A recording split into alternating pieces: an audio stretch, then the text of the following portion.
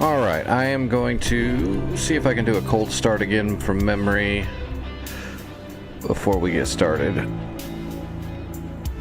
Which I should be fine. But you gotta keep doing it.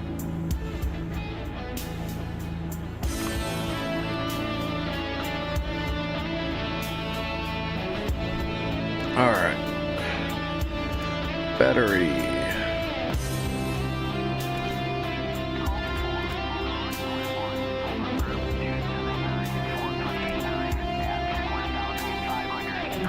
I need to be able to hear the APU.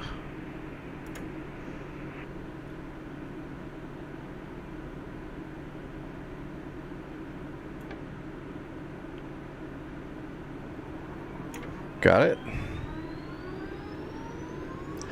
Okay, we can continue the music. Call 4, Overlord 1-1, Bra 067 450 at 7000, hold.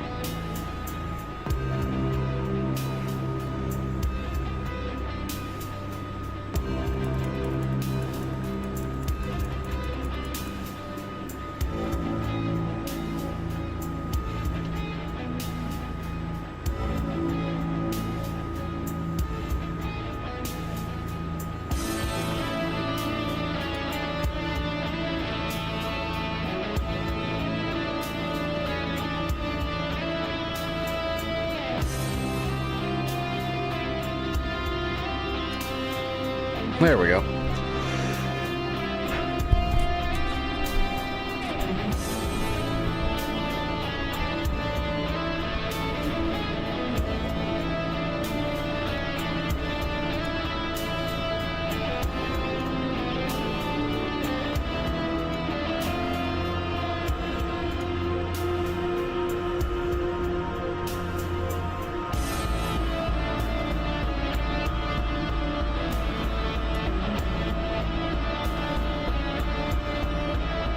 Call 4, Overlord 1-1, pop-up group 28043 at 1500, hold.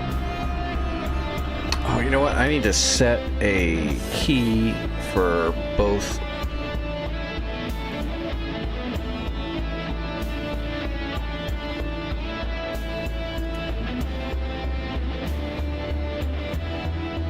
Oh, they don't have a both, do they?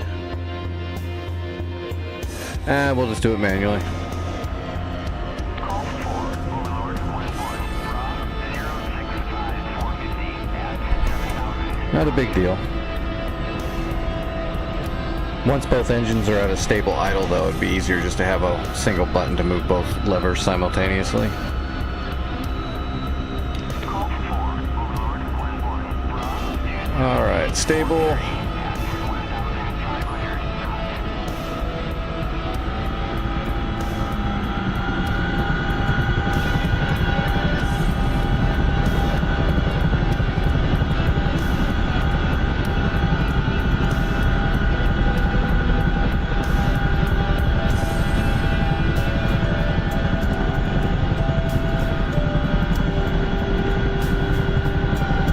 Call 4, Overlord 1-1, Bra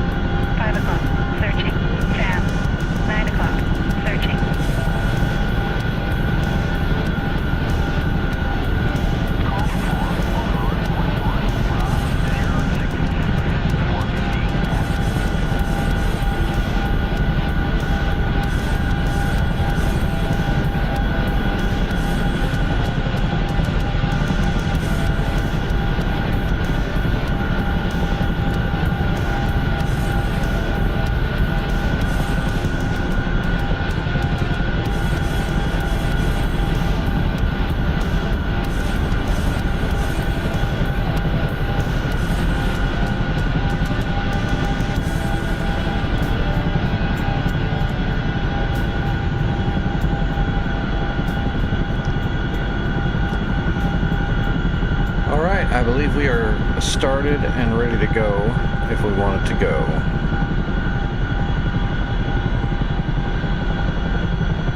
Piece of cake. That's got to be one of the easiest helicopters to start, actually.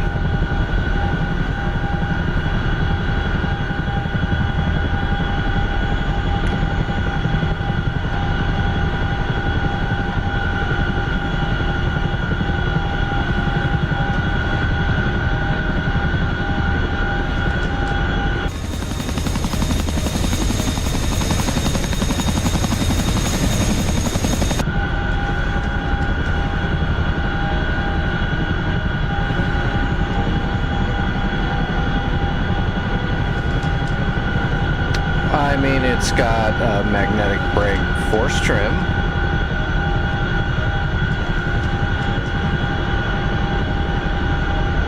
But that's just the normal. It doesn't have like a advanced FCS system implemented into it yet, as far as I know, or a digital advanced flight control system at all. But you can force trim the stick. Force trim, you know, like every helicopter, you know, if you hold the stick at a certain spot and then hit the force trim, the stick will stay there, and then when you release it, it'll go back to normal. It'll go back to pure neutral. Force trim, which is how most helicopters fly.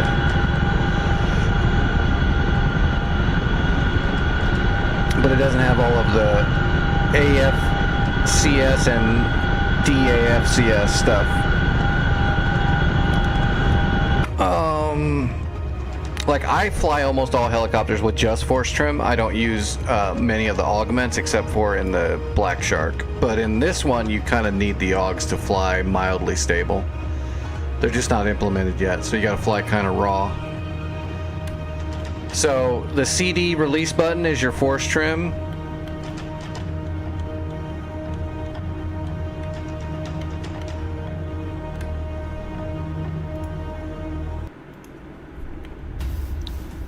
And your trimmer reset, of course, is what resets the force trim. So if you go to cyclic grip, CD release button, that's going to be your magnetic brake force trim, and then the trimmer reset is what pops it back to neutral.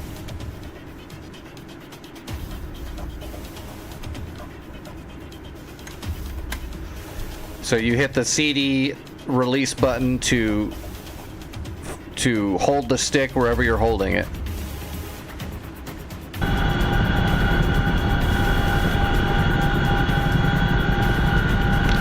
So like right now I'm pure neutral and I'm rolling up. So if I put a little forward cyclic and a little right cyclic, and then I'll hit my CD release right there, and now the stick will stay roughly right where it was.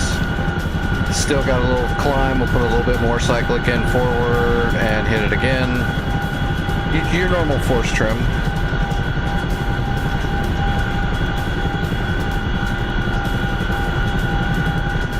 Then if you hit the trimmer reset, it'll just throw the stick right back into pure neutral.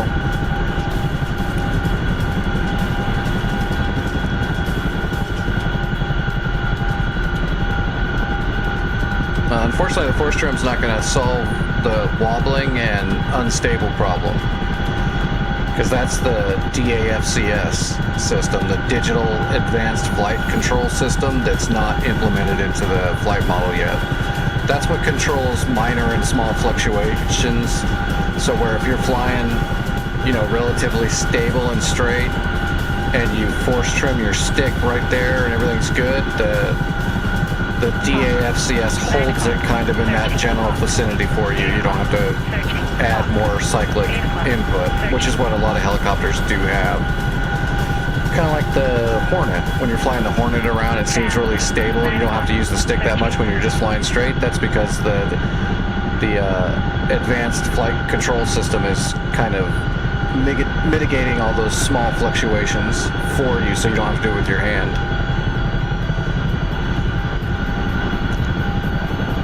Almost all modern aircraft have some sort of AFCS. They just haven't put it into the Chinook yet. They're working on it. And the Chinook really needs it, because when you put weight in this thing, it'll start wobbling forward and backward like this a lot.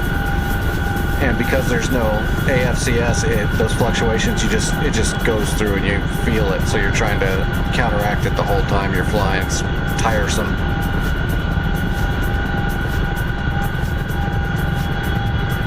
And I'm really good with micro movements just from flying for so long, and it still wears me out flying this thing around too much.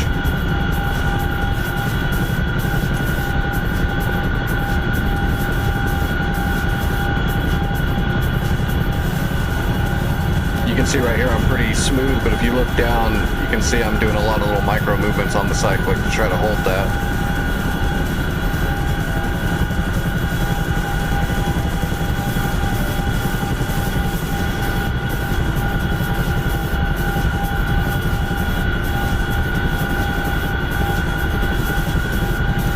Yeah, the force trim mainly helps for once you're at about the altitude you want to be and you're traveling forward at about the speed you want to be, which will usually be a decent amount of forward cyclic. Then it's good to trim it there. That way your micro movements are just in the center. Flying it raw all the time, you're definitely going to be pushing forward on the stick too much. Can you imagine flying the Huey without force trim?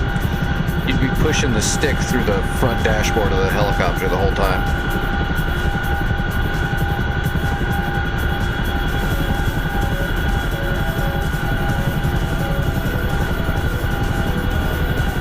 SA 11, 2 o'clock, searching. Radar, 4 o'clock, searching.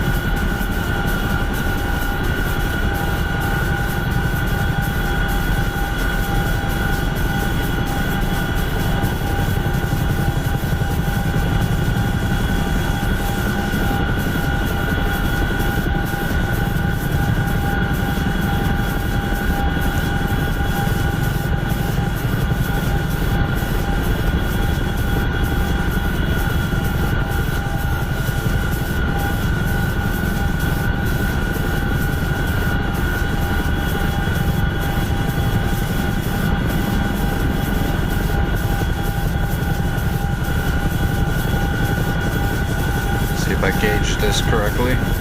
I definitely need more practice.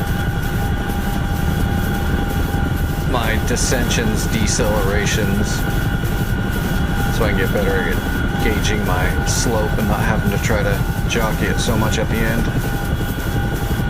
This looks pretty good though.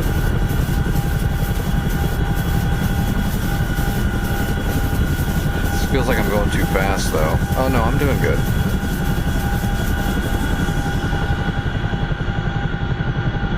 That wasn't bad. 12 o'clock, searching.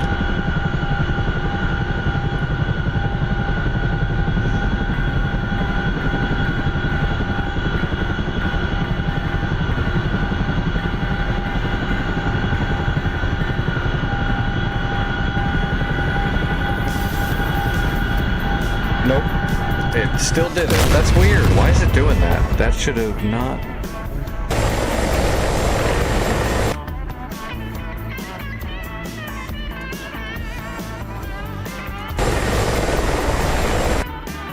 That's so weird that it falls through right at that point. Sam, 9 o'clock, searching. Fixed wing, 5 o'clock, searching. Hawk, 5 o'clock, searching. Hawk, 5 o'clock, searching. Hawk, 5 o'clock, searching.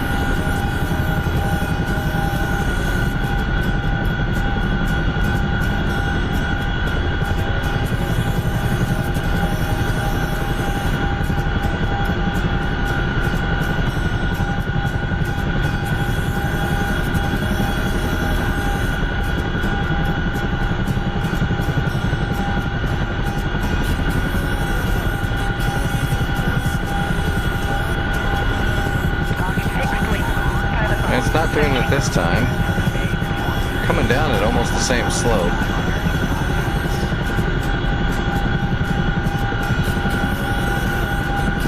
Yeah, I don't know, I gotta figure that out. It's acting odd. It's not acting like a normal helicopter sometimes. It's like entering into some kind of premature VRS, but it's doing it like immediately. And I'm not sure why. I still had forward momentum. I wasn't pulling into a backwash hover at the moment. Even if I did, it wouldn't fall out of the sky that fast. It's weird. Might just be a flight model thing that they're still working on. Because if I would have pulled any more power in, I would have just started climbing immediately. But I don't want to do aggressive landings every time where I'm coming in at a high speed and then buffeting at the end. I want to be able to do a normal glide slope descension into a landing.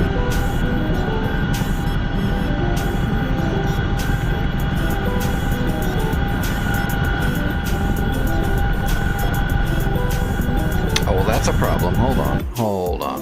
That's a big problem. I did not see that before. It's got my CH-47. Where is it? Yeah, where is it? It should be like right here, right?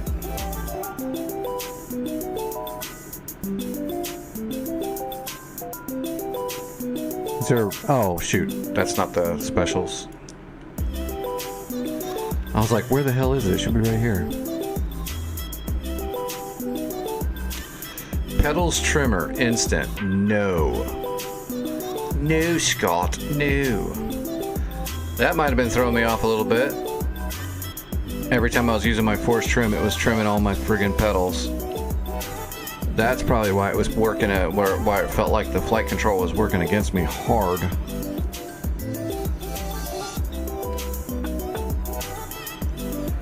I looked down and the pedals were moving when I hit the magnetic brake.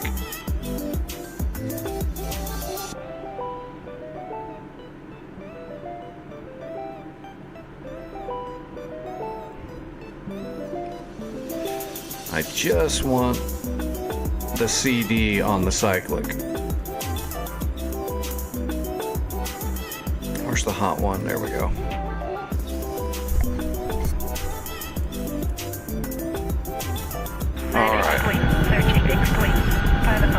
Cyclic back and CD. There we go. Now let's release it and let's do it again with the pedals just a little bit. There we go. That's what I'm talking about. Okay, that was a problem. I didn't know that was happening. That's not going to matter. That doesn't change the VRS at all, but that does change the flight model for me a little bit. Why it felt like I had to keep retrimming the cyclic too much. It was because the pedals were overlapping. Oh yeah, now I've got more anti-torque control. Well, it's not anti-torque on the Chinook, but same concept.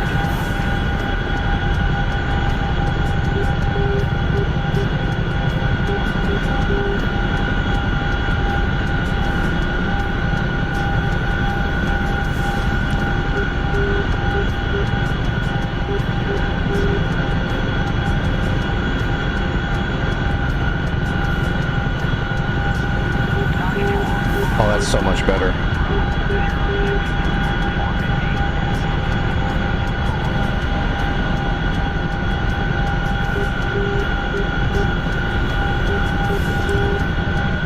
I need to check those other specials and see what else is screwing me up a little bit.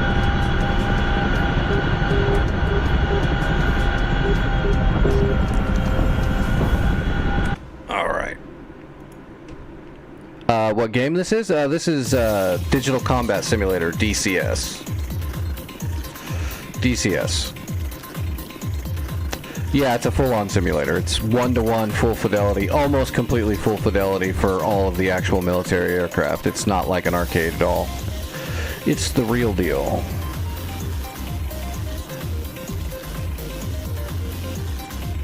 Alright, TCO brake mode, that's fine. Moves freely, gate detent. That's fine too, that's fine, that's fine, that's fine, okay.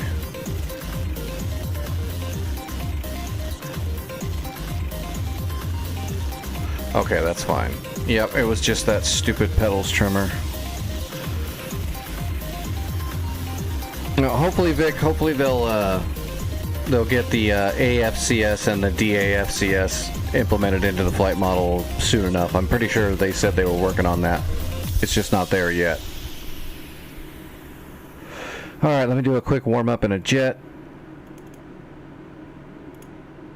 And then we'll see where we're going tonight.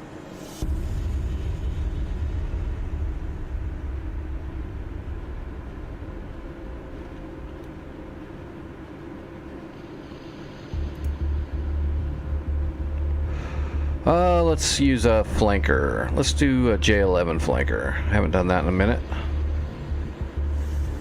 What did we do last night?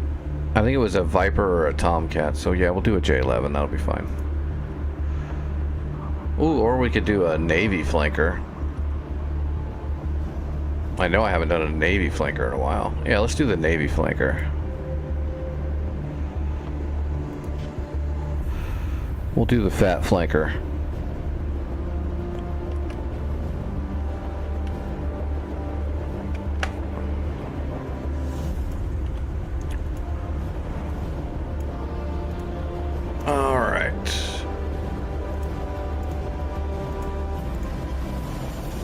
Yeah, we'll go ETs and 73s.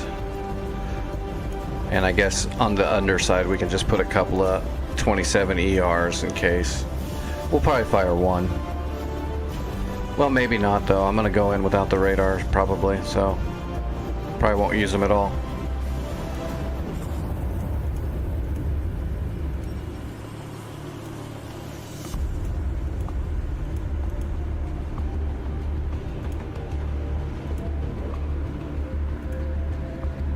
Well, that's pretty nice. We'll do that. Request rearming. Copy.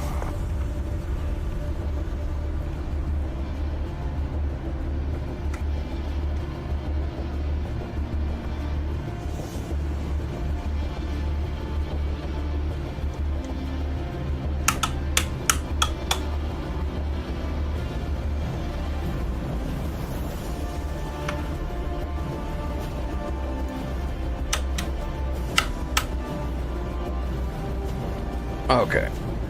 I need to change that. I should change that now.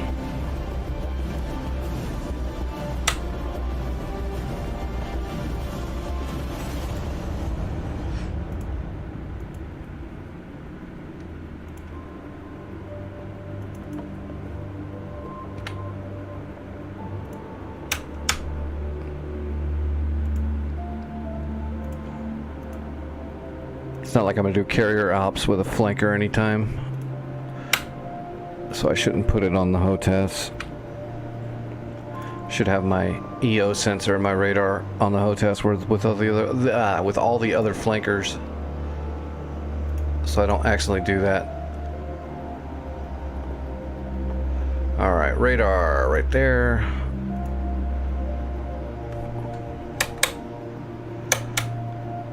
Yeah, see, I got them backwards. So, radar, electro-optical, and then under systems, don't I have a chute?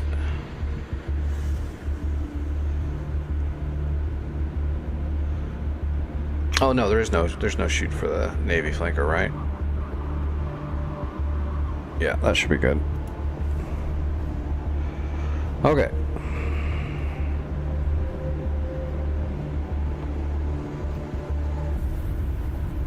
Rearming complete.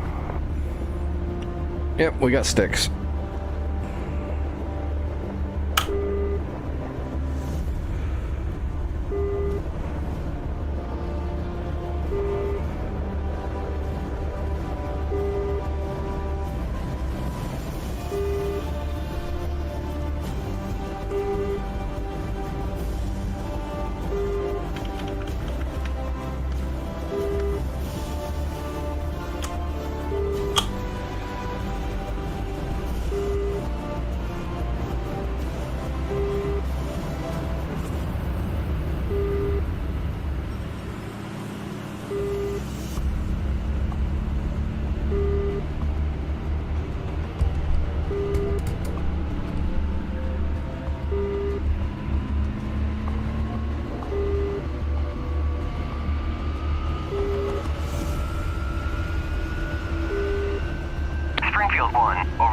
1-1. Pop-up group 280-435 at 1,500. Cold.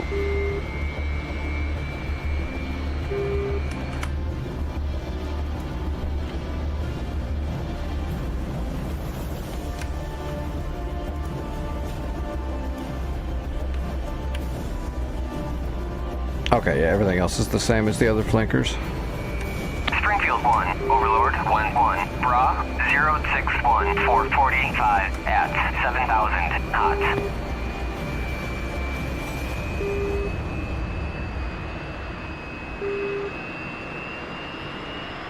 Springfield 1, Overlord 1 Skya. Bra 279-435 at 1,500 knots.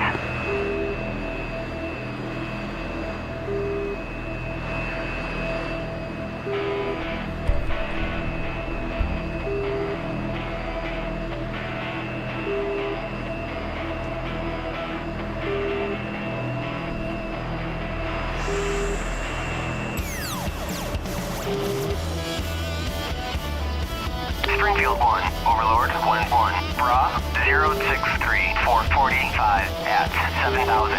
Cold.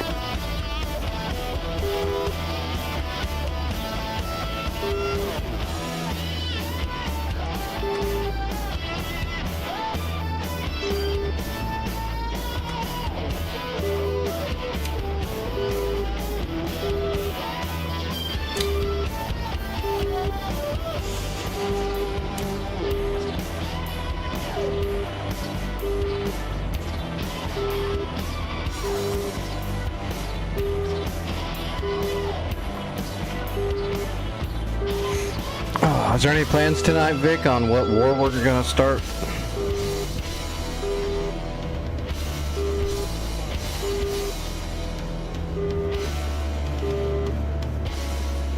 I know you said Santa was still working on the Afghanistan one, so I don't even know if that's ready. Overlord 1-1. Bra 062-445 at 7,000. If it's ready for prime time.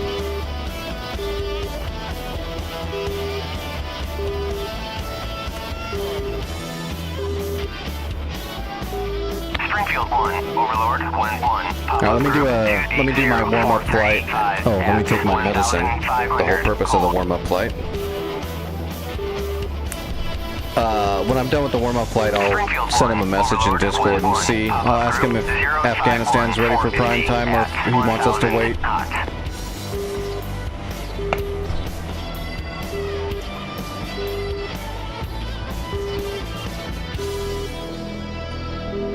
It might not be ready, but he might be ready for us to get in there and tear it up and see if we can locate any bugs like we've done on some of the other maps. Springfield 1, Overlord 1-1. Bra 050-450 at 1,000 knots. Springfield 1, Overlord 1-1. Let's see, I need practice targets. 445 at Let's do 7,000. 4, because I'll probably lose with 4.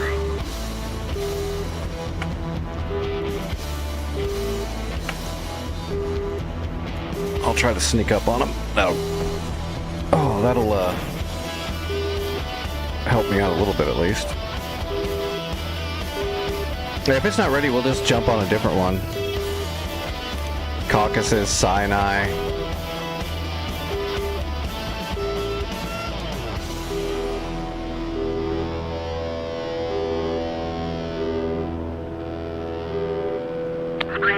Cola. I think he's got a Cola one running. Springfield 1, Overlord 1-1. Bra 062-445 at 7,000 knots.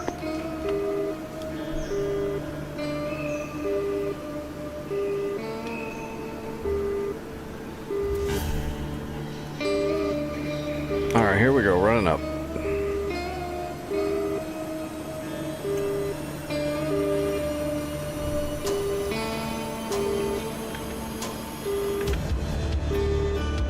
Whoops.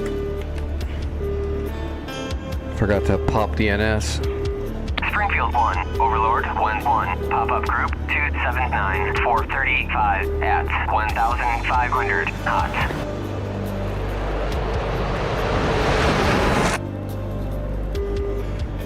Yeah, there's Sinai, there's Germany, there's Kola, Keola. Springfield 1, Overlord 1-1, Bra 062 445 at 7,000, cold. Alright, we're clear. Let's hit the burner. Springfield 1, Overlord 1-1, Bra 281 435 at 1,500 knots.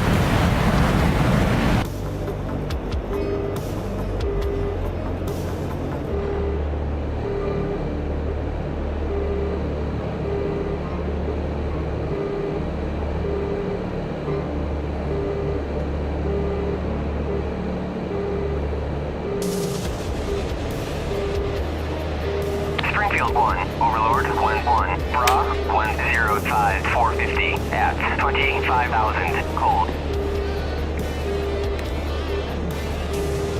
Springfield 1, Overlord 1-1, Bra 105 450 at 25,000, cold. 50 miles. That's probably them right there on the data link. Overlord 1-1, Bra 102 450 at 25,000. We'll just use the AWACS bra calls and the data link to get close to them. Springfield 1, Overlord 1-1. See if we can ninja fire ETs at 'em. 450 at 7,000, cold. I mean, we're in a flanker. That's what we should do.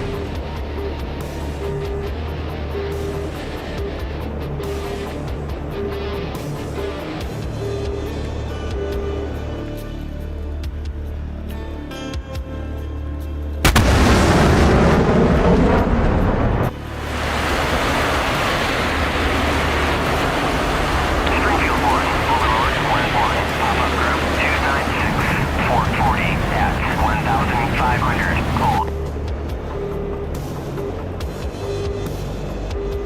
Springfield 1, Overlord 1-1. Bra He has a Kola 050 version, yeah. 450 I don't know if at it's running right now. I haven't looked at the 7,000 multiplayer list, but he had a pretense foothold implemented onto Springfield Kola. 1, Overlord 1-1. I haven't Bra flown it. 048 445 at 7,000. Pretty sure he has it knots. though.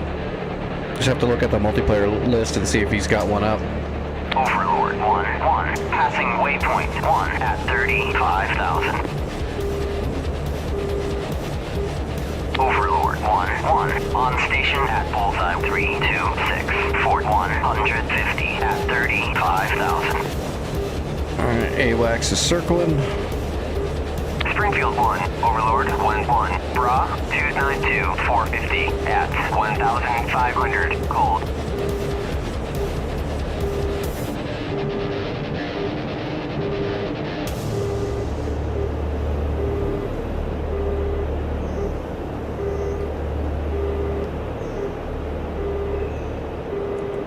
Jesus, we're hauling butt. We need to slow down a little bit.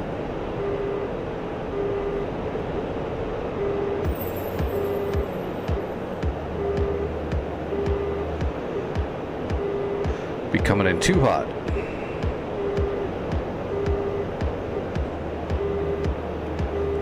That's gonna be them right out there. They're pretty far away, but they're conning. It's cold. Try to fly straight at them.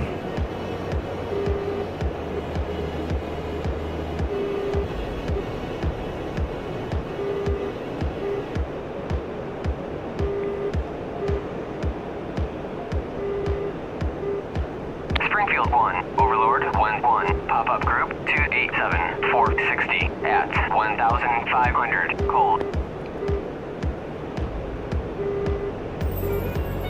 Springfield 1, Overlord 1-1. Bra 019 435 at 7,000 knots.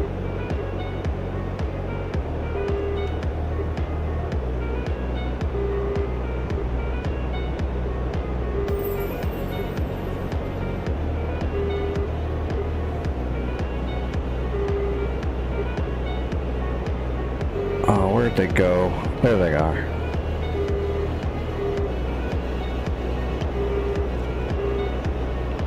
It's the only downfall of not being able to use your radar. But if we turn the radar on and know right where they are, then they're going to know right where we are. Oh shit, there they are. They're turning into me. Alright, let's see if we can get a shot on the leader. Come on. I don't know why my EO sensor's not picking them up. They absolutely should be picking me up right now. I'm gonna have to turn on the radar. Launch authorized.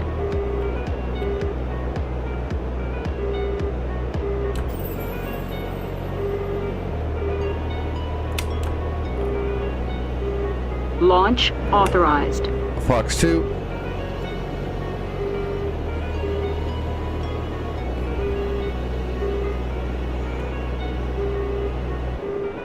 Launch authorized. That's the one I already fired Launch authorized. Launch authorized. Launch authorized. on. Alright, Fox 2. Springfield 1, Overlord 1-1, merged. Launch authorized. Springfield 1, Overlord 1-1, pop-up group 285-480 at Launch 1,500 authorized. cold. Fox 1. God, none of these missiles hit. I'm gonna die. Oh my gosh. Springfield 1, Overlord 1-1. I'm having bad luck here. 159-41 at 17,000 knots. Springfield 1, Overlord Launch 1-1. authorized. 116-42 Fox 2. at That's gotta be a good one. 17,000 knots.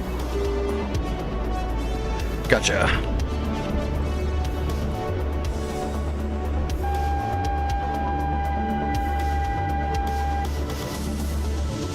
Launch authorized. Nope, that's a bad shot.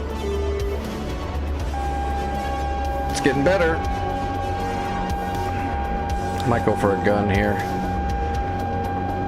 Springfield 1, Overlord 1-1, merged. Oh, I'm not gonna get there. He's pulling too hard. Maybe. Oh my god, I nicked him. That was crazy. Come on, give me the shot.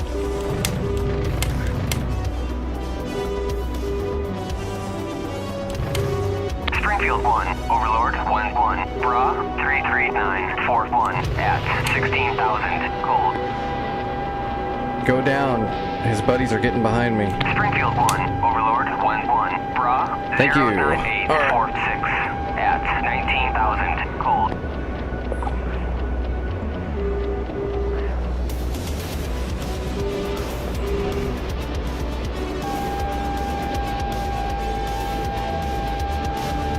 Eject. Damn. Eject. He got me. Left engine fire. Eject. Left engine Spent too fire. much time trying to gun that one Eject. guy. Left engine fire. Eject. Left engine fire. Eject. Springfield 1, Left Overlord engine 1-1, fire. pop-up group Eject. 285-480 at Left engine fire. 1,500 knots. Eject. Left engine fire. Eject. Left engine fire. Eject. Left engine fire. Eject. Left engine fire. Eject. Springfield Left 1, engine Overlord fire. 1-1, Bra Eject. 07843 Left at engine fire. 24,000 cold. Eject. Left engine fire. Eject. Left engine fire. Eject. Left engine fire. Eject. Left engine fire. Eject. Left engine fire. Eject. Left engine fire. Eject. Left engine fire. Eject. I'm not gonna be able to get the shot. Left engine fire. Eject. Yeah. Left We're engine about to fire. leaf stall. Eject. Left engine fire. Eject. Left engine fire. Springfield Eject. 1, Overlord 1-1, Left engine Bra fire. 09145 Eject. at 24,000 Left engine fire. 17,000 knots? Hell no. Eject. That's insane. Left engine fire. Eject. Left engine fire. Eject. Left engine fire. Springfield 1, That's Eject. kilometers an hour on the upper Left left. engine not fire. knots. 435 at Eject. 7,000 knots. Left engine fire. So roughly divide Eject. the speed by 2. Left engine fire. Eject. Left engine fire. Eject. Springfield Can 1. I actually get out of Engine here? fire. Pop-up group 284 Eject. 490. Got a little bit of Left power left engine in that left fire. engine. 500 cold. Or right Eject. engine, I mean. Left engine fire. Eject. Left engine fire. Eject. Left engine fire. Eject. Springfield 1. Left overload engine 1-1. fire. Bra 283 Eject. 490 at Left engine fire. 1,500 cold. Eject. Left engine fire. Eject. Left engine fire. Eject. Left engine fire. Eject. Left engine fire. Eject. Springfield Left 1. engine overload fire. 1-1. Bra 194 Left at engine 20 fire. Can I restart it? cold. Eject. Left engine fire. Eject. Left engine fire. Eject. Left engine fire. Eject. No, it doesn't Left look like it's engine gonna start. fire. Eject. Left engine fire.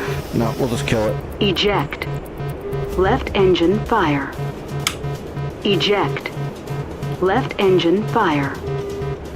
Eject. Left engine fire. Eject. Left engine fire. Eject. Left engine fire. Eject. Left engine fire. Eject. Left engine fire. Eject.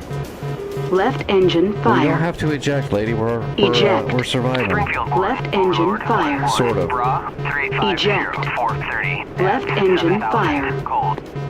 Eject. Left engine fire. Oh, my blower's not coming on now. Eject. Left engine fire. 412 at Eject. 25,000 cold. Left engine fire. Eject. Springfield 1. Left engine fire. Pop-up group 280 Eject. It's not- 480 at Left engine 1,500 fire. It's not on fire anymore. I got the fire Eject. out. It's just it's Left flamed engine out now. I fire. can't restart it. Eject.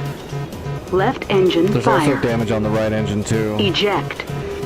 Left engine fire. Let's see if I can limp it back home. Eject. Left engine fire. Eject. Left engine fire. Eject. Springfield 1. Left overload engine 1-1. fire. Yeah, if I push the right engine anymore, it's just gonna pop it. At Left engine fire. 1,500 I can't get the blower on. Eject. Left engine fire. Eject. How far are we? Oh Left shit. engine fire. Eject. Left engine fire. Oh, I'm already dead. Eject. I'm not on the map. I'm Left dead. engine fire. Eject. It thinks I should Left wreck. engine fire. 1-1. Bra Eject. 122 415 Left at engine fire. 25,000 cold. Eject. Left engine Yeah, fire. we're shot up pretty good. Eject. Left engine fire. Eject. Left engine fire. Eject. Left engine fire. Eject. Left engine fire. Eject. Left engine Oh my fire. god, we're so far away. Eject. Yeah, let's just Left eject. engine fire. 27 at Eject. 7,000 cold. Left engine It's a fire. good shot, but it's going to take me Eject. forever to get back home going this Left speed engine flying fire. sideways. Eject. Left engine Let's fire. ditch it over here. Eject. Left engine fire. Eject. Springfield 1. Overlord Left 1-1. engine fire. 120 423 at Left engine 25,000 fire. cold. Eject. Left engine Yeah, fire. there's nothing out here. Overlord Eject. 1-1. Pop-up group Left engine fire. 470 at Eject. 1,500. Left engine fire. Eject. Left engine fire. Springfield 1. Overlord Eject. 1-1. Bra 118 423 at 24,000.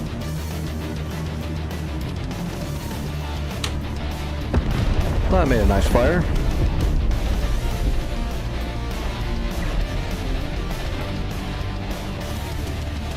Yeah, a human being could never fly that fast in atmosphere. You'd be a puddle You'd be a grease spot on the seat.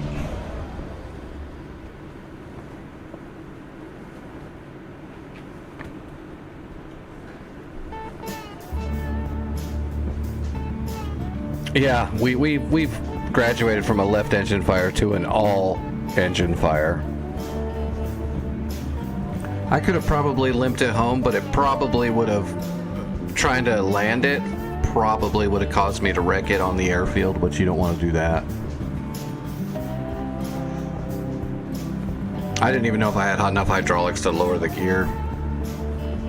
It wasn't worth it when I'm out here in the open with nothing that is gonna die besides bugs when I ditch it. All right, let's see what servers are up first.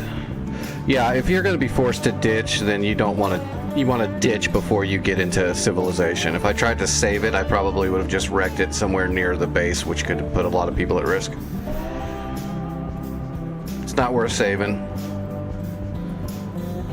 Too damaged. All right, let's see what he's got up right now for North Pole.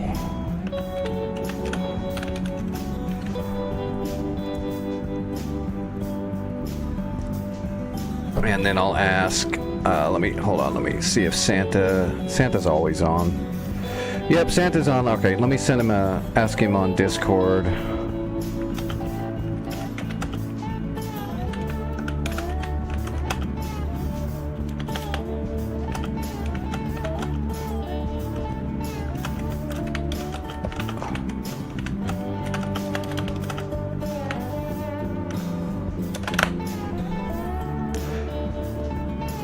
We'll see what Santa says on the state of the Afghan map. I don't see any North Pole servers up. What's going on?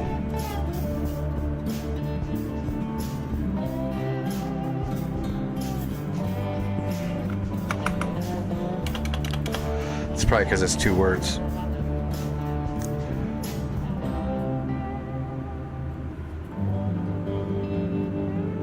How many servers has he got now, man? He's going crazy. Okay, here you go, Vic. There is Caucasus, which you don't want to do. Why do you hate Caucasus so much, by the way? But we just did Syria, so we're not doing that. Kola, Normandy, Persian Gulf, Sinai. The Normandy is World War II, so that would be Warbirds. So Kola, Persian Gulf, Sinai. And maybe Afghanistan. He hadn't got back to me yet. I sent him a message already on Discord. We'll wait for him to see. There's nobody on it.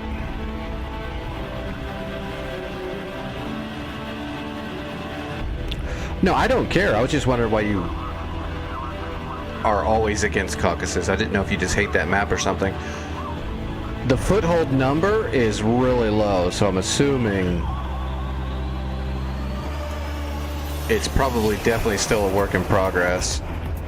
He's not even using like the 259 that is what most servers use.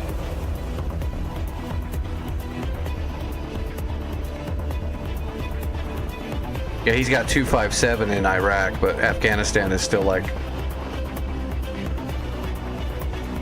nothing.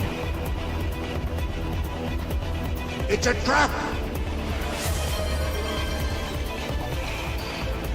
What's up, Tex?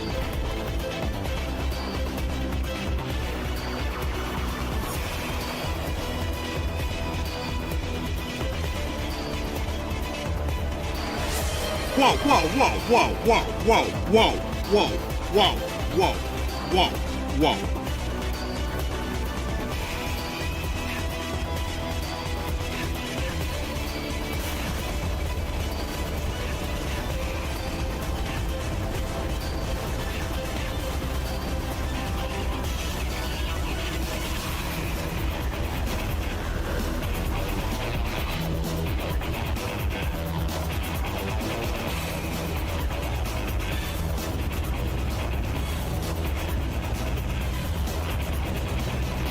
Oh, you can fly over those mountains in a helicopter. You just got to get creative. And spend a lot of time climbing before you get there.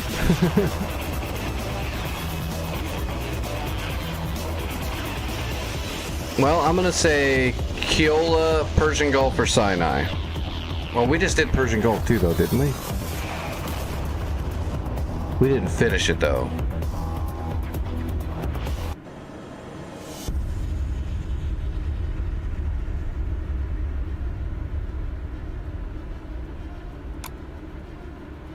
I don't know. Do you want to try Keola?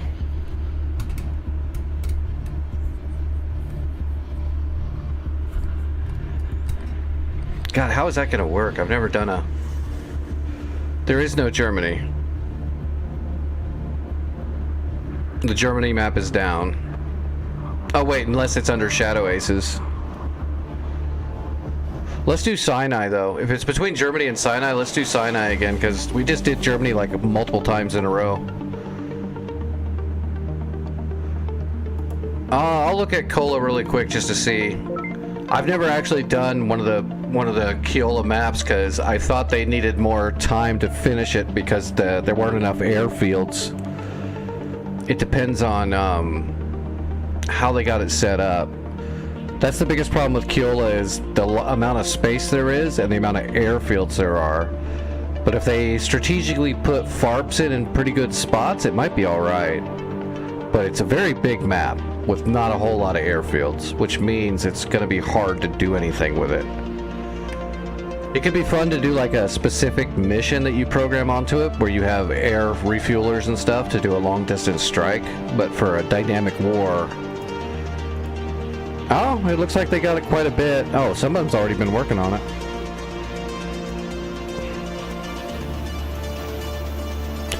Oh, shoot. This one's super hardcore, if I remember correctly. Like, we know where all the big stuff is, but there could be stuff everywhere out here. And you can't scout it, besides finding it with your sensors specifically. Yeah, let's hit Sinai.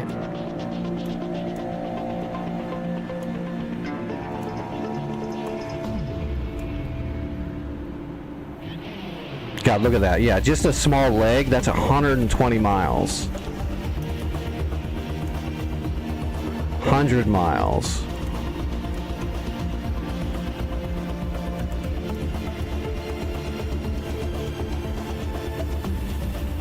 Yeah, let's wait for this one. This one's not ready for prime time. You want me to spawn? Ah, it's winter time.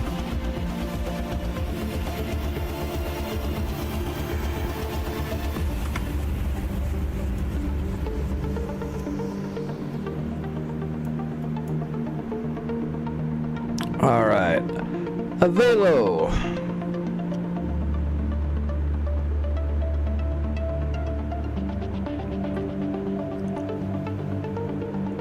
Right there.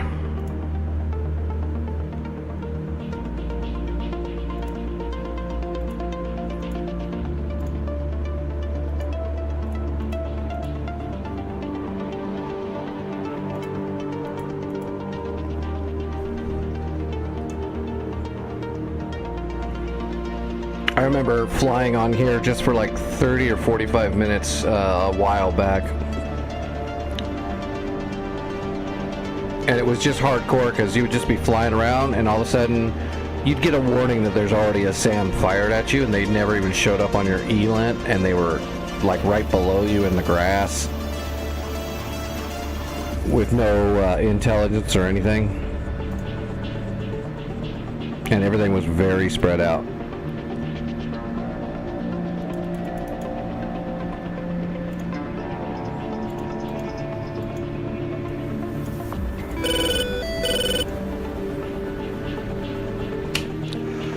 Looks like it's dusk winter time.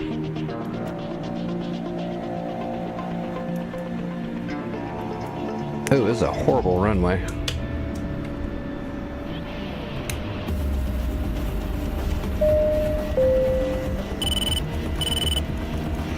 QFE 3020. Oh yeah, we got 3020 already put in.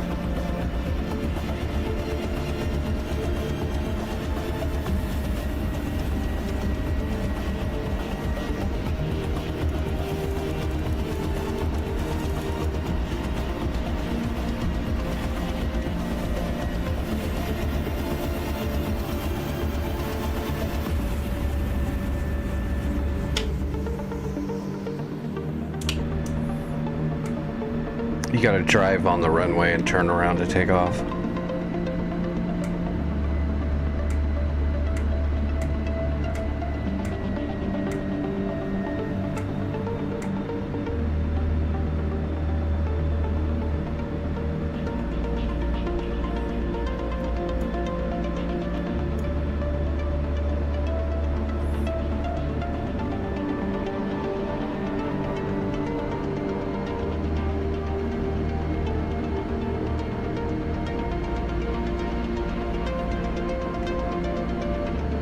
Ooh, it's friggin' freezing.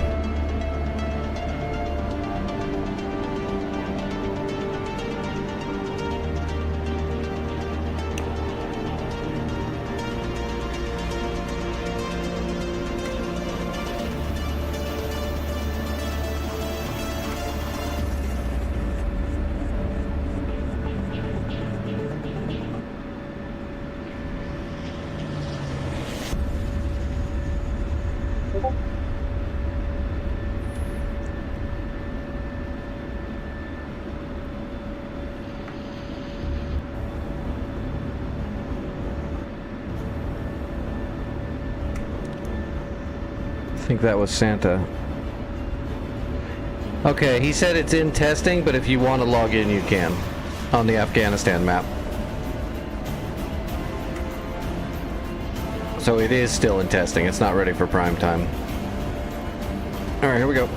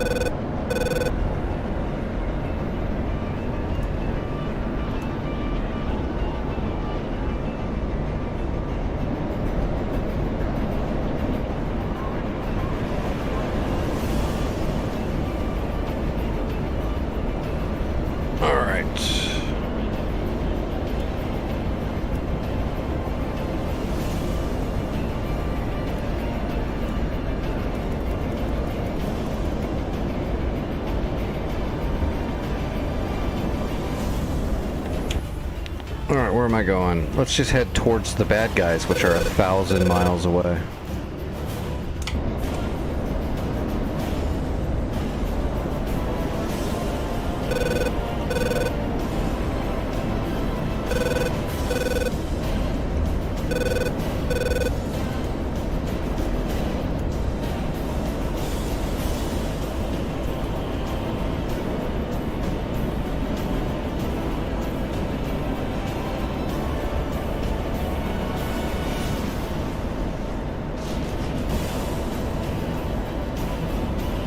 And like I said, the parameters of the war are a little off. Like, remember all those problems we have with like invincible chap units and stuff? This one's got all of that plus like stealth SAMs and shit. It's pretty weird.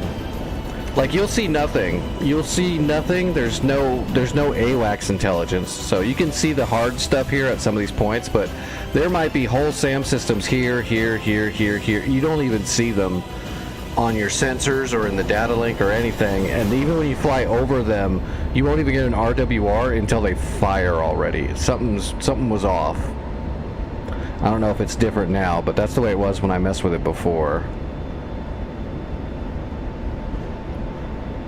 Like, they weren't even firing their SAMs off of radar locks. They were like Fox 3ing. They were TWS SAMs. It was pretty nuts. Alright, how are we on? Yep, bag's empty.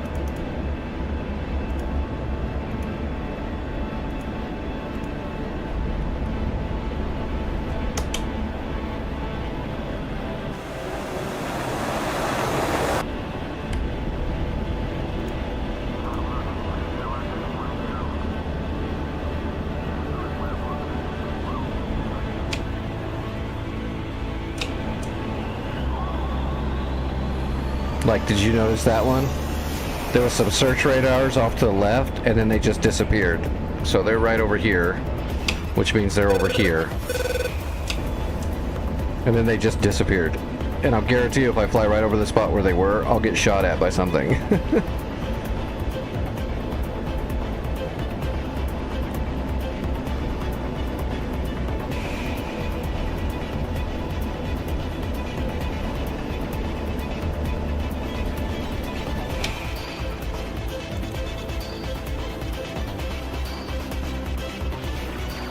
Oh, they got a decent little navy up here.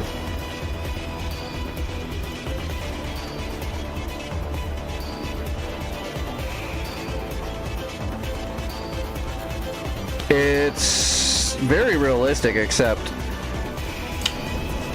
you're not getting any intelligence.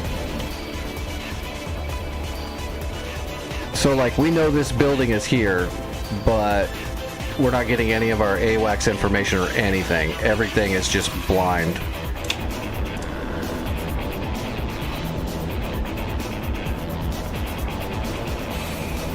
And even then, your sensors will not be working on everything.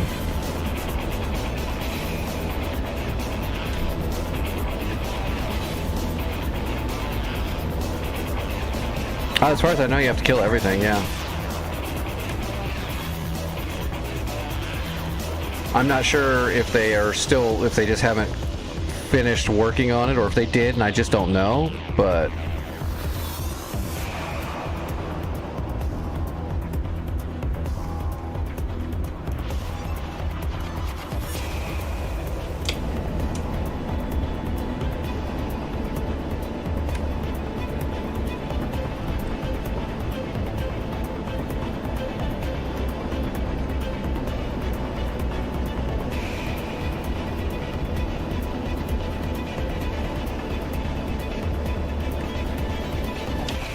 ...23 nautical miles.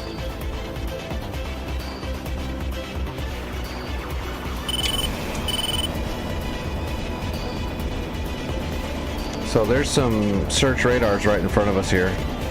That looks like a hell of a lot farther than 23. That looks like it's out here.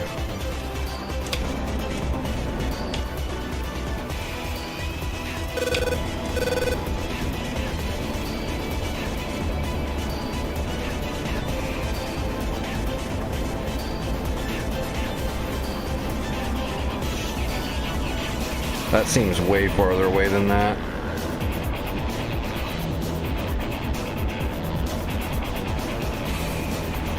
Shooting computer says it's about ready. We're almost ready to shoot. But the actual target looks like it's way farther out than that.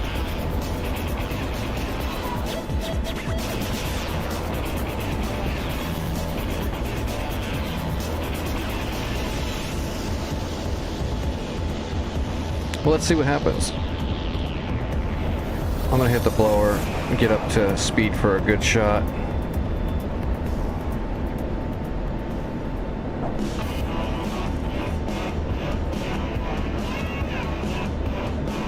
I need a better PGM.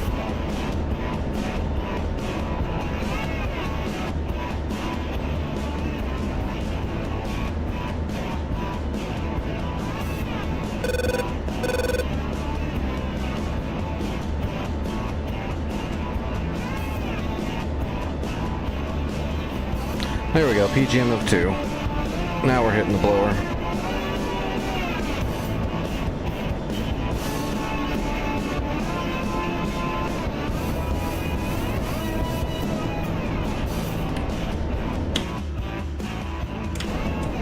I'm interested to see where this actually is. Oh, what is that? We got 15s. Whoa, see that just popped up? We have no PGM on the 15s either. And they fired. And a 10 fired. I gotta go defensive.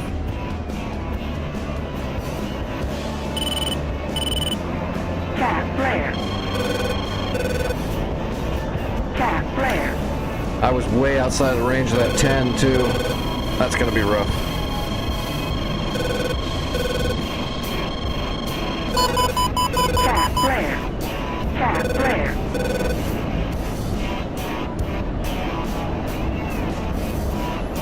See what I mean by a snapshot? The track radars popped up and fired on me almost immediately. Altitude. And I wasn't receiving a PGN file off of any of them, which means they were never on. Even though I was triangulating off something that was near them. So something's wrong.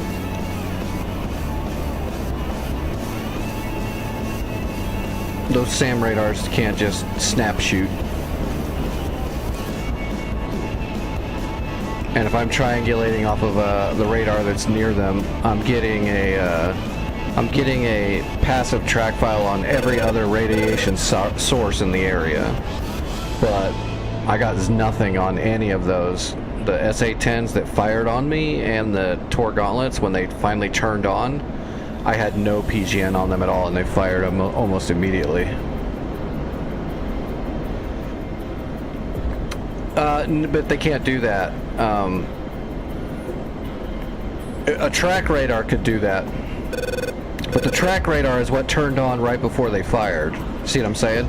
The search radars can only let them know there's something out here and roughly where it kind of is, but it can't tell them what it is, how far away it is, and it can't track its actual location. So the search radars are just letting them know there's stuff out there, and then they'll turn the track radar on to actually find it and then lock it.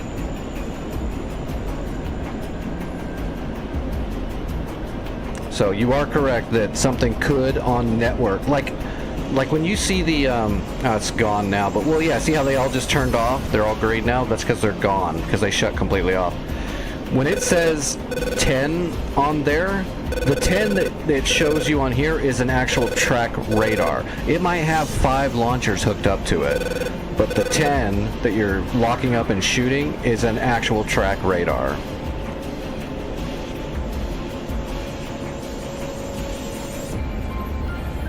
So the launchers are getting information to fire, but the information is what you see on your ELANT pod. So they couldn't take a search radar that's been on and all of a sudden just turn themselves on and fire almost immediately without giving our ELANT pod any information the entire time or triangulation. That's not a thing that can actually happen.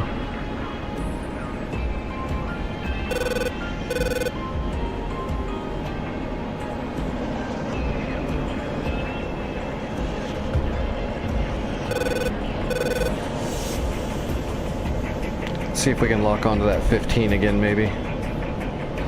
Yeah, see, I've got a PGM of 2 on the CS. That's a search radar that's here. And then when the 15's turned on right there, I had nothing. Whoa, they all just disappeared. Completely.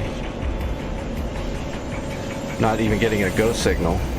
Yeah, see that one that fired on me? I've still just got a 4 on it.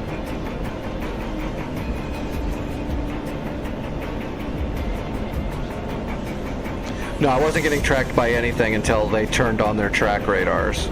See, right now there's nothing but search radars. BB, CS, those are all search radars. They can't track me or lock me, they can just see me. So they can't transfer any kind of track data over to a launcher or a track radar. Right now nothing is on, so I'm just gonna fly at them. And I've even got this search radar triangulated, which means as soon as one of these other radars turn on, I'm going to immediately have a good PGM file on them because I've tracked something directly to where it is. Then all the other stuff's all around it. So I should have like a PGM of like 3 or even 2 on everything else as soon as it turns on. But I had nothing. And then they shot like right away. Counter. Boom, there you go. They're up. Now I'm being tracked. I have a PGM. I'm not getting, but you see the 10? The 10 that turned on, it's still not even here. It's already fired on me and I'm not getting anything from it. And the Tor gauntlet, I've got a 5 on, so something's really wrong here. It's not working the way it should, period. I mean, if the enemy had a technology like this, we'd lose every war. I still don't see the 10. And they fired, look at all these missiles being fired at me and I still don't even see them. There's no 10. So yeah, something's messed up on the server for sure. Cat flare. Cat flare. Cat flare. Altitude. I still have no PGN on the Tor gauntlets. Yeah, still nothing. So I've read all that radiation. And that one CS is sitting right next to that Tor gauntlet, and I've got a 2 on it, and I still don't know where that Tor gauntlet is. Cap flare. Oh wow. I might die from this 10. Cap flare. Cap flare. Altitude. Altitude. There we go. I survived. So yeah, this server, I mean, we can play on here, but it's going to be the most frustrating thing ever because this is crazy. What can you do?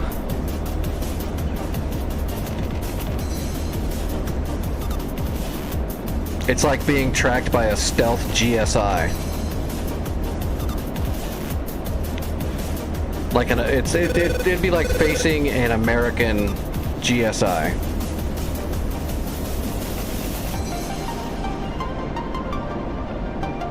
Except we're just in a regular jet.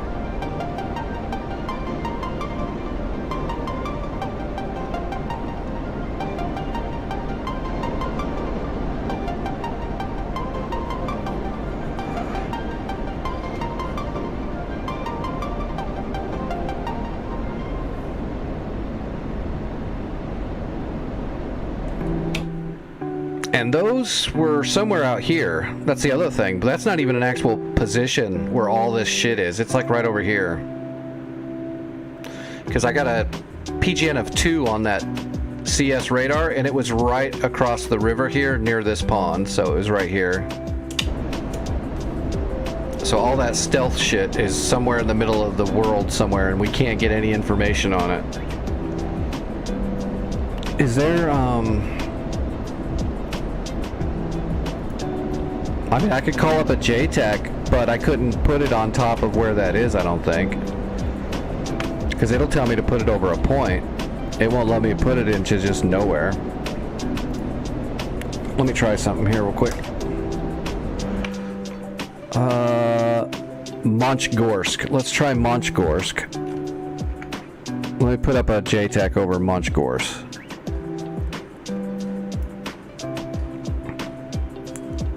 Now let me see if I can move this thing.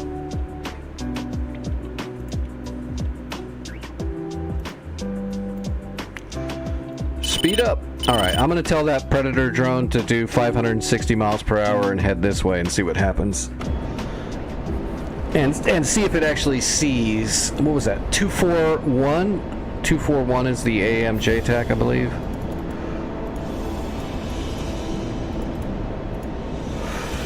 All right, we're monitoring 241. Let's see if our Predator drone scouts anything. Let's see if it scouts anything in between here and there, because there's no telling what all is out here. But to be honest, because my ELANT pod doesn't even work against these radars for some reason, I'm wondering if they'll even show up or if it'll just be nothing with a actual scout drone flying overhead. That'll be kind of telling.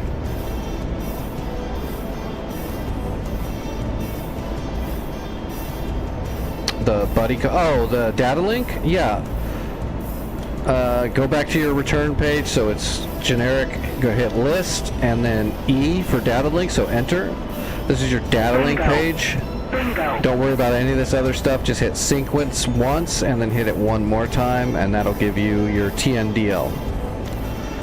So mine would be 53033. So if yours was like 53031, I would just dauber down once, twice, 3 times, and then I would go 53031, enter, and now you are in my flight and my data link.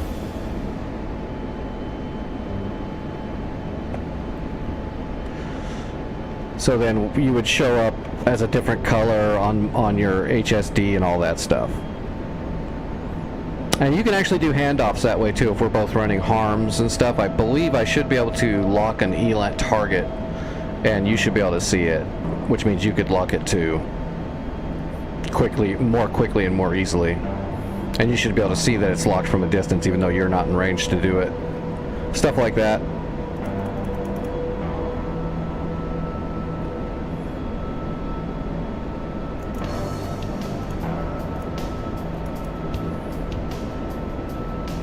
And you just want to make sure that you are in the top. And then you would just put mine below you. And then you could put other people in there.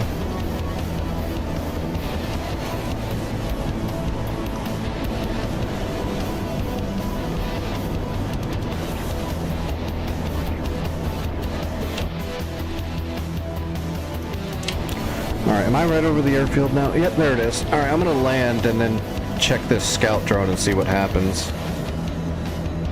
Getting low on fuel after dodging 8 grumbles. I'm surprised I didn't die. They fired like 3 or 4 grumbles at me. Those are the big telephone poles. Slightly dangerous. Bad for your health, either way.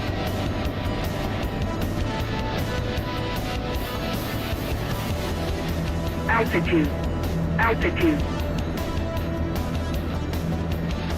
Yeah, getting set up on the A10 Statalink is pretty easy too. If you're another A10, I can show you how to do that. It's pretty simple. On the A10, you can actually find someone else's link information and put them in without even them knowing it. You can highlight them and hook them on your TAD page, and it'll give you all that information. Oh, I should have went farther out. I'm coming in way too hot. Let me get the gear out and see if I can slow down drastically here.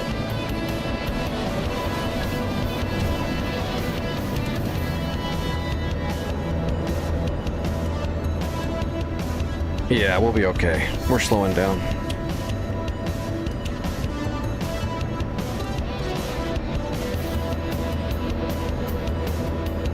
I haven't touched the throttle. We might not have to use the throttle at all. Well, no, I'm gonna have to use the throttle. Hold on. Now we're okay.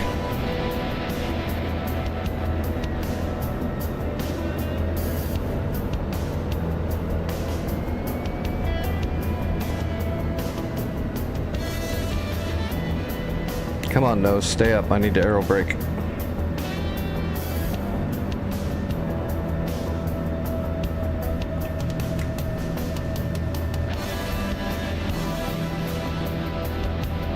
That was a little bit of a gross landing, but that was a gross setup. The landing was fine. All right, I want to see this map.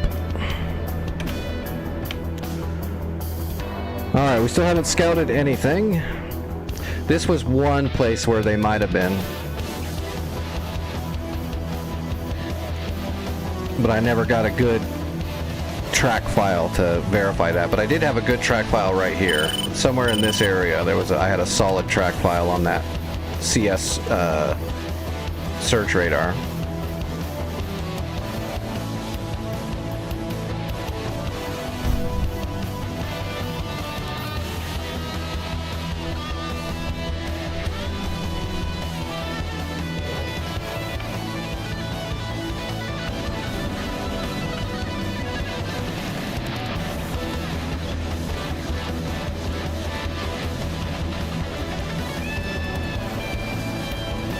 Come on, where's my SAM sheets? I know I put my SAM sheets in my Viper. On my Viper kneeboard. There we go.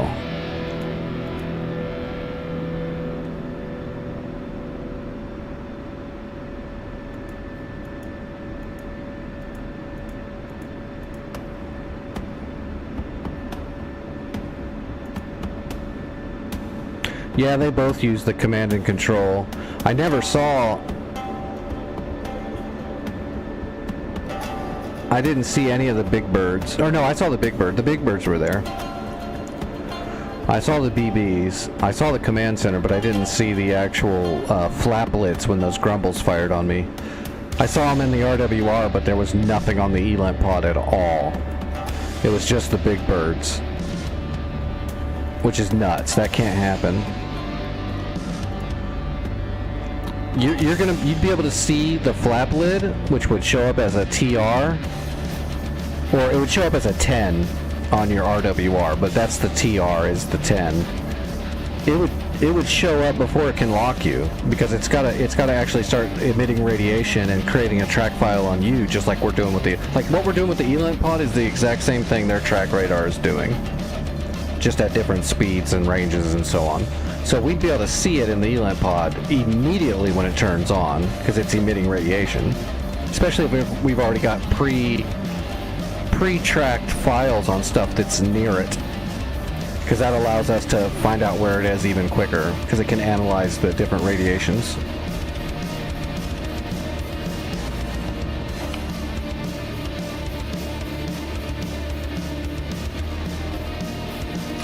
Hello, Greg, over on YouTube. How are you doing?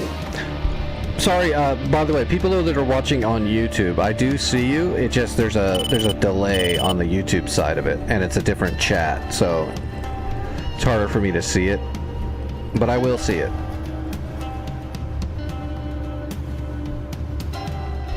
And yeah, what mind, I saw that as well.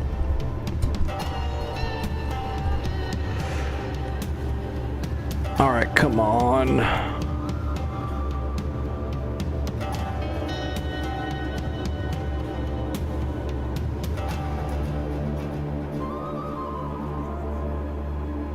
It was just from Munch? I don't even know what that means.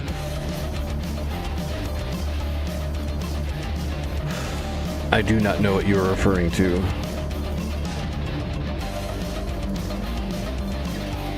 Oh, Munch. You're talking about Gorsk here, Munch Gorsk.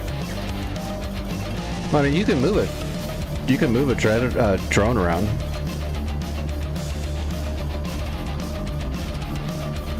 If there's other stuff out here, it should see it. I've done it before. But I'm already worried because it's already moved this far and it sees nothing. And I'd almost guarantee you there's stuff out here because I've been on this server once a while back when they were first doing it. There was shit just intermittently all over the place. There'd be like some trucks and one tank and then like 3 man pads that were riding around in those trucks and stuff like that, just all over the place. And I couldn't get any information on any of it. I'd have to just accidentally see them in my sensor. Just like these SAMs that are acting unnaturally and doing shit that's not possible.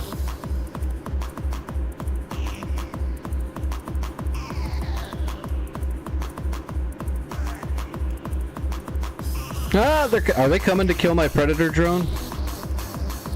Where's our AWACS? That's another thing I'd like to know. It doesn't... I don't see one.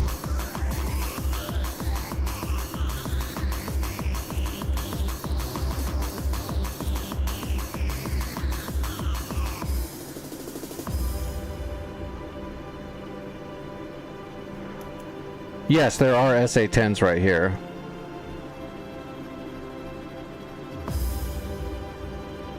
But that's not where they were showing. They weren't even showing that direction. They were showing down here. I was up here. I had the CS tracked here. And the SA-10s were showing up behind them here. And these are much farther away.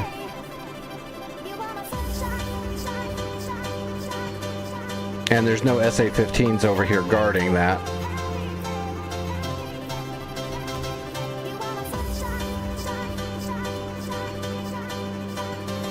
So, I mean, if that's the case, then that's quadruple wrong that those SA-10s from here were snap targeting and shooting at me before I have any information. And then when I did see them on the ELINT pod the first time, they were back over here. That'd be like a ghost grumble.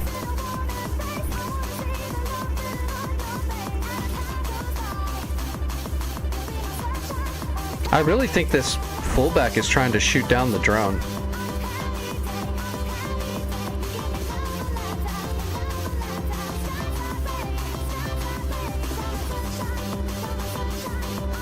Yeah, it's not seeing anything.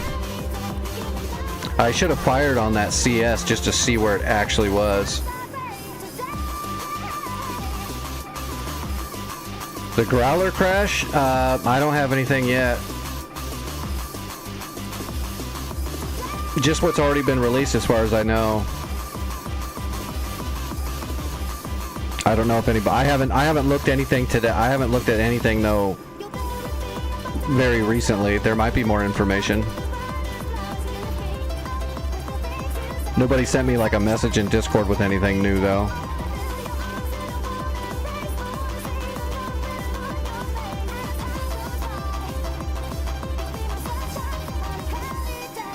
Yeah, see, I know that CS was like right here.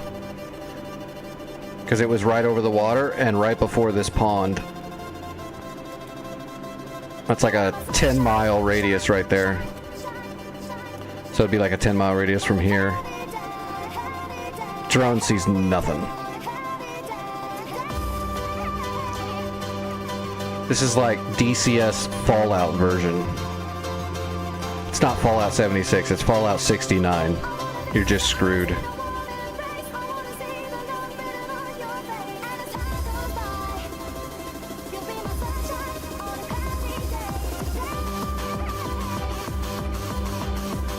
I'm gonna give it just a second while it's circling. Nah, it's not picking up anything.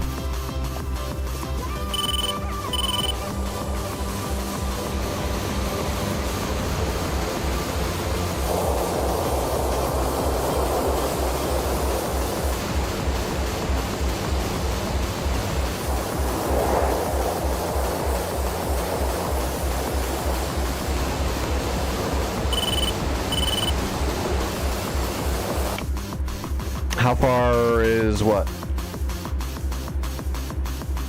How far did the drone fly? 50 miles.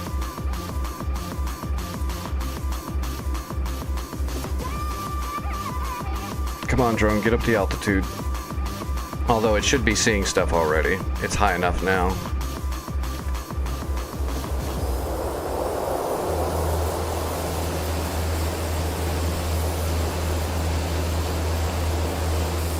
Now, when I manually found stuff, it would be in these clearings in between the trees and stuff. There'd be like stuff. And when I was flying, well, before I would have to just fly forward, and I was just using like a targeting pod to look at everything in front of me in these little holes all through the forest, because they're everywhere through the whole map. If there's no city or anything around, then there's just forest with these holes in it.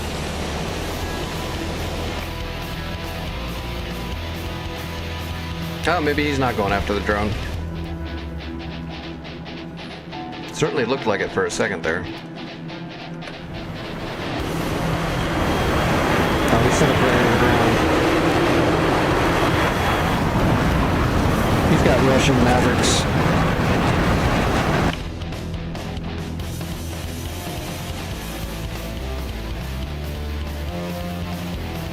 Yeah, no, there's nothing here.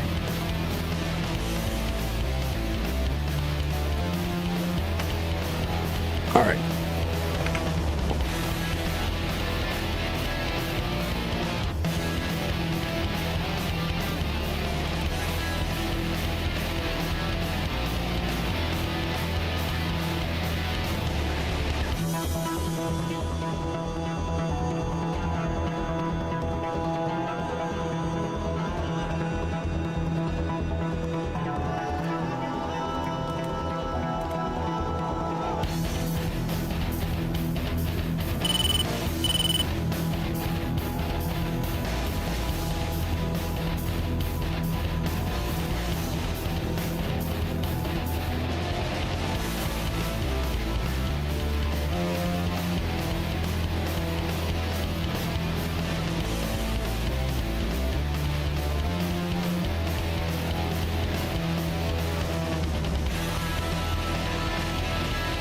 Oh, where was that other...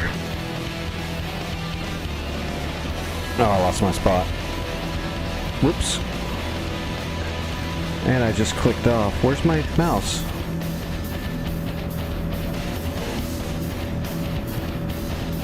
Well, that's interesting. Give me a second. I accidentally clicked off the screen with my mouse, and now it's all whack.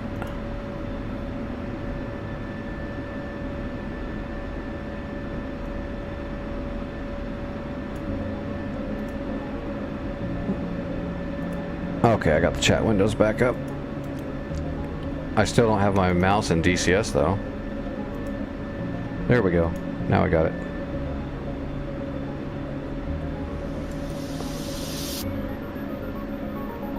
Hey, I haven't ran out of fuel yet. Alright.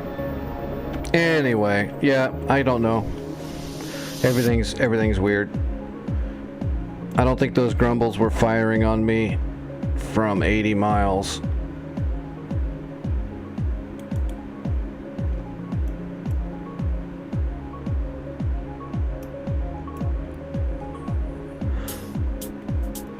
But they could. But if they did, if it really was those ones, then it would be very strange because of what information I was getting off of my ELAMP pod was not even in the same realm.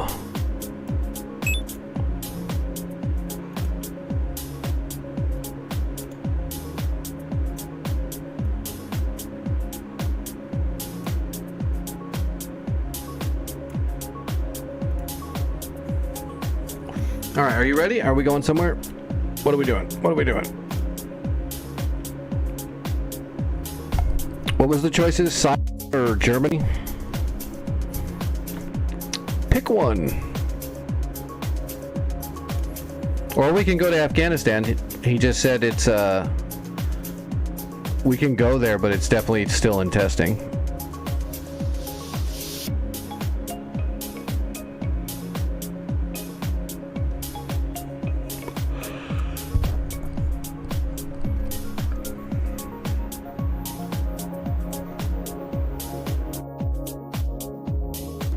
Yeah, Germany is up. There it is.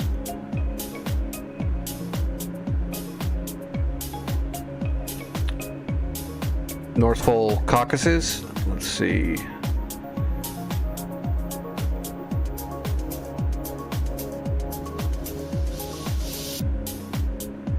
Shit, it was just here. Where'd it go?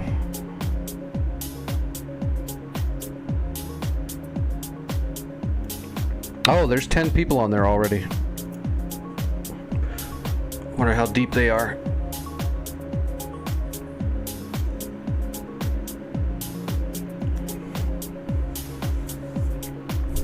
Yeah, I don't mind playing on a hardcore server where you have to build up your information to be effective. That's fine. But Invisible Sam's is a little rough.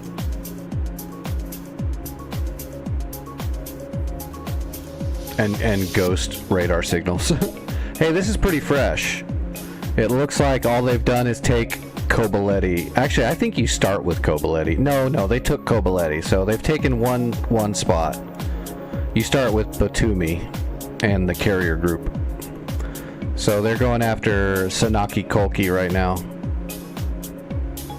Oh, Santa's here. This is where Santa and them are flying right now.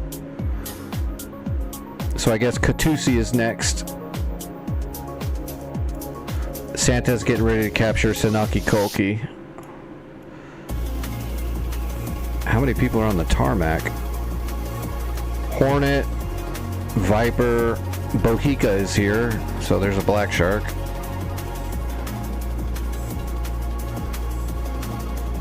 Hornet, lots of hornets.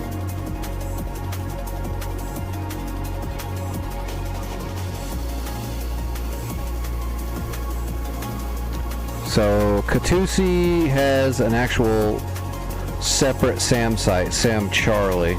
So I'm assuming there's a lot of radars at Katusi and Sam Charlie. I'm going to go up in a Viper. I'm going to launch out of Kobuleti.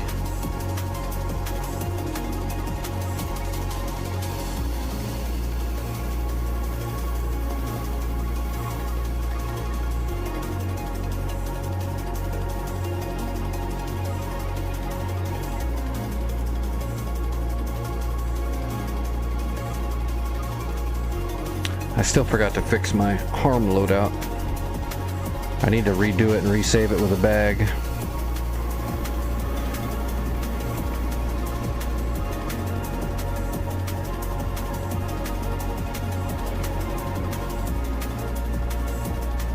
Come on.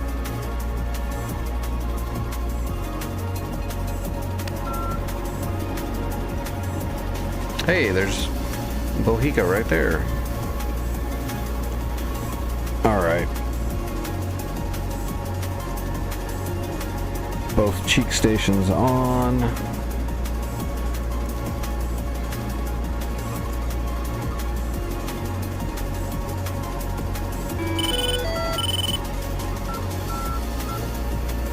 And we do not need the Tacan and the ILS at the moment.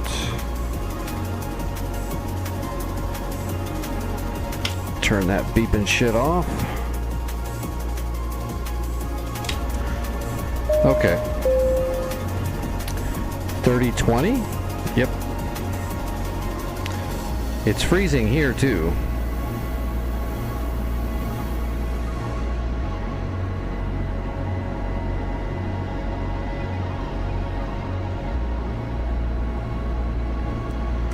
Two flankers, 60 miles. Do we have them on AWACS or just on EWRS?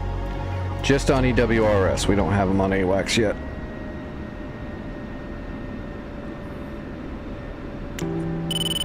$40 miles. They're getting closer though.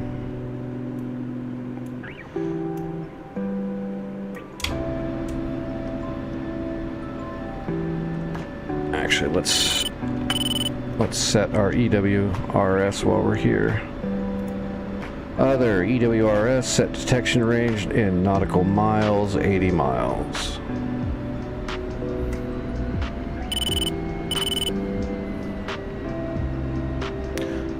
Oops. Team killers. Blue player Breezy in an F-15 killed blue player Sweetie in a Hornet with an AIM-9 mic.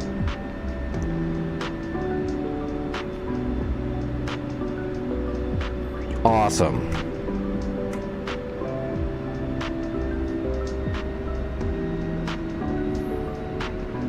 It's like flying on Growling Sidewinder.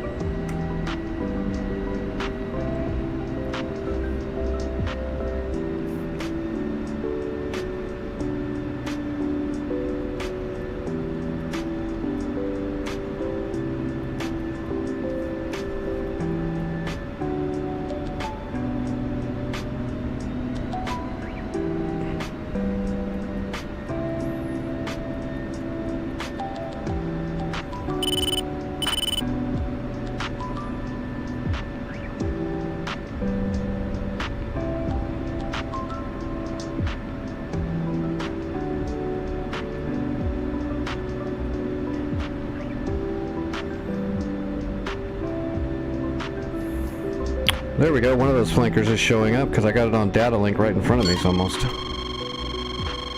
Oh, that's a Havoc. Flankers are up north. Breezy can see him after he killed a friendly. Let's see if he can kill an enemy. Wow, there was no one else around either. I wonder if that was on purpose. Alright, I'm taking out. I'll see if I can kill that Havoc after I check out the radars.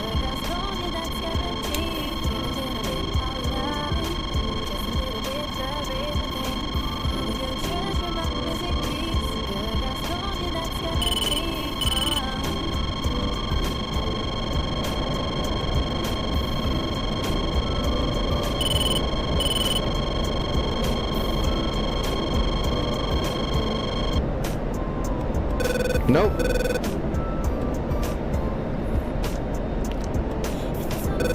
He got smoked by the flanker.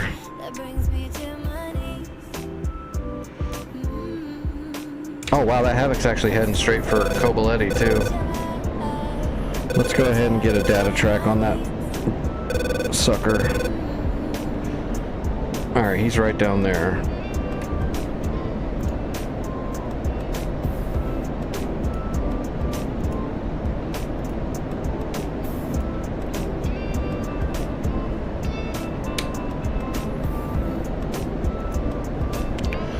Alright, let me see if I can actually kill this guy before he becomes a problem. I've got a radar on him already. I'm gonna see if I can just smoke him out real quick.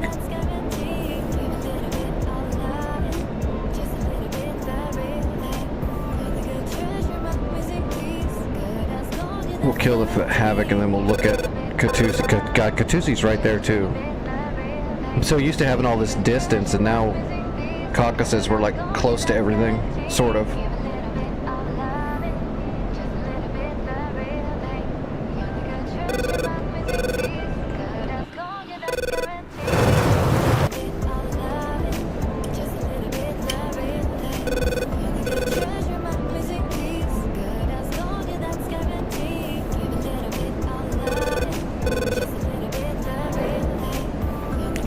Alright, Fox 3.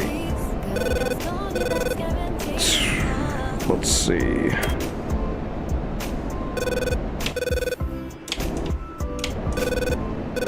Alright, switching over to air to ground. Oh yeah, there's a oh shit, there's a Panseer. I got it already. Magnum. God, this stuff is so close. Oh my god. There's also Tor Gauntlets, Tunguskas. Jesus. Okay, I got 4 harms off. I'm getting out of here. Hold on. Holy crap. I saw 3 Tor Gauntlets, a Panseer, multiple Tunguskas, a bunch of SA-6s, so some Cubs. There was a bunch of shit. Alright, did I get the Havoc? Oh, I got the Havoc. I got the Panseer, too. I got one of the Cubs, one of the Track Radar Cubs. I got the Panseer. I'm super happy I got the Panseer. That's nuts. Panseer has a really high probability of shooting down your harms. Got lucky there. Havoc's down. I'm probably gonna get locked by a friendly. Yep, I'm being locked by that asshole that killed the other friendly. Holy shit, did he just shoot on me? Fat flare. Fat flare. Fat flare. Dude, that guy's a team killer. Fat flare. Fat flare.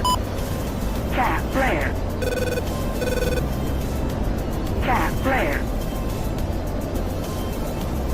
What is going on with this asshole?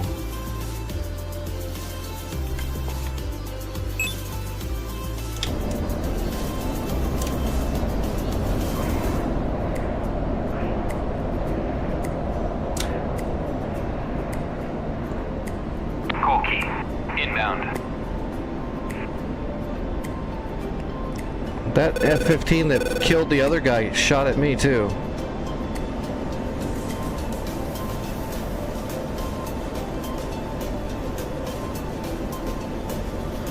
Well, when you get in here, Vic, watch out for a guy named Breesy.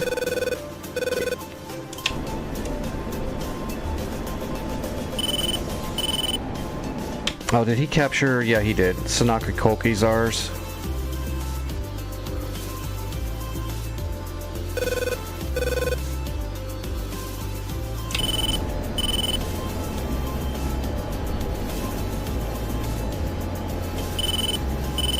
How much stuff did we get? Oh, one of my harms didn't hit. Or at least it didn't register it.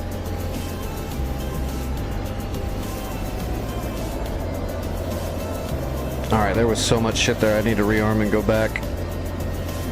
If Bohica gets that close to those SA-6s and all that stuff, he might get smoked.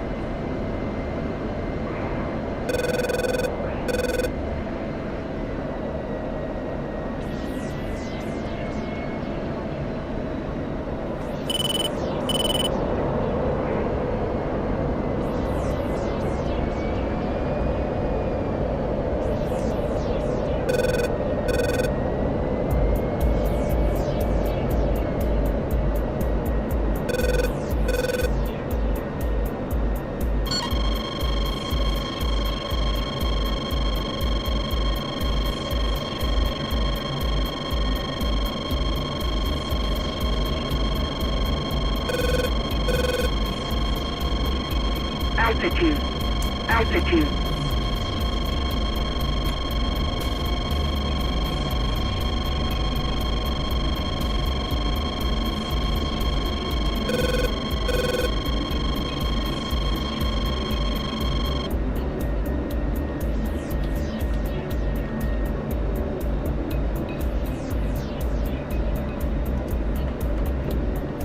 Alright, gear coming down.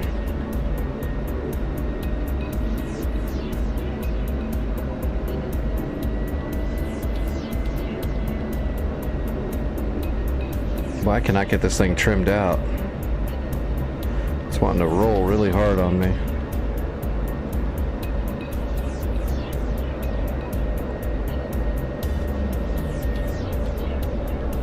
I've still got the bag on, don't I? Yep. That's alright though.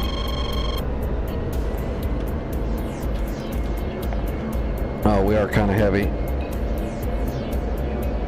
We'll be okay though. I'm just not going to aero brake really much.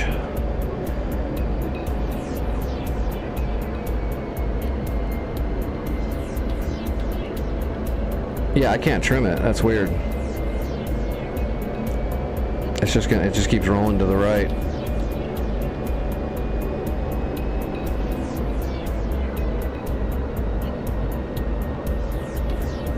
All right, on speed, on time.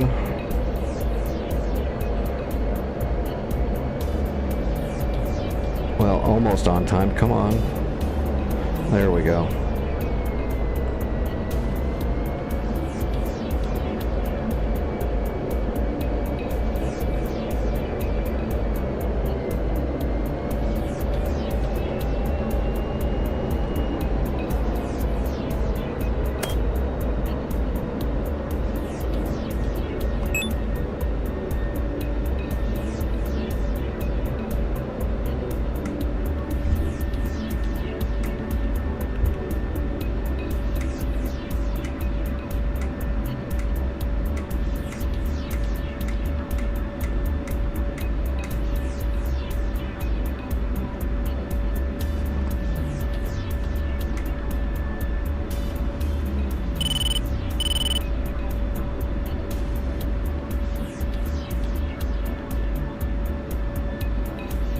Alright, I'm down at Kobaletti. I'm gonna rearm and probably do it again. I don't know. There's a lot of people flying right now, so everything else might be getting pretty close to dead by now. Especially with the Panseer out of the way, that kind of opens it up.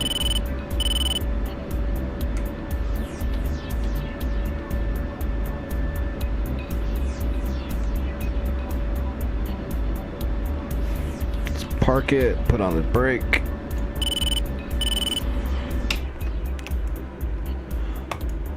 No, there's still plenty of stuff. A bunch of SA6s still. There is a Tunguska. There was another Tunguska too, but it might be dead. Okay, so a lot of the stuff at Katusi's down now, but there's still some stuff at Sam Charlie. Insurgent camp is loaded.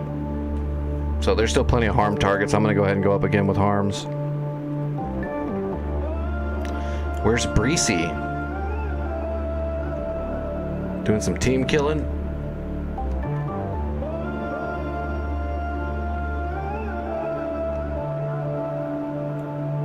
Actually, I don't see him.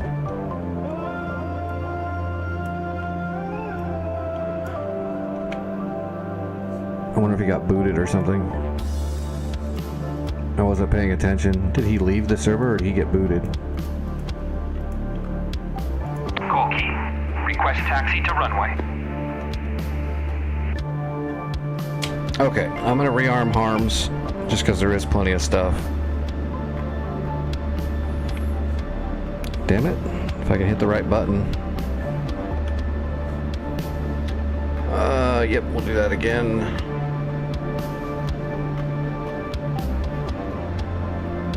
Request refueling. Request rearming. Copy. That was a fat landing. We still had the bag under there and a full, damn near full fuselage of fuel. That's heavy. Like you take off with fuel, but you're not set up to land with all that fuel. You'd have to dump a bunch of it. Refueling complete. That was a very heavy landing.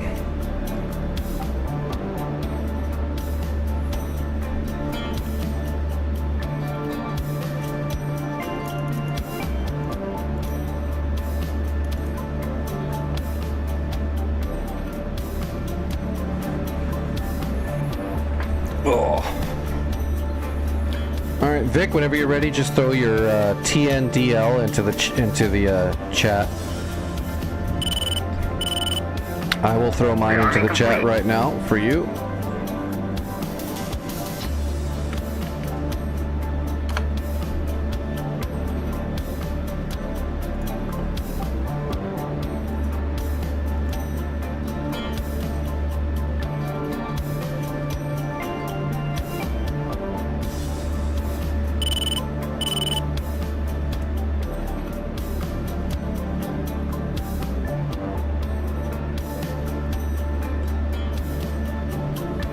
Oh, you're right. I don't. They didn't give me any weapons either. All they did was fill up my fuel tank. They didn't even fill up my bag. I didn't know it was working off of a warehouse system. Because it doesn't say that there's... Usually if you do that, then you put it into the UI, so it'll have a parenthesis number next to the name, letting you know how much supply is there for that. That's weird. So how are we supposed to friggin' know, Santa? What are you doing?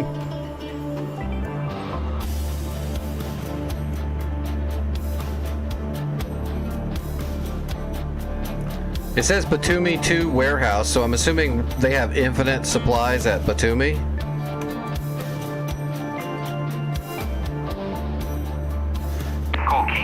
Inbound. Enemy supply convoys inbound. I wonder if I should grab a Chinook and run supplies from Batumi up north to like Kobuleti or something.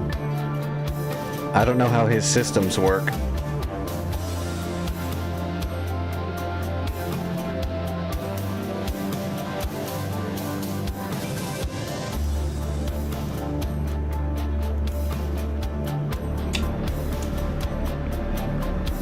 Yeah, I guess I'm gonna respawn at Batumi. I guess. Yeah, it didn't reload my flares or anything.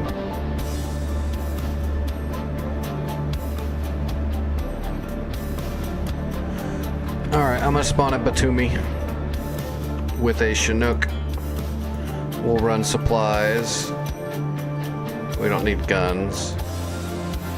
Oh crap, I don't remember what the good camo was.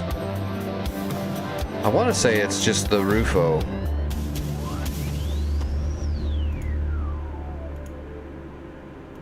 No loadout, yeah. Now, I wonder if we have to bring the supplies, like, specifically I have to load up. Jesus, it put me right on a fence. Not very nice of them.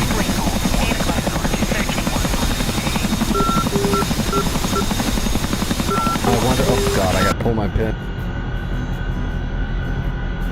Whole time. It's the friggin'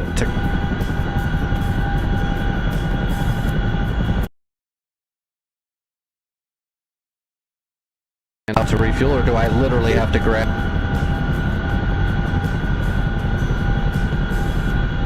Thing. 9 o'clock. Searching. Finish loading. There we go. Alright, Takan is the first one, I think? Yep. Actually, we'll pull the pin on all these. We don't need any of those four.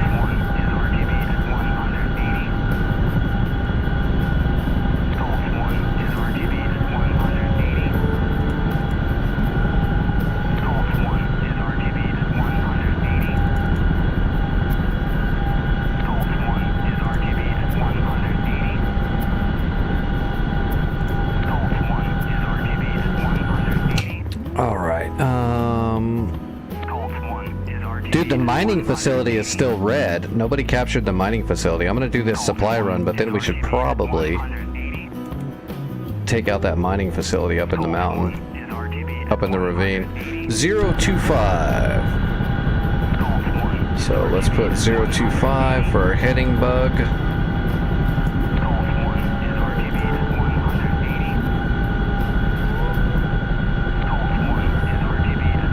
Alright, there's the heading bug.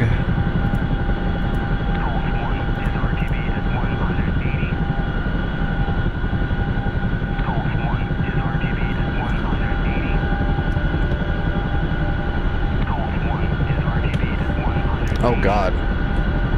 Colt 1-1 is bugged. He's in a loop. Alright, cargo.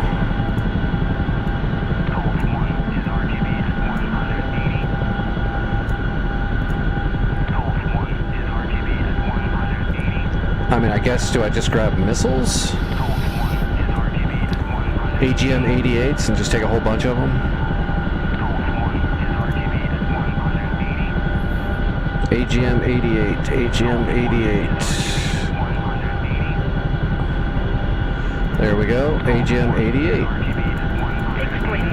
7 o'clock. Searching.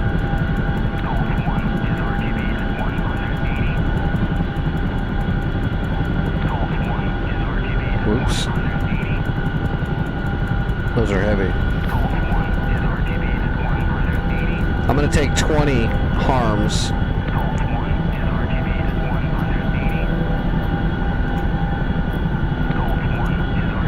Okay, we'll load those up and then I will grab the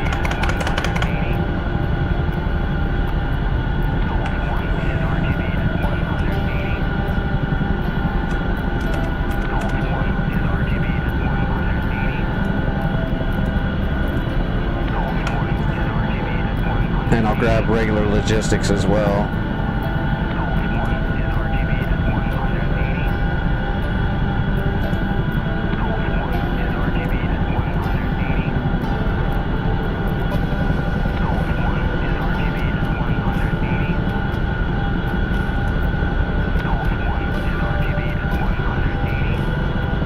Position hit me. Okay. So load them up. Let me see if it's on the list. Yep, they're on the list. 5,000 pounds each, huh? Which means I'll have to unload these. Alright, load. Load. Alright, I'm getting it figured out. We can do one more of those.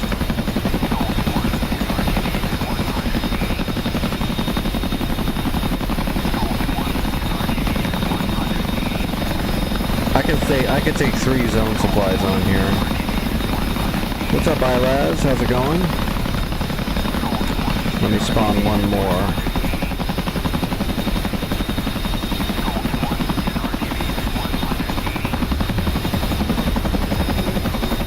So now there should be 2 inside, yep, and 1 outside. Yep, let's load that.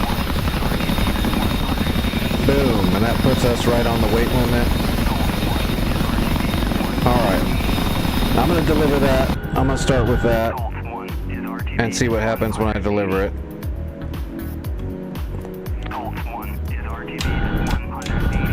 If I can get off the ground.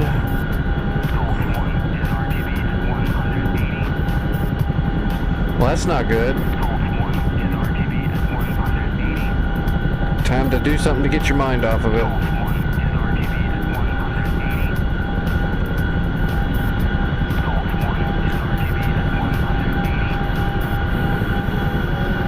Come on, baby, go straight up. Don't swing forward. Woo! That made me a little nervous, actually. Not gonna lie. All right, I'm on my way.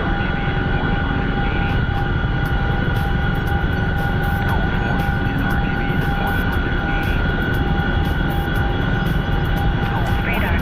9 o'clock. Searching. Radar. 9 o'clock. Searching. Radar. 9 o'clock. All right, I got my heading bug.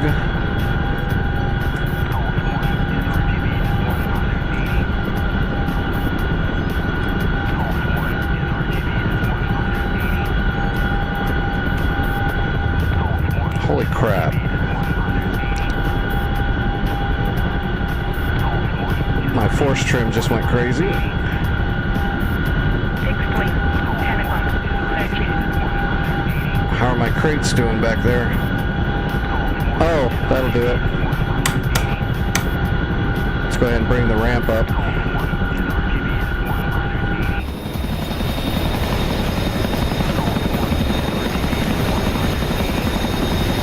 once we actually have a DAFCS and an AFCS implemented, that rocking that you get should be muted quite a bit because of when those dampening systems are actually implemented. The Chinook absolutely has, and it should have.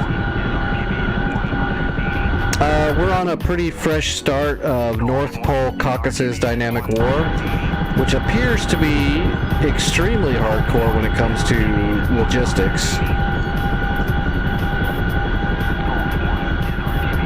We went to spawn our jets at Kobuleti, and there's not enough supplies there to load planes, so we're running supplies now to see if that does it. If that doesn't do it, then we're going to actually have to manually bring each kind of munition. Like, we can't just bring supplies, we got to bring, like, if you need AGM-88s, you got to bring AGM-88s. Which is cool, but it's going to be super time consuming. You'll spend all night just trying to supply a single place, which is very realistic for real life, but not for like a game. That might be overboard for simulation.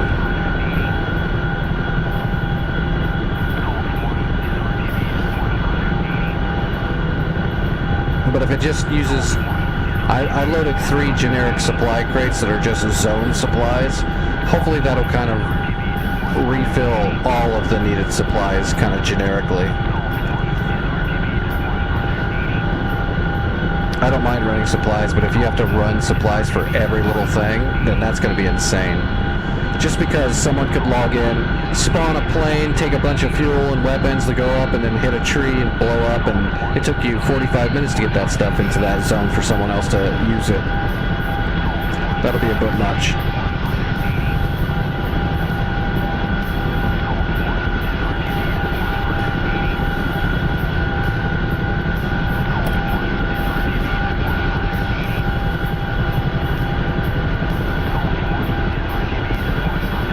Somebody killed Colt 11. He's obviously in the loop. He's been calling RTB at the same heading for this whole time. Where is this guy? Radar. 9 o'clock. Searching. I don't even see him.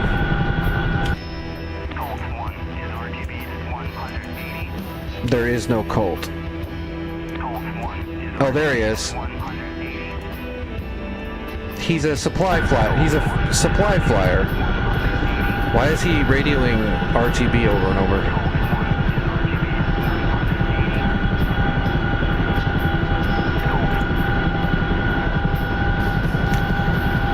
Okay, I put the radio pin just so I don't gotta listen to him.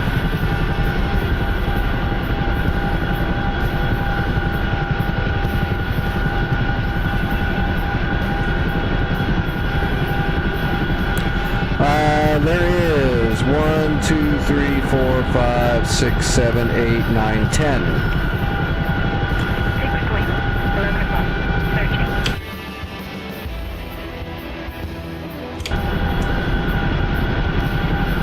That guy's bringing a whole container. Is he actually... Does he have it hooked? Oh, he's got it hooked. He actually hooked a container and is bringing a container. Which is weird, because that container looks like it's big enough to go on the inside.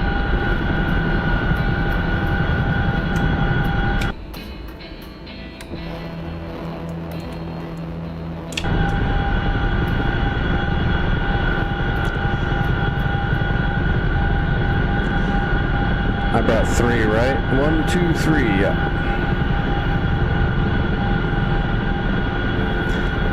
Yeah, that container he's swinging looks like it's just a little bit bigger than my containers. Searching.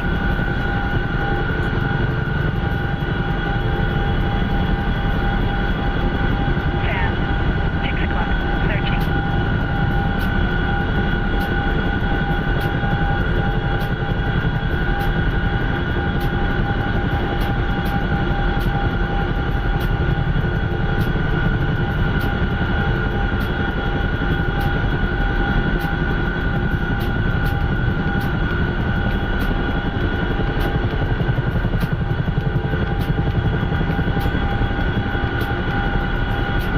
Don't rock that much.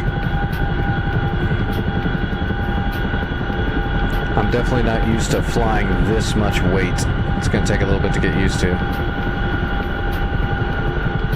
The funny thing is we're going to get used to flying the Chinook raw, and then they'll implement the AFCS, DAFCS, and then it won't rock near as much. It'll seem super easy, because it should be.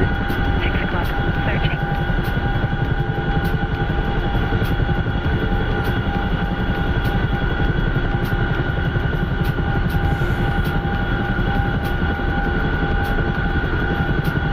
All micro movements, and can't mess with the collective very much at all. When you got this much weight, just shifting the torque a little bit will start you to rock. Sanaki upgraded from 1 to 2. Searching. I'm gonna drop everything off at Kobaletti and see what happens.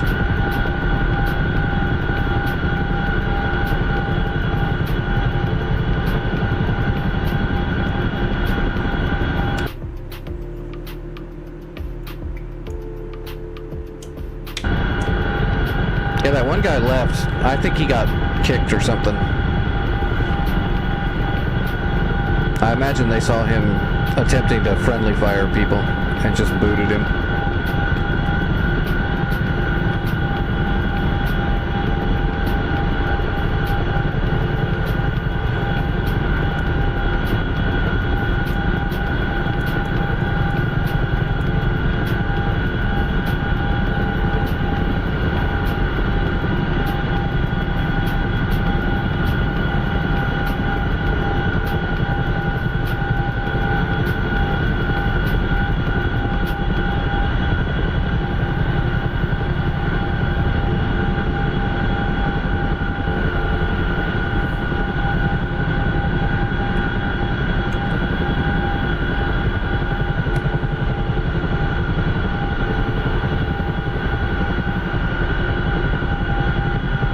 As soon as Colt 11 lands, I'll put my pin back in the radio so we can hear the bra calls and stuff.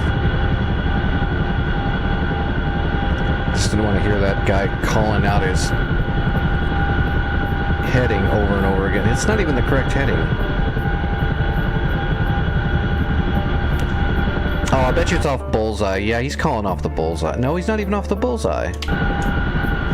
Got no idea what his heading is about.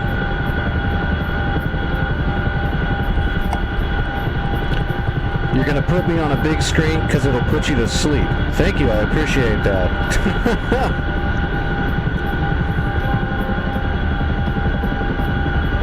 Time to start blasting the heavy metal.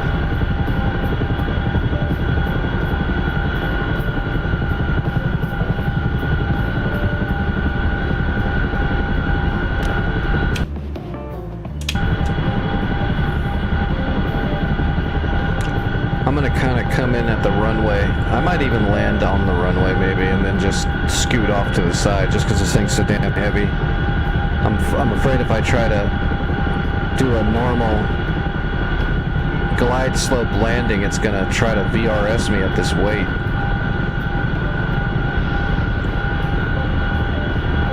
Radar. 9 o'clock. Searching. Especially when the ground effect is almost non-existent in DCS.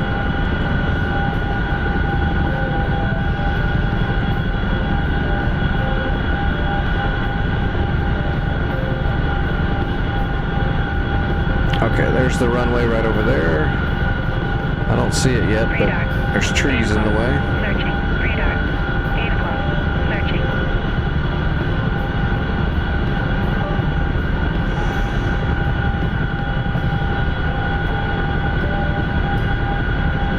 Yeah, whatever you can do to help your migraine, that's what you should do. Migraines are friggin' rough, and there's no real surefire way I know of to...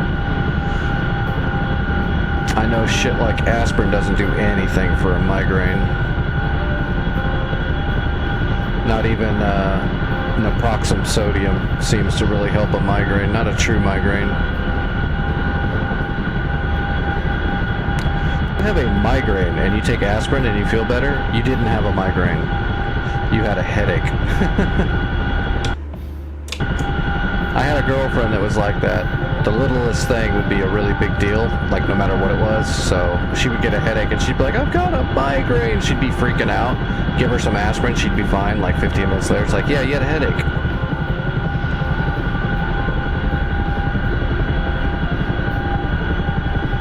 Probably caused because you stress yourself out about everything because everything is so horrible for you.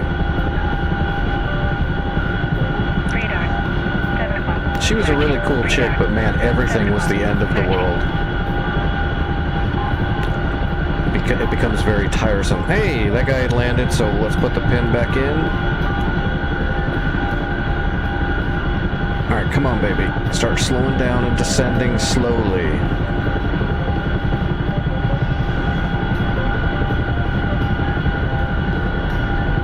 There we go, slowing down, slowing down.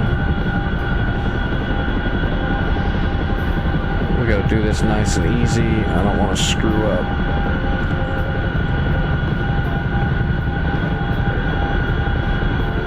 I wish I could see my actual numbers without zooming into them.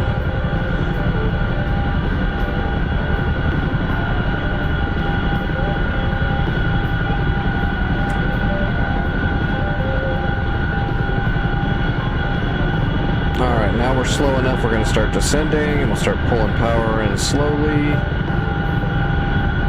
Pulling in power. This is acting decently the way it should. Although, it shouldn't be leveling off right now. It should continue to glide. So that was a little weird. I think we got it, though. It's a good textbook landing.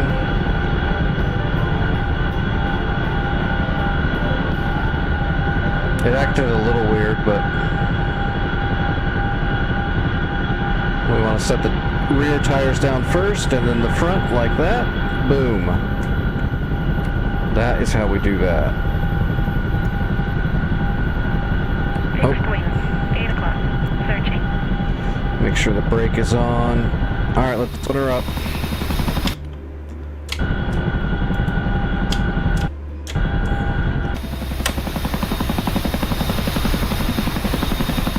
Alright, Vic, I'm just gonna unload everything. Are you still here, Vic? I think Vic disappeared.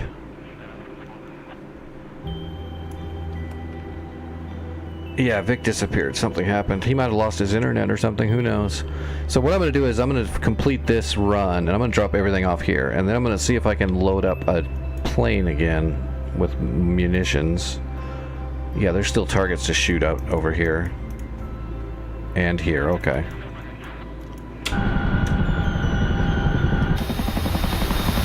Alright, let's unload the crates. So we go here, bring up our cargo. Can I select all of them? No. One at a time, huh? Okay.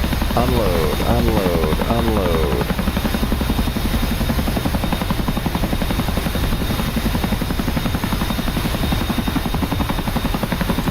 Alright, all 3 of those crates are unloaded. 12 o'clock. Searching. Okay, it is tiered up now. It took all the supplies I dropped off, and it's tiered up to 3. I'm gonna spawn a Viper here now and see.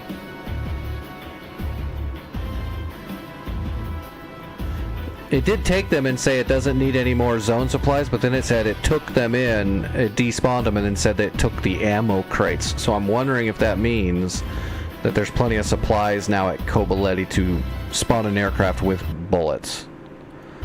I don't know if that's what that means, but I'm going to assume that's what it means. Let's see what happens. So select role, Kobuleti, let's spawn a Viper, but let's not put anything on it. Let's just spawn a Viper. An empty Viper.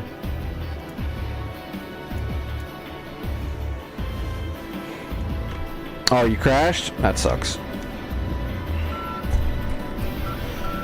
Well, in that case, I made my flight. I got the Chinook all the way there, and it was beautiful. I didn't make any mistakes. It looked perfect in every single way.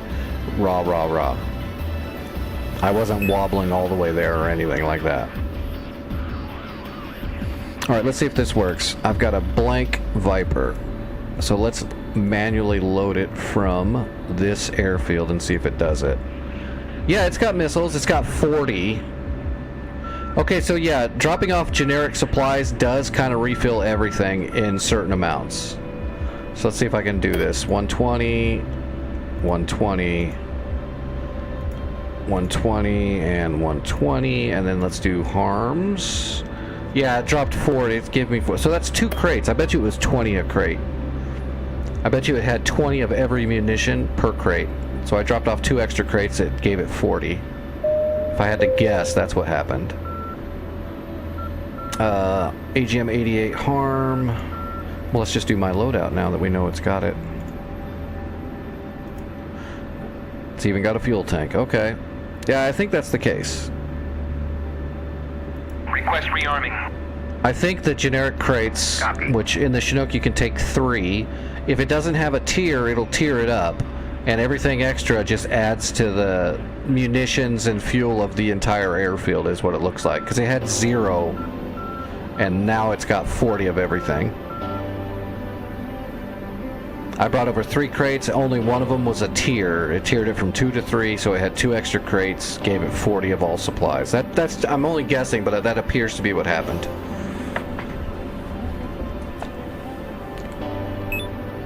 So Rearming complete. okay, so now let's bring up the list and see if it's got less stuff now. Yes! So now it's got 36 harms instead of 40 because I loaded 4 up. So that's the way it works. It's working off the full warehouse system, but generic crates brings a little bit of everything, so you don't have to piecemeal it out and make 5 loads just to load out 1 jet. So let's do our harm run because I've delivered these supplies. I'm gonna friggin' use them.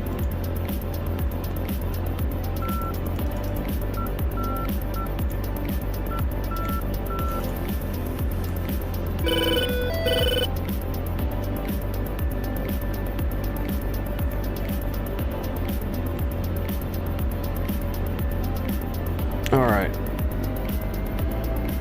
We're gonna run SEAD over Sam Charlie and then possibly the insurgent camp because I know there's some Tunguskas and possibly some gauntlets over there too. We'll look at the map once more before I take off. Just to get an idea in our head. Request takeoff. Time is at 11:30. Oh, and I looked at my Twitch stuff. It looks like I should get a small Twitch payment for my earnings of December. I did make enough in Twitch to actually get a payout. I don't know exactly what it's going to be, but it'll be like $55 or something like that. So as long as I get the money into my PayPal before the sale ends, I'll probably grab 1 piston and 1 jet. Because there's some stuff that's still on my list of stuff I need to purchase that are, when they're on sale, they're really cheap. So I'm gonna probably get the Focke-Wulf 190 Dora, and I'm gonna grab the Viggen. If the sale ends before I get the payout from Twitch, then I'll just have to wait for the next one. The payout should come like you'd think it would come, you know, a day or 2 after December, but Twitch is really weird. They've released a check to me. It's not even a check, it's a digital payment. So they've released a digital payment to me, an electronic payment to me, sometimes like around the 10th, and other times not even till like the 18th of the next month. So I think the sale ends January 12th. So as long as Twitch releases the money to me before then, I'll pick up those 2 things. I've been putting off the Dora and the Viggen for a very long time. I should just grab them. After that, the next 2 cheap ones will be like the MiG-21 fish bed and the Spitfire. Because the Spitfire is really cool, but it's not. I actually don't like it that much as a plane. I think it looks cool. I think it sounds cool. Not the biggest fan of flying it.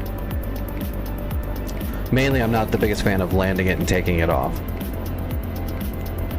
I don't like the English differential braking system. It's really jank. Especially in DCS. because there's no ground friction. It makes it even worse to have that crappy thumb system.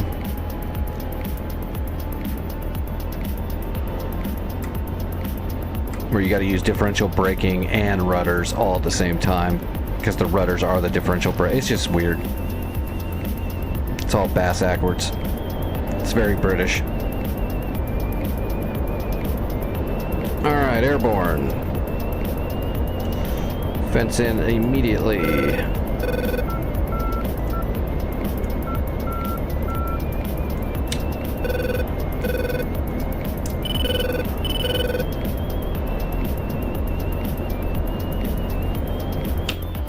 Alright, so what am I looking at here? There is a Tunguska. Let's see if we can see that Tunguska and possibly an SA6 first. Yeah, I like the warehouse system, but man, it's... whoa.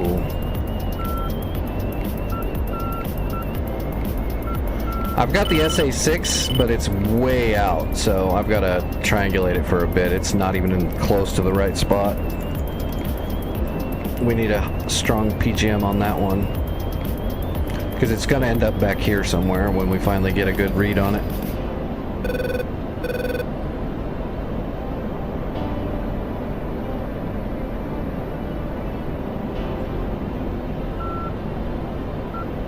Yep, there we go. Now we got a PGM of 2, and it's right where I said it was going to be. Okay, that is the SA6 that is at Sam Charlie, so we're going to shoot at that. Hopefully the Tunguska will turn on soon too.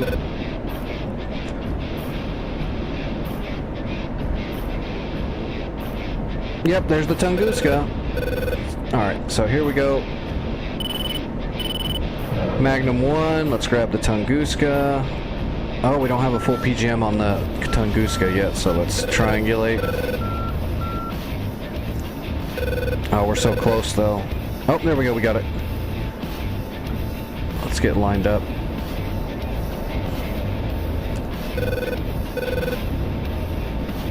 Magnum, okay. That's all the targets we need from here. Oh, it's straight north.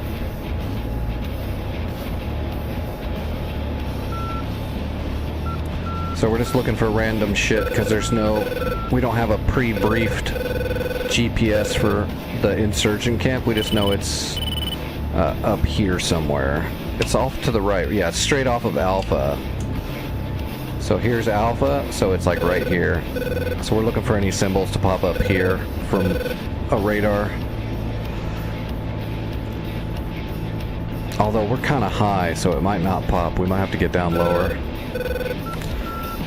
Alright, bag is empty. Let's get off the bag.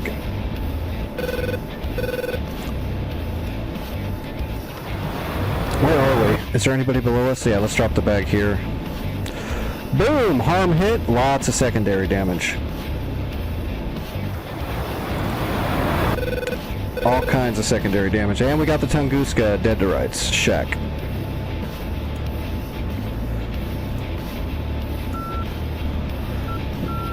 So both of those radars are toast.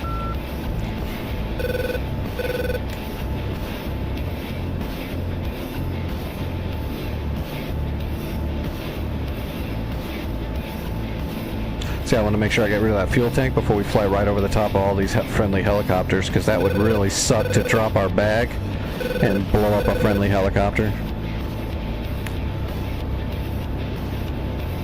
Wasn't there something at the insurgent camp? Oh, there's nothing here. I thought there was a Tunguska up here at the insurgent camp too. Somebody must have shot it. I'm gonna head for Alpha. Yeah, I'm gonna head for Alpha and see if anything pops at Alpha.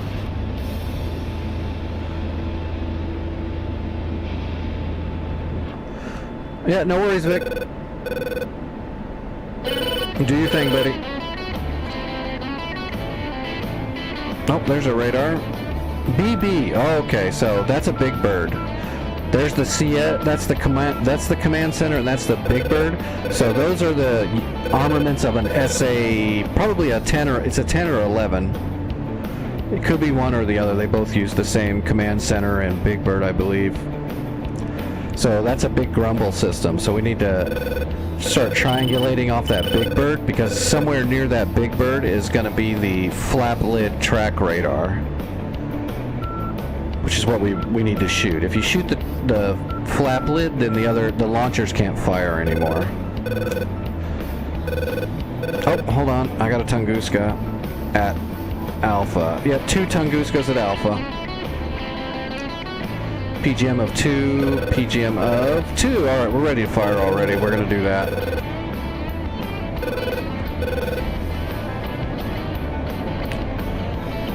One of them disappeared.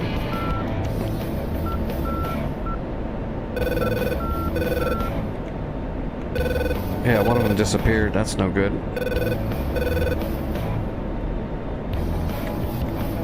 Unless there's only one there. No, there's 2 there. Let's get the one on the right first. Magnum.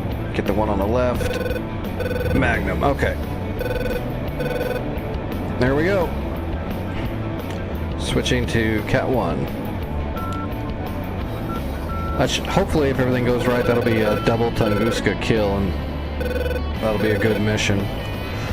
We already helped the guys out here. They can attack Sam Charlie now without being hurt. Those Tunguskas are here at Alpha. Hold on, let me let's watch them. Yep, that's Alpha.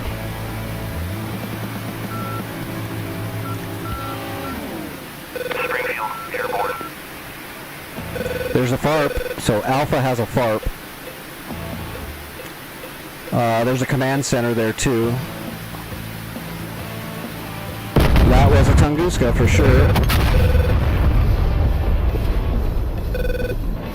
I hit the same one. So there's still a Tunguska over there that's alive, it looks like. Still, that was a good hit. Gosh darn it. Alright, RTB.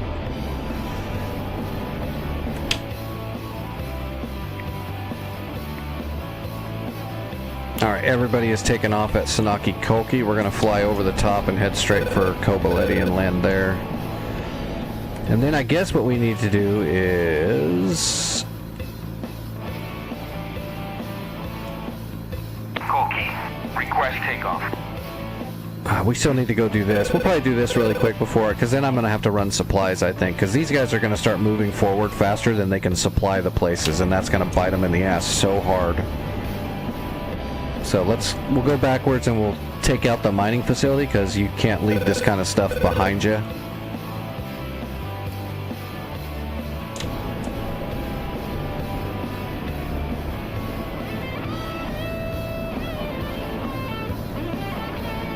Alright, Kobuleti should be right below me, right?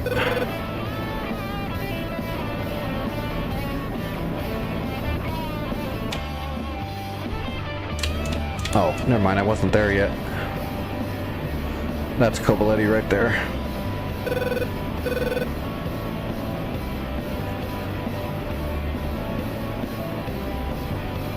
So we'll spawn at, I think it's Batumi? Yeah, we'll spawn at Batumi, because we have unlimited supplies at Batumi. That's the warehouse. And then we'll take a, I don't know, we'll take a Black Shark or an Apache or whatever. We'll follow the river up the ravine and destroy everything there. Or we could take an A-10. I don't know, what do you guys want to see? Do you want to see a helicopter assault the mining facility, or do you want to see a helicopter do it?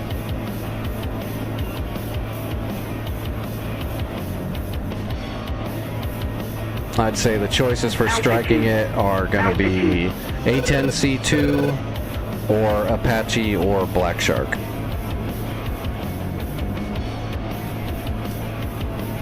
Come on, baby, start slowing down.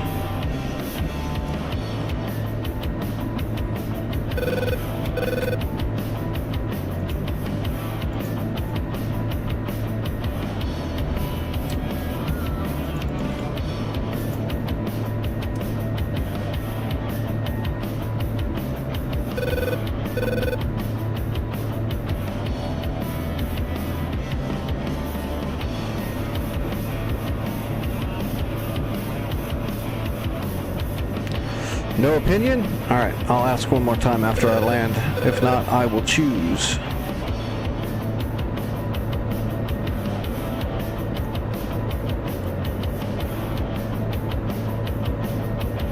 All right, 200 knots. Let's get the gear out.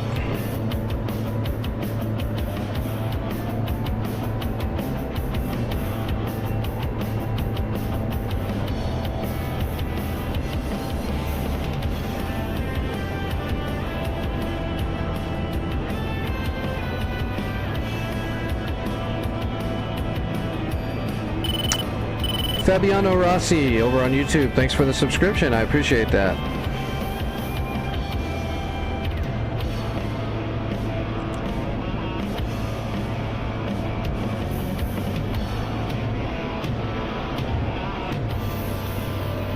All right, we got good altitude. So we'll get set up on speed. We're a little high, but that's all right. All right, we're on speed. And we're working ourselves on time.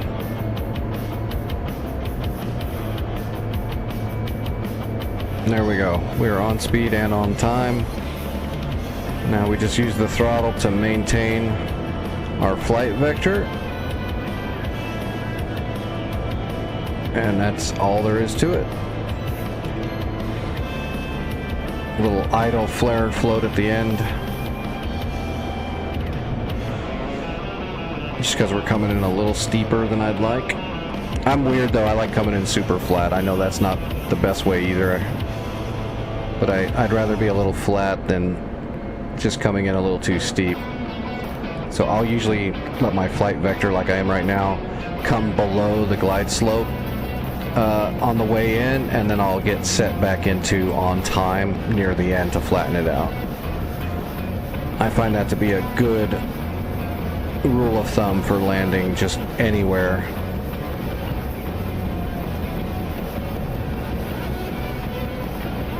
And there we go, nice and flat. Now we're idle, maintaining on speed, a little bit extra flare.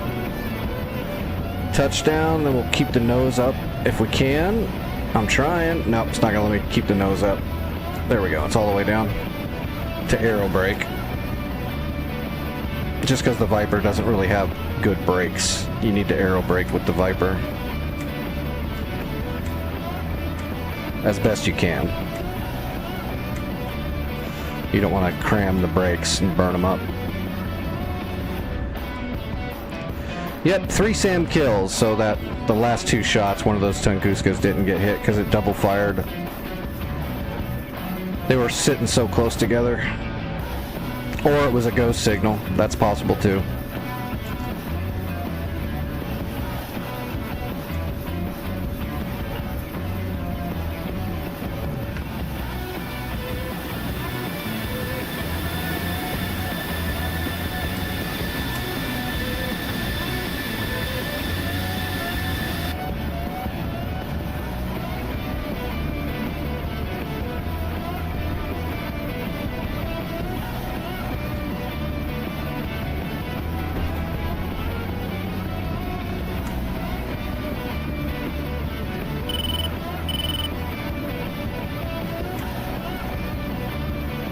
Alright, we'll just pull in there.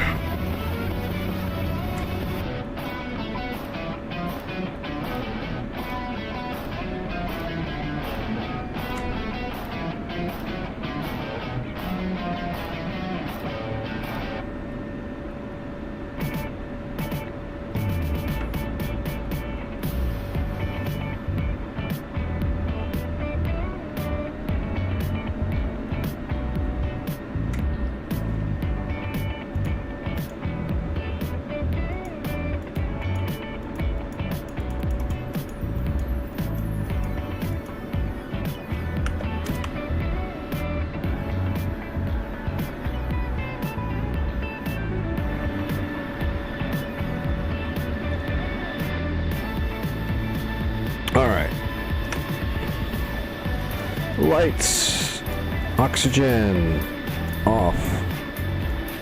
Cheek stations, off.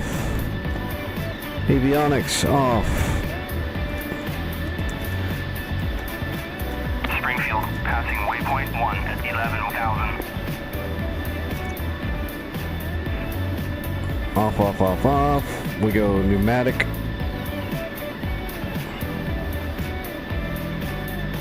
Lights off. IFF off. Everything's good. Everything's good. Yep. And kill the engine.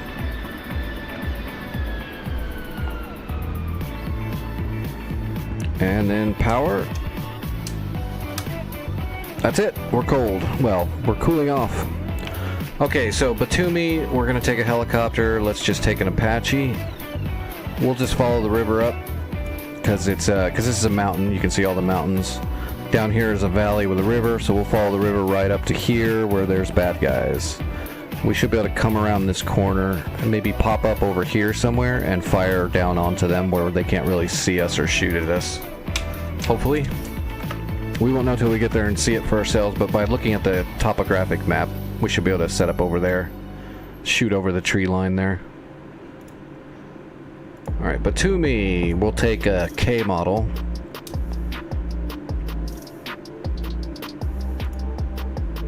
Yeah, we're not going to take the Doppler. We're going to go old school. I like having the control. Plus, the Doppler is kind of cheesy.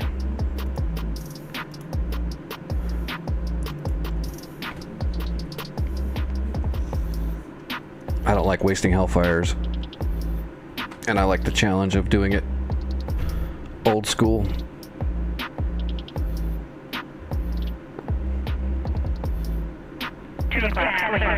Searching.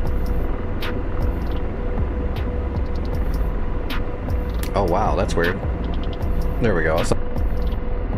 Trees.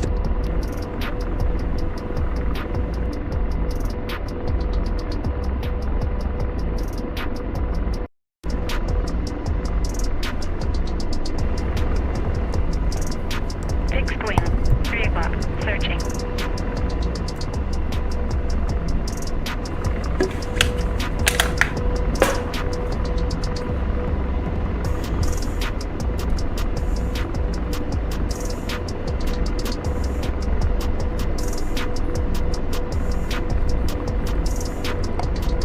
Alright, we can pull a GPS off the map and program our mission, or what we could do is we have 25 waypoints already programmed into the navigation computer, but we're not going to use any of those. So we're going to go over here to our next plan. So now we have no waypoints, but we're going to add, so let's add this one, point, and then we're going to use this one that's in the memory bank. So there's home base. Now for the other one, let's bring up our data link, because we should, oh, we don't have any, damn it, yeah, we don't have any, we're going to have to pull a GPS off the map, because we don't, I don't think we can see the, I don't think we have any information. So let's pan it. So up here would be where the place is, but because we don't have any information on the units, we have the data link on, so if there were units we had information on, they would show up right here, and then we could just pop a waypoint right there instead of programming it in. But we don't have any information on the point, so we're gonna have to do it this way. I was just showing you there's different ways to, make waypoints and plan missions. So we're just gonna grab a waypoint, or a GPS, and then we'll program that GPS in as a waypoint. So we come in here, and well, let's actually go to sat nav. Alright, so we go here to route. No, we don't. We go to point, add, clicked on waypoint, and then we come down here. Identity is going to be WP for waypoint. Next, free, we're going to put TGT for target. Now this GPS that pops first is where you're sitting. So if I just hit enter right here, it would make a waypoint right underneath us on the ground. Well, we already have that, so we'll clear this, and we're gonna do our decimal minutes, except we have to round it for the Apache. So it'll be 4137. The last 3 numbers we got to round it, so it'll be 95. Fixed wing. 2 o'clock. And then we go east, and we add a 0. And then we go 4209. And then we round this to 8.3. Now if we hit enter, the feet should be 1,235 feet. If we got this wrong, it's going to be different. 1238, 1235, close enough.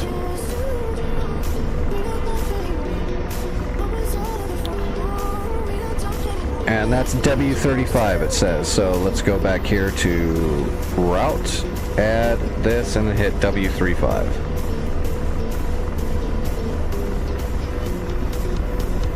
Enter. And then we hit here, W35. That doesn't look right, does it? Let's see, pan.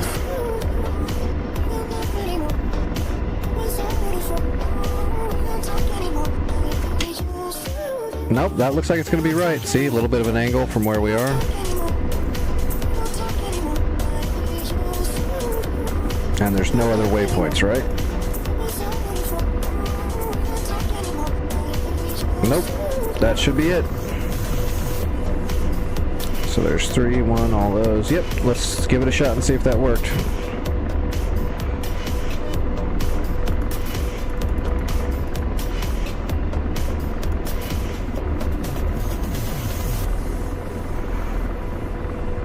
That should be it. Yeah, because that looks like a river. There's the bend around the river right there I was talking about. That's the spot where I said we should hold up and try to shoot from. So yeah, this looks right. So let's set up a shoot box.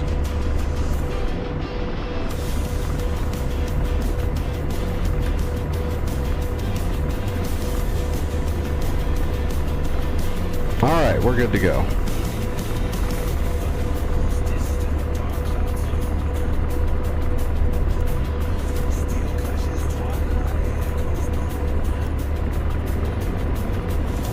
Turn off our external lights. You're less sneaky when you're flying around with a bunch of strobe lights blinking in the air that the enemy could see.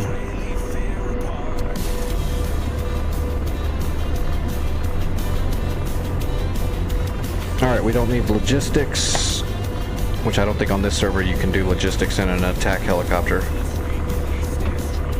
This one's even more hardcore than that. You gotta use your transport helicopters. Alright, let's change the iHads. Searching. Away we go.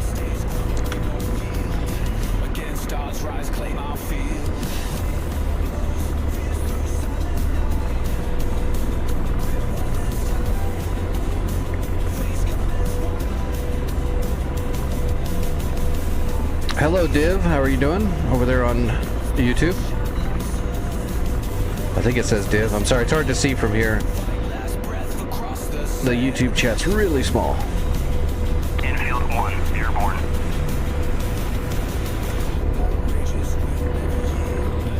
Alright, Searching. we're on the way up the, we'll just follow the river.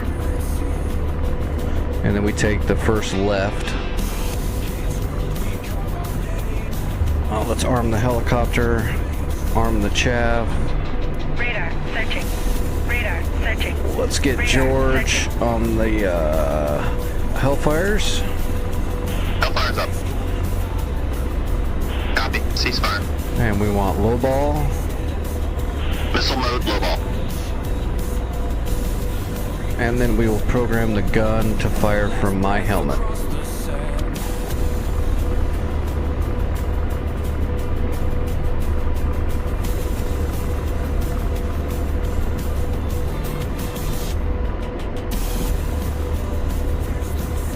Radar. Searching. And let's do a gun check. Let's see if they're pretty close. Yeah, that's pretty close.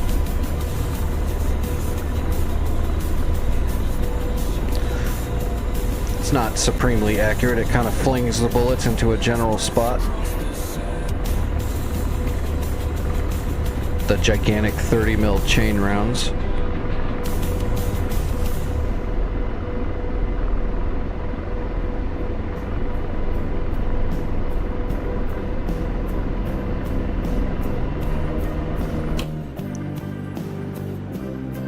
All right. Oh, wow. See, this is what I was worried they were going to do. So they're moving faster than they can actually handle. Although these guys look like they're getting ready to capture it. Maybe. Yeah, there you go. There's one person trying to capture. It's going to take a lot of supply runs to keep all that going. And then they're going to run out of ammo.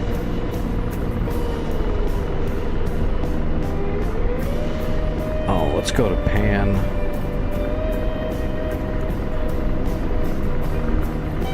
Yeah, okay, it's this one. Radar. We hang a searching. left up this valley right here. I should have made a waypoint right here and then had it go up the valley that way. But we're fine. That's just where the enemy encampment is. The line is a direct shot from where we were. Like, we can change it too. We can just go direct from wherever we are. So when we get to here, we can hit direct again and put up a new one, and then it'll be like right off of us.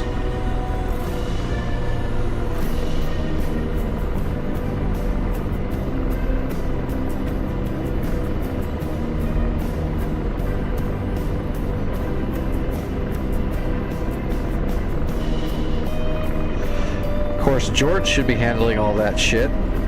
Instead, he's just sitting in the front seat, flicking his nuts, playing on his PSP or something.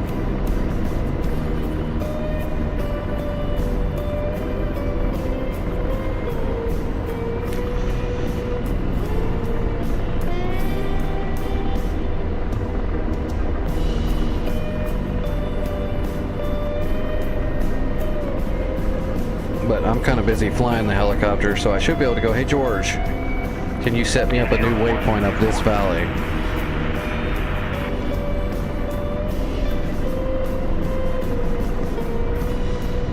And then branch it. Radar. Searching. RTV at 190. Because you can just do it right off of the, like you could pop it right there and then go up here and pop another one, and you can do it right off the map. Radar. Searching. That CAQ there, you can put a CAC down right there and then put it as a route, part of the route.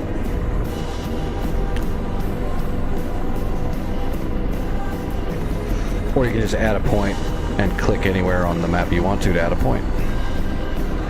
But if you can't click on the map because you're not sure exactly where it is, but you have a GPS, then you can manually put in the GPS.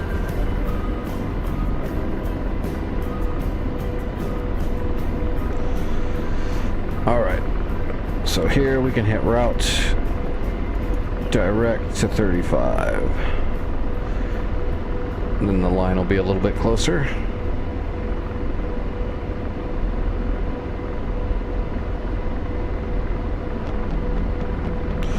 Oops, we're frozen still. Need to unfreeze it.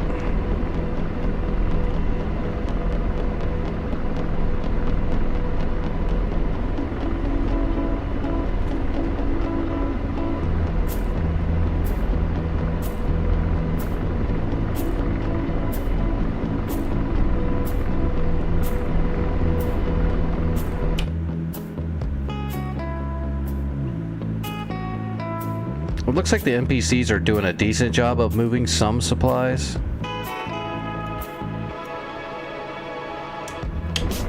I just don't think they Radar. can Searching. keep up so well.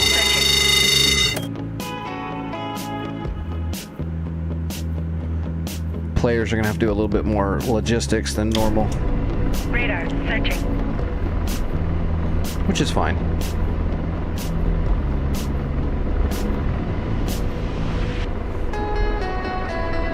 Radar. Searching.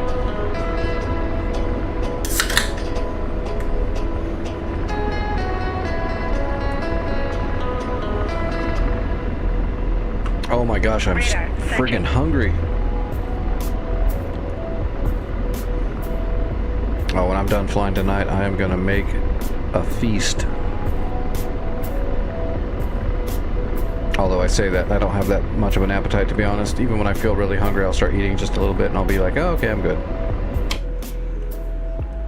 Alright, so that's fully upgraded. Someone needs to run... Okay, this supplies are going up here to Sanaki, and that will tier that one up. And then all the supplies running to anything that's tiered up should be refueling all the ammo and fuel. Which, okay, it looks like these guys are doing that. There's an NPC. This guy is flying a Huey, so I assume he's running supplies. It's a Huey.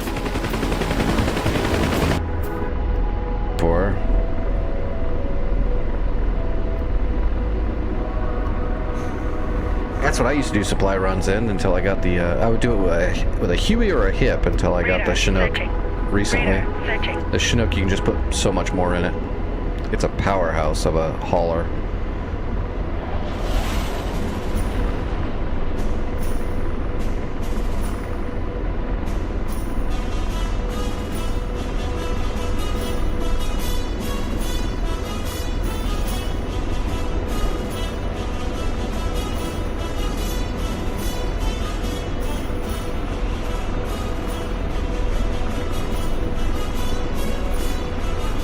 Well, yeah, the C-130 can haul even more than the Chinook for sure. Oh, I don't remember how many pounds. I don't own it, so I can't tell you exactly what it does in DCS. A lot. I'll let you know when I own one. But that'll be a little while. It still needs work. You can purchase it right now and start using it, but it's not ready. Radar searching. Radar searching. I don't get to purchase modules very often, so I'll be waiting on that one till a little bit farther out. Until then, I'll use the Chinook. It hauls plenty. Before, in like a regular helicopter, I could only take one general supply run per helicopter. The Chinook, I just fit 3 in it, so one run for 3 drops, that's good enough for me. Radar searching. The Hercules can get there quicker, but it also takes longer to load it, get it taxied, and get it up in the air, and then land it. And there's a danger of it getting shot down.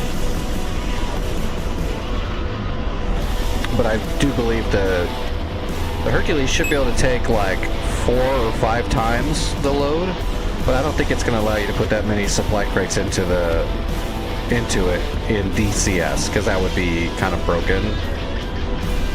But by weight,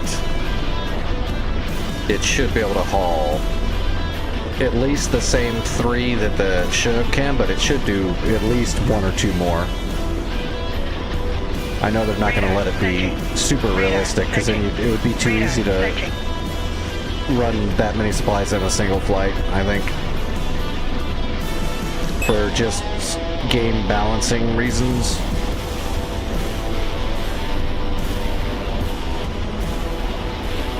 So if the Chinook can take 3, I wouldn't be surprised if the Herc could take somewhere around 5 generic supply units. Radar searching.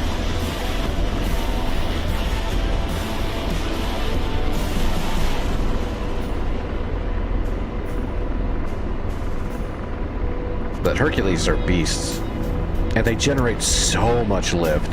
You can take those things off and land them at such slow speeds because the amount of lift they actually produce.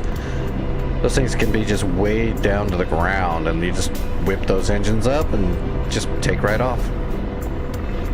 They almost look like they're floating in air. They're going so slow sometimes, but they generate just oodles of lift. Aerodynamically superior to many, many, many other designs.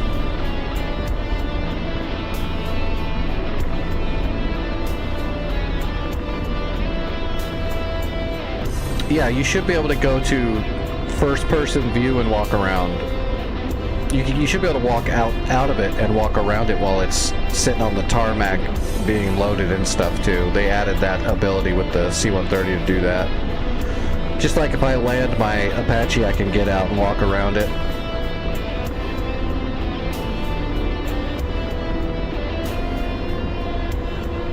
Alright, we are getting close. Where's my kill box? Can't see it yet.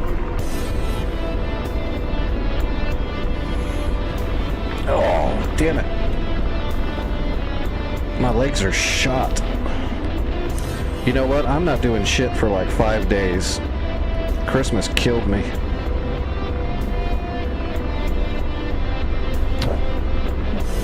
Mark, yes, this is DCS, Digital Combat Simulator, you bet. We're on a hardcore realism dynamic war server, North Pole Caucasus, and we're got a pretty fresh war started. So we've only taken a couple points. I'm in the Apache right here, going up here to try to clear out the mining facility while these guys are resupplying the front line. And then we're going to start moving forward from there.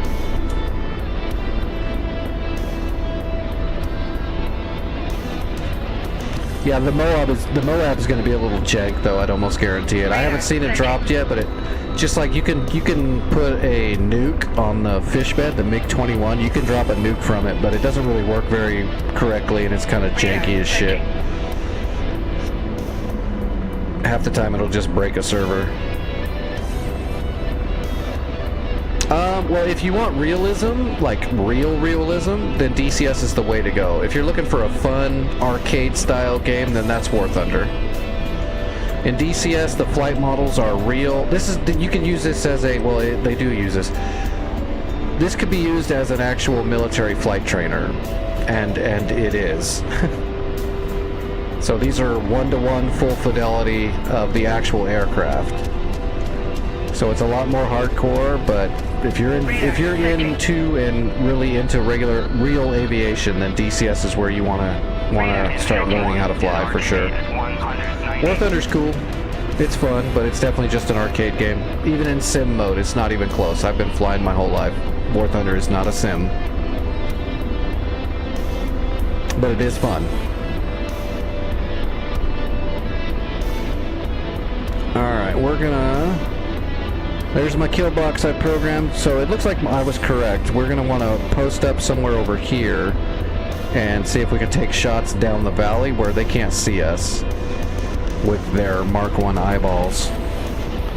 So let's head. That should be that clearing right there in front of us. We're going to head up and post up in here and get our TADs over there on the point and see what we can see.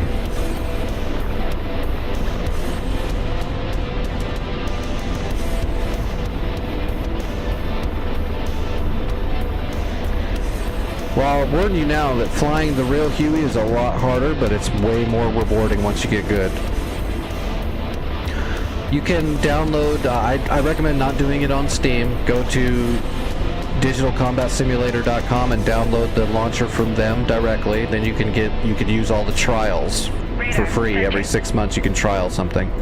So you could trial everything for 14 days each, and then 6 months after that trial has ended, you can retrial that thing again. So I highly recommend that, and I highly recommend learning the free plane. So when you download the game for free, you get the Caucasus map, which is what I'm on right now. Oh shit, hold on. Roger, slaving. I'm being painted. Slaving. Oh damn it, they've got a SAM there. You were kidding me, there's a SAM there. Oh no, wait, it's not there. It's somewhere else. And slaving. Now deslaved. Is there a gecko down there? Radar. Laser Oh on. shit, hold on. Yeah, there's a gecko down there. Radar. Searching. Radar. Rotor RPM 5. Missile. Left. Radar. Tracking. Crap. I didn't expect him to have a friggin' gecko down there. Whoa! I don't know where he went. That was close. Alright, well, that kind of screws up our plan. Radar. Searching. Radar. Searching.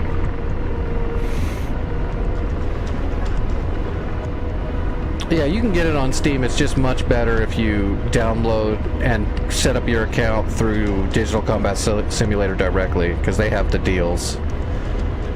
They got all the free trials that you can keep reusing every 6 months. So you never have to, for the most part, not everything has a free trial, but most modules do. So if you want to check something out, you can always try it out for 14 whole days and then buy it, or then you could just wait and trial it again later. That's what I did. I don't do that much anymore because I own almost everything, but... Shit, I don't know what to do here. We'll, Damn it. I can't do much about a gecko. It's got 4 shots. It's already fired 1. Let me see if I can get a shot. Because the problem is I can't shoot a Hellfire. If I shoot a Hellfire, I've got to hold the laser on it until it hits. Which means I just have to sit there. That gecko outranges me. I didn't think they would have a Sam gecko out here in the mountains. Figured they'd have a shore rat at best. I've been bamboozled. I should have taken the A-10.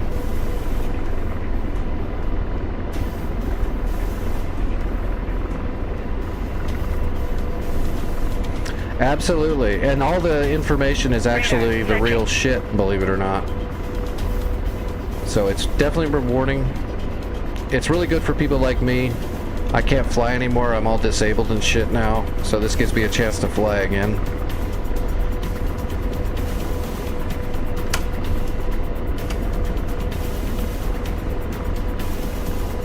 And slaving. I'm deslaved.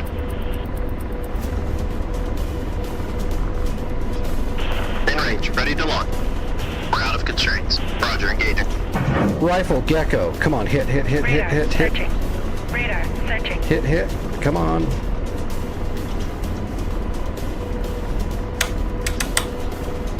Please hit before he shoots. Forward. Shit, he's shooting at me. He's shooting at me. He's shooting at me. Radar tracking. Come on, hit. Engine Damn one it. out. I didn't get it. Rotor RPM low. My missile missed because I broke the friggin' Rotor lock. RPM low. Alright. I don't know where he went. Yeah, shut up, George. I got other stuff to worry about. I lost my left engine. Copy. Ceasefire. Yep, we lost our left engine. Let's see if we can land safely.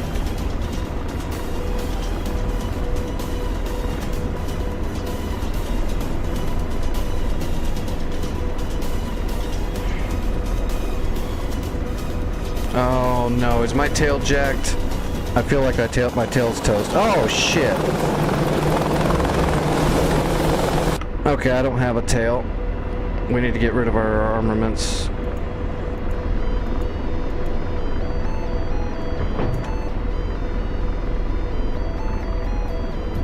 Lost.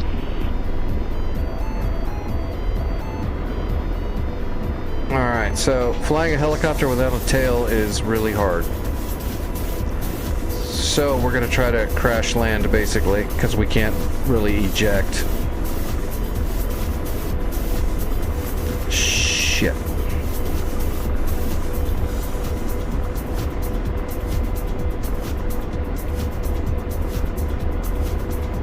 Alright, George, hold on to your butt. We're gonna do some of that pilot shit. Actually, we're already doing that. That's why we're not falling. Ah, crap. Man, if the wind changes, I am screwed. Try to coax it down, right down up there in the valley in between those trees is the best I can do. But if I lose this attitude, I'm gonna start spinning. Right now I'm pushing into the wind, which is causing me not to spin out. Oh shit, there's power lines.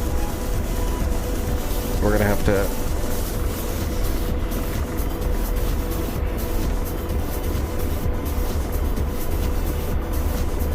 Aw, dang it. That power line's hat made me adjust. I think I just lost my ability to not hit a tree.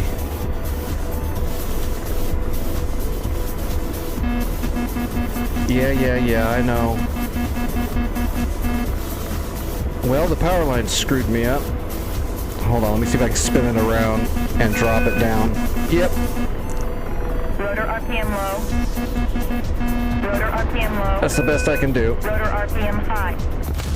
Oh, why did it blow up? That was perfect. I laid it out right in the water. Screw that. That was a great landing. No tail. I laid it into the river. That was perfect. Alright, we're gonna have to go back and kill that gecko now. I didn't know there was a gecko. We have no interest. So it's hardcore. Unless we've got sensors on it, so like you can see all these things look like there's nothing there. There's lots of stuff there. You just can't see it yet. So until we get a scout over it or somebody flies over it, we don't know what's there. All right, so let's go up in an A-10. Yes, I've been flying off and on my whole life.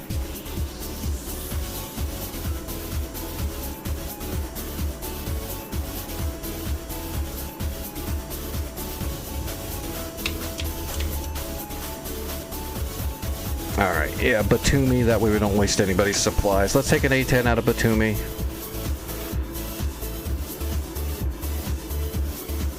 Stupid gecko, ruined my entire plan.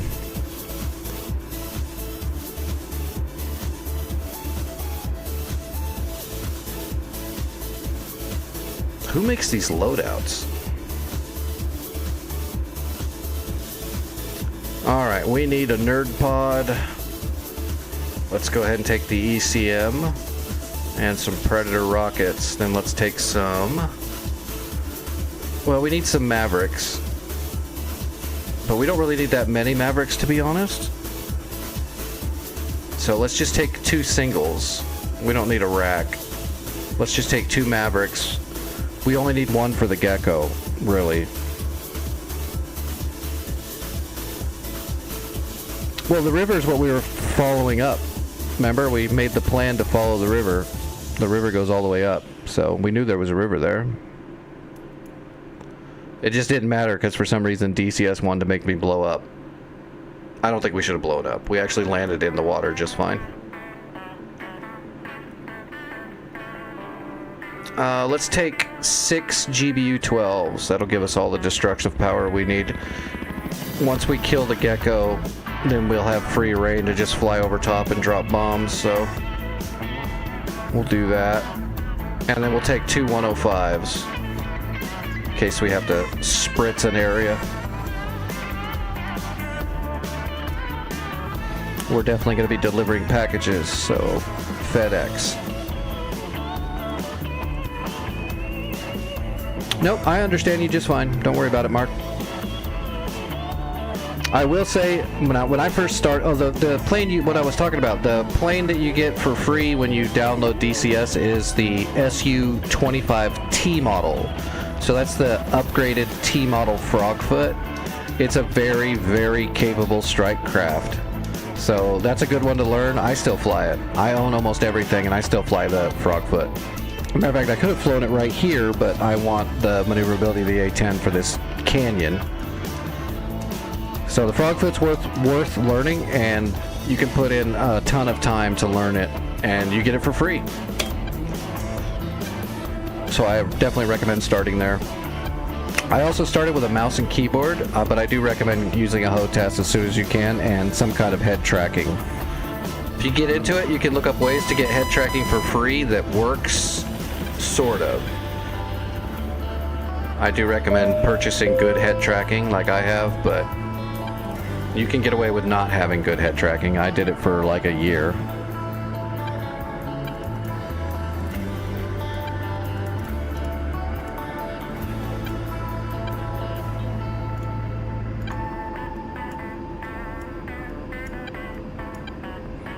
Alright, on. Everything's good. Boosters are on.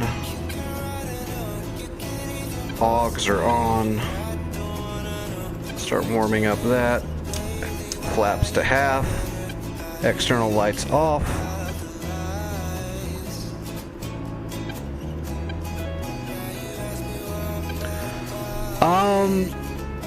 The 1000, that's the Thrustmaster. I couldn't tell you, I've never used it. So I use a full-on Warthog HOTAS, like the official sponsored HOTAS. It's literally the real A-10 C2 stick. It costs like $600, I think, for the throttle body and stick, but it's worth every penny. It's a real stick. It's nice and comfy. It's nice and heavy, like it should be. I've never used the 1000. I did use an X56 for a minute, and I could not stand it.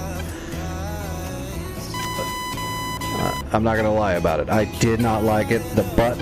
I'll tell you what the X56 looks like. It looks like someone looked at a picture of a stick and then tried to design a stick that looked like that, but didn't know why the buttons were in the places they were. Because all the buttons were at the wrong heights and in the wrong spots to actually use any of them properly. And the stick was so light, you couldn't, for one, you'd have to like bolt it down, but you can't really bolt it very well to your desk because it weighed like 2 ounces.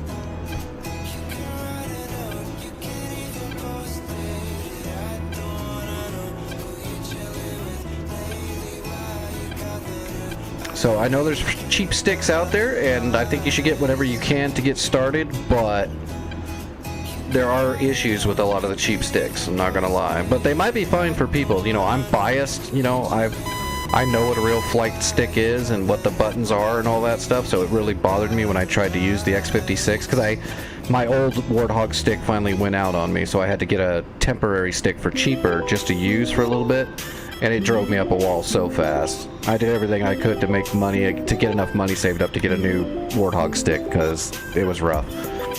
Like the pickle button and the trim hat sat lower. They're at the top of the stick, and below that is the TMS and DMS, which every jet has a version of a TMS DMS somewhat like that, and they're supposed to be lower on the stick and stick out less than the stuff that's above it. That way, if you're using your TMS and you have to hit the pickle button, you just reach up and it's right there. Or if you're using the DMS and you have to use their trim hat, you just reach up and it sticks out farther so you can use it. On the X56, the friggin' pickle button trim hats stick out less than the 2 buttons below it, which are the TMS and DMS. So to actually use the buttons on the top of the stick, you have to reach your hand off the stick, reach up and over those other buttons to hit them. It was just stupid as shit. I don't know who designed that. Again, I think it was someone that didn't know anything about it and just saw a picture of a stick and then made one thinking that that's the way it works or something. I don't know, but it was horrible. I still have that stick. I've probably put maybe 15 hours of flight on it before I got it replaced pretty quick.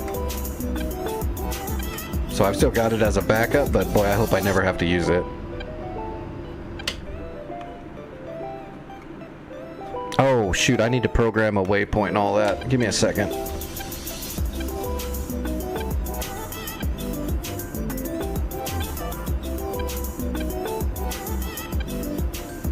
Absolutely, Tree. This is so close to the real thing. Even for me, because I've got muscle memory. I am disabled now, my body's kind of messed up, so I have to deal with a lot of messed up shit. I don't want to go into all that, but because it's so realistic, when I start pulling G's in the game, my muscle memory kicks in, and sometimes you'll hear me talking about pain's getting pretty bad, or I'll grunt a little bit when I'm flying, and it's because the muscle memory causes me to flex my muscles like I was flying, which hurts a lot. That's how real DCS is. I'm just hurting myself because it's so realistic, which is a good thing. I like it.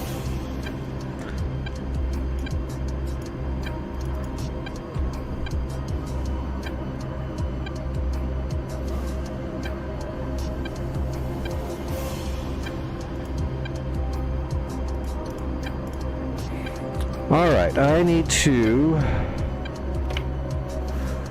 Let's grab a GPS really quick. We don't have any pre-briefing on this area, so we got a GPS. That's all we need.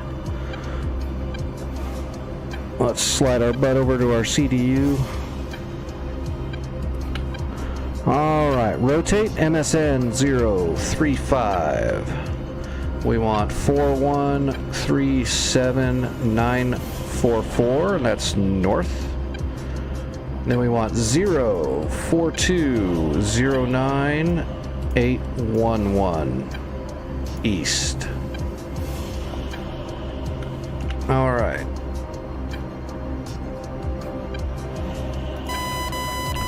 Okay, so now when we go up here to our CDU, we should have a new waypoint labeled MSN 035 in the memory bank. Right there. MSN 035, and that should be that place up the river. You'll see a white cake. That should be right there where that gecko is. So let's go blow it up. It was rude to me. Yep, that looks right. Right there on the riverbed. Perfect.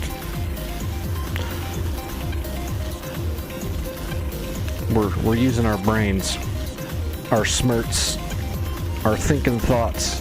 Let's go ahead and put our jammer on SAM 1 to try to mess with that gecko. And I imagine we're probably going to have to fly out over the ocean a little bit and gain altitude. We want to get a little bit. Yes, I was a pilot off and on. Unfortunately, because of medical conditions, I never got to personally join the military myself. I just grew up in the military. My biological dad and my stepdad both. Biological dad was on the Ranger aircraft carrier. Stepdad was an A-10 Warthog engineer. I got to fly all kinds of shit until I got disabled, but I never got to join the military directly. Couldn't do it.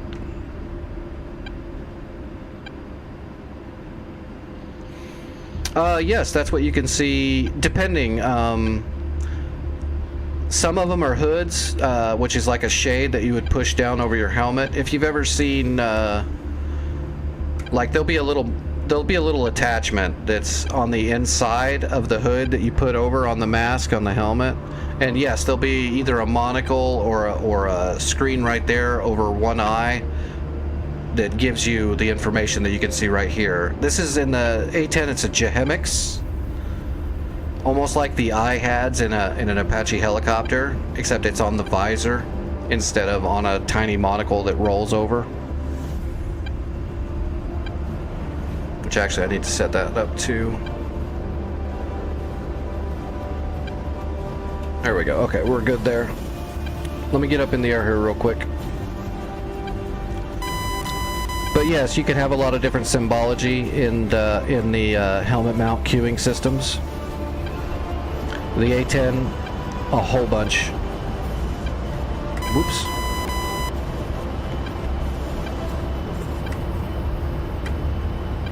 I didn't turn off the NSW. Alright, here we go. Let's get in the air, and then we can shoot the shit on the way there. Rotating. Oh, wow, we're heavy. Oh, yeah, I brought all those bombs. We'll leave the flaps down for a little bit longer than normal. We're gonna have to lollygag for a bit to get some altitude.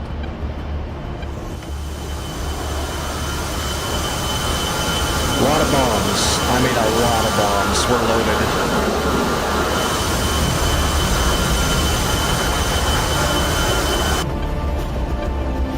Alright, flaps up.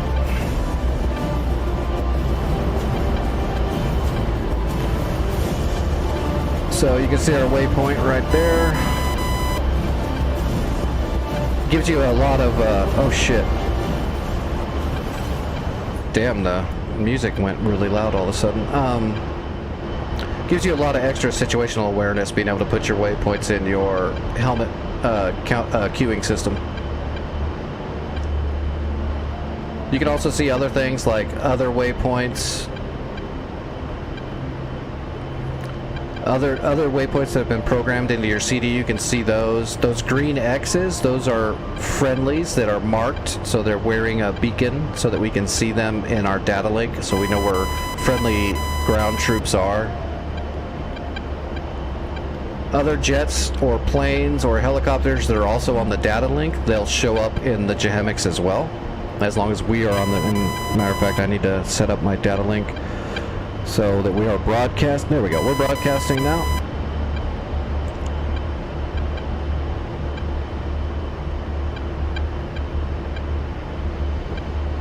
All right, let's go ahead and turn the Mavericks on. They take 3 minutes to align and warm up.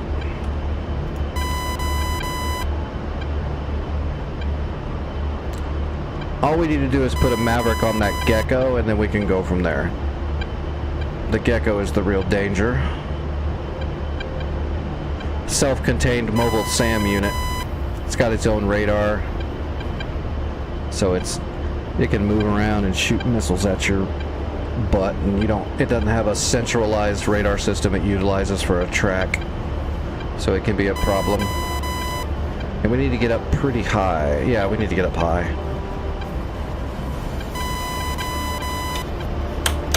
Let's go ahead and latch on about 4 degrees.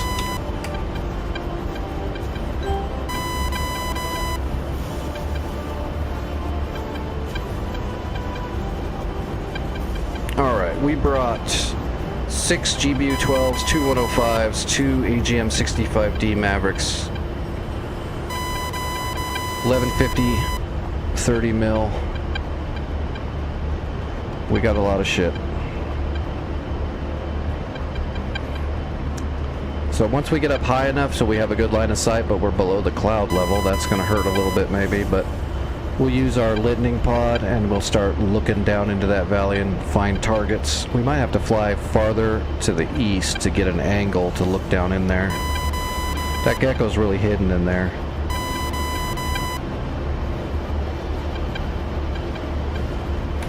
Yeah, we might have to fly closer to over here to get a good angle in it. How are the boys doing? Well, Katusi's fully upgraded.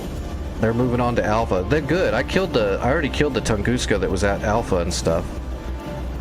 They didn't kill the fuel. We'll have to come back and do the fuel depot. And there's 2 Fox Bats coming in. Oh, yeah. Alright, 2 Fox Bats. Inbound. Whoops, northeast to Katusi. I'm not in their Discord on comms right now, so I'm just gonna tell them and hopefully they notice that I'm telling them that.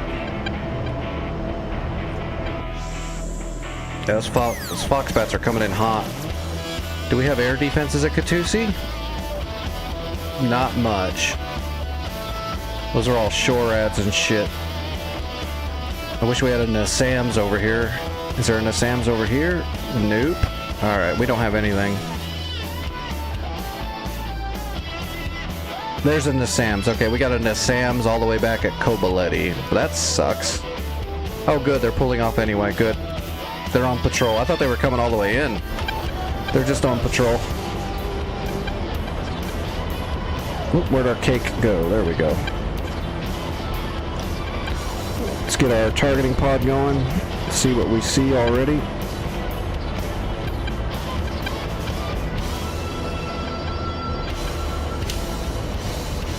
Okay, you can see there's a ridge right here, and I believe that there's a ridge right there too, so I think the gecko is in between this ridge and that ridge down in there, which is why we can't see it. It's hiding down in there. It's a really good hiding spot too. We'll get him.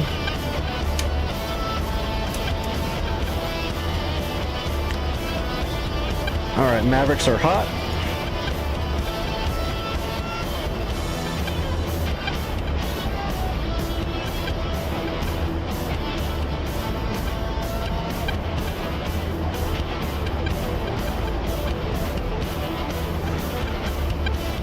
We'll just keep heading northeast. Yeah, I bet you when we get over to about here, we'll have a pretty good angle. We might even get it a lot sooner than that.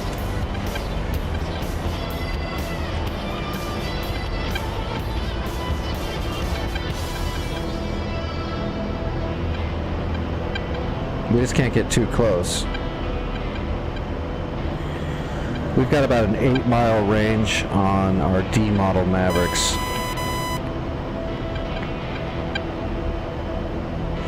That's the one. OSA 9K. They'll ruin your day. I've even got my SAM boards in here. I put them on my knee board.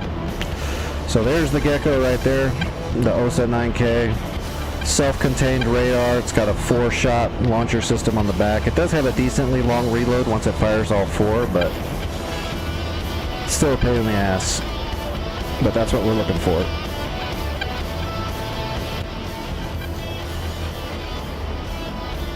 Hello, Alexander. How are you doing today? Or tonight? Or whatever time it happens to be where you are. Alright, we're at 16,000 feet. We're going to level off. Let's start heading directly east. We might be able to go up a little bit higher, but... So once we get... You see that ravine right here? This ravine right here? Once we get over here, we should have a pretty good tunnel to see the target and be able to roll into it and follow it in.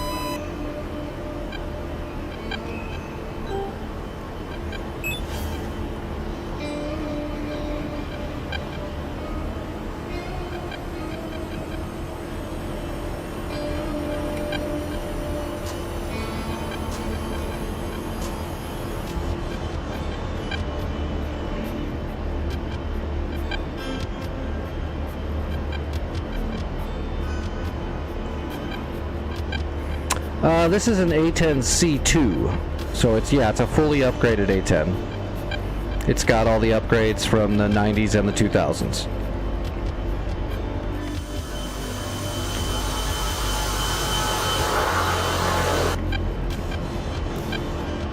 Is there another ridge there I'm not seeing? Alright, let's get into more of a position. Still not seeing what I want to see, unfortunately. Damn it, there's another ridge right there. I gotta go.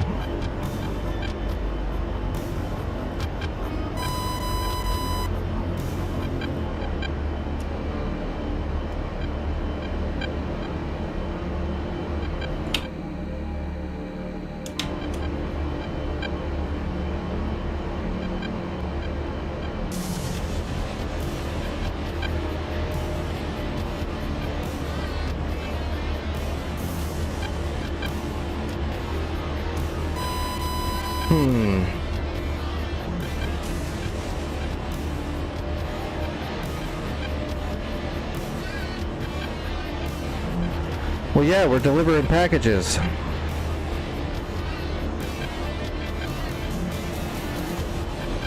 I am Santa Claus. Except I'm delivering packages full of freedom. Alright, something is up with my GPS. I think I'm a little off.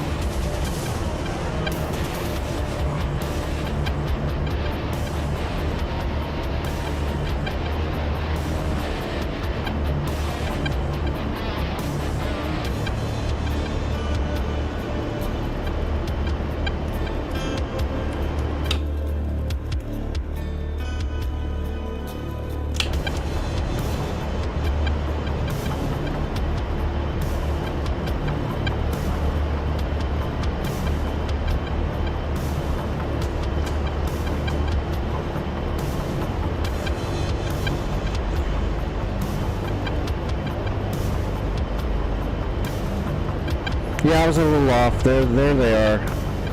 There they are. Oh shit, look at that. Does that look familiar right there? See that? See it looking right at me because it's a piece of crap? Oh, there's a factory there too. Well, son of a bitch. Alright, there's the Gecko, and that's a Tunguska right there, right next to it. So that's a whole lot of anti-air power. Alright, I got him. Warning, autopilot. Nope, turn that off. We're gonna do a double ripple. We're gonna try to get the Tunguska and the Gecko in a single flight here. Single shot. Here we go. Rolling in.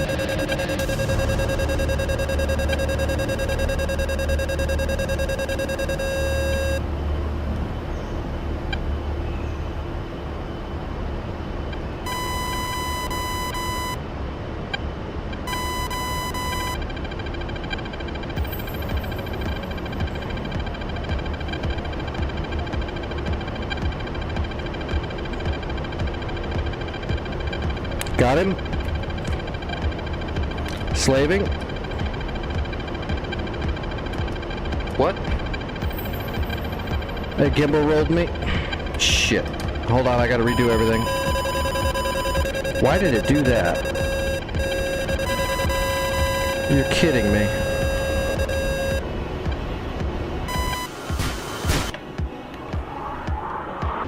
That is ridiculous. Why did it roll my friggin' targeting pod?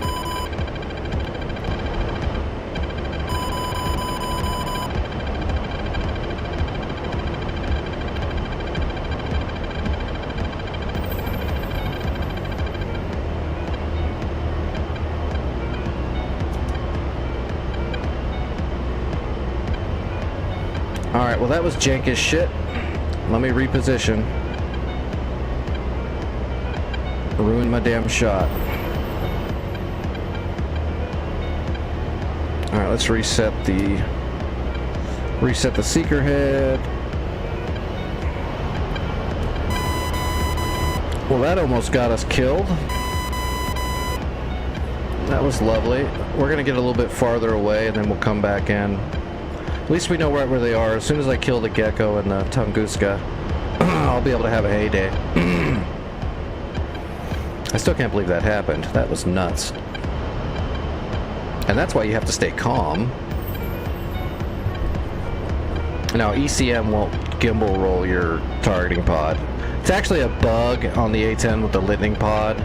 You can gimbal roll, but I didn't do anything that would gimbal roll it. I had an inertial track set, and it's still gimbal rolled. It's a bug. So if you have a point track on your targeting pod and then you start maneuvering hard, that can cause the gimbal to roll on the targeting pod. But I had an inertial track. I didn't have anything locked or looked at yet. And then when I was almost straight up and down on it, then I went ahead and took the point track on it, and then it gimbal rolled after that. So yeah, that's just a bug. It happens every now and then. That's why you try to always make sure you're in an inertial track. So like right now, my targeting pod's in an inertial track, so I can maneuver around and it's going to stay looking in this general direction. When I come back around, I will move it. Oh shit, what is that?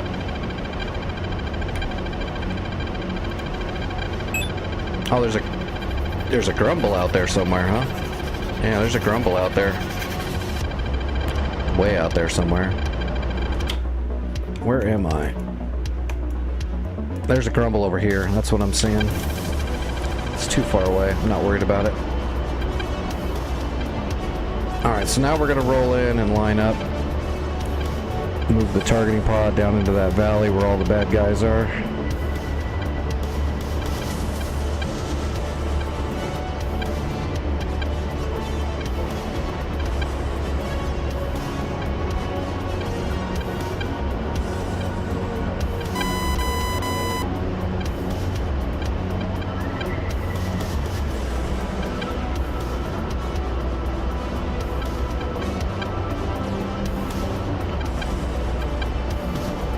Wasn't it right there?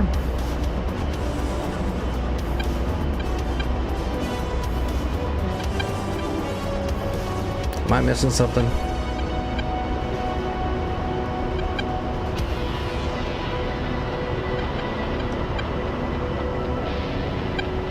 There it is, okay. Alright, where's the gecko? Right there.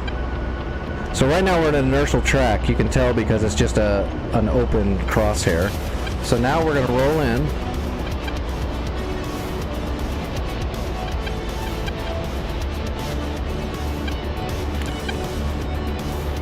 Now when I get closer to being lined up, we're going to go ahead and switch to a point track.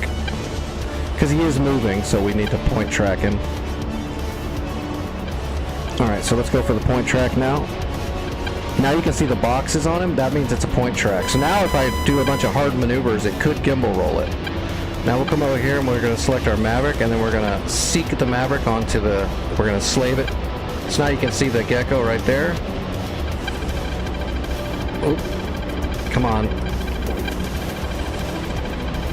Got him. Rifle. Now we want to hit the Tunguska right in front of him. Right there. Rifle. There we go. 2 Mavericks away. And we're going to remove the point track, so now we're inertial tracking again. That way we don't gimbal roll and break our nerd pod. The higher ups in military management do not like it when you break their $1 million targeting pod. They get really pissed. Get all whiny and shit.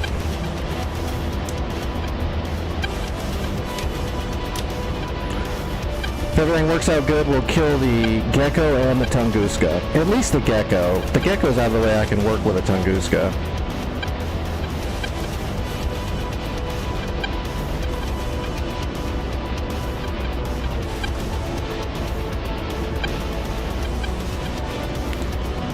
Boom, boom.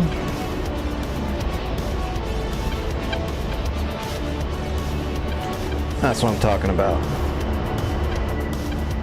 All right, now we're in business.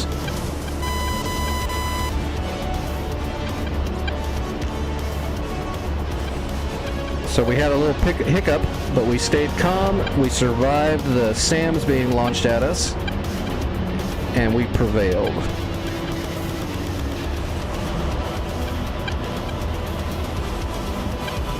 Now it's time to kill everything down there.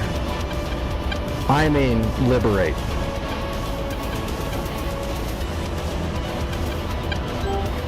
Alright. Let's see what we got going on here. Well, these guys look lonely. So that's marked. I've got a little cluster munition to share with them.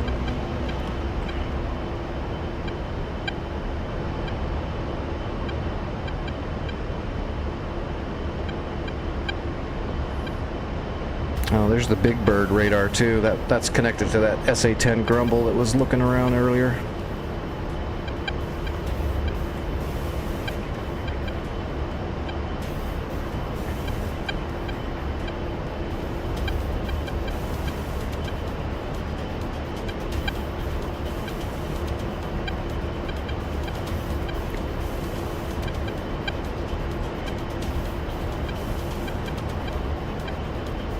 Alright, 10 seconds, but we're going to overfly the zone just a little bit. I see 3 T-55s is what they look like, and then I'm not sure what that other thing is yet. Alright, we're in the zone. We're going to overfly it just a little bit because these are GPS guided bombs like a JDAM, so we want them to have a steeper angle when they turn in. Pickle 1. Pickle 2, 105s are away.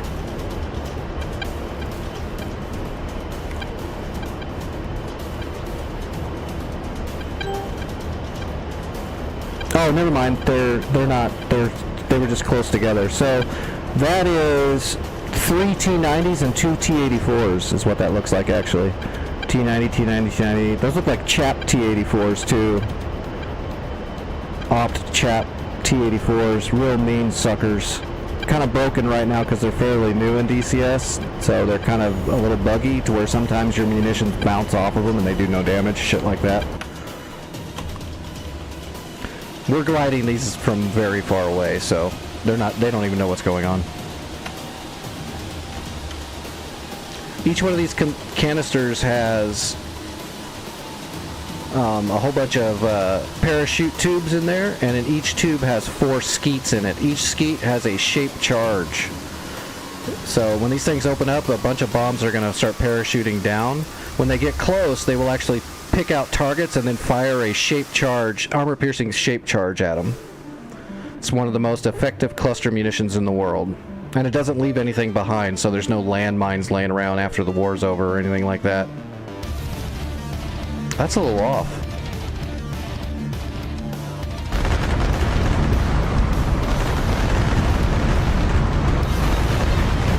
Oh, they're T-72s, not T-84s.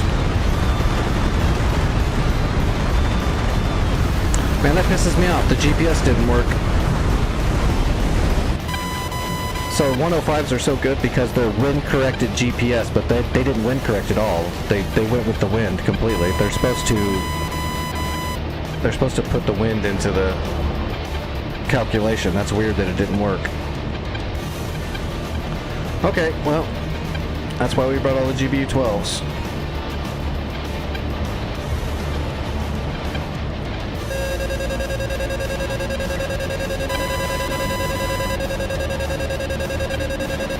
Yeah, Raptor, I remember you.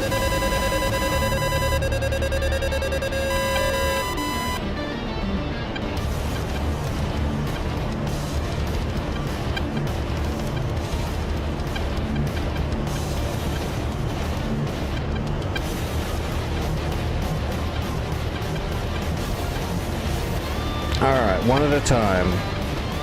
We'll drop a 12 and laser it in.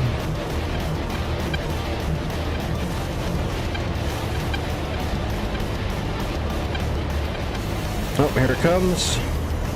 Holding down the pickle. Bombs away. And we are lasing. Oh, there went a good secondary explosion. We're going to aim this 12 right down on his hatch.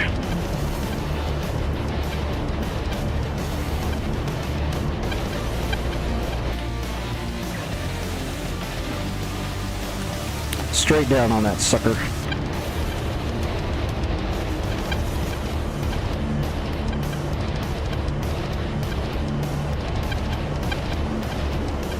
Give me some good splash damage.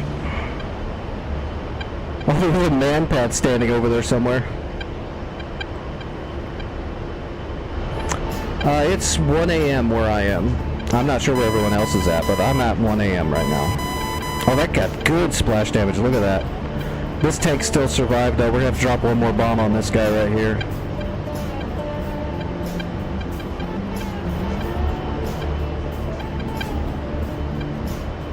Still a good bomb, though. Yeah, I didn't see those buildings. We're going to have to come back with some bigger bombs. We're going to have to drop some fat JDAMs on these buildings when we come back. We'll have to grab like a Hornet or something and drop some JDAMs. Oh, we could bring a Hog back out if we want to. We can put a couple of 2,000-pound penetrator JDAMs. Alright, that's marked.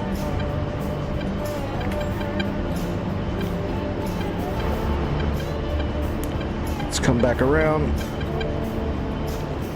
Yes sir, A10C2.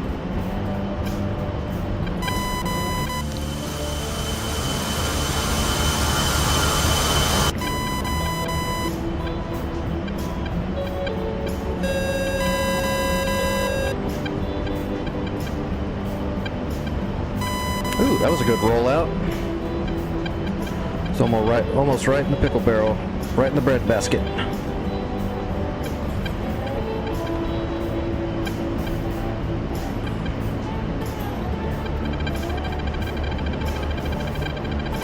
.29 radar.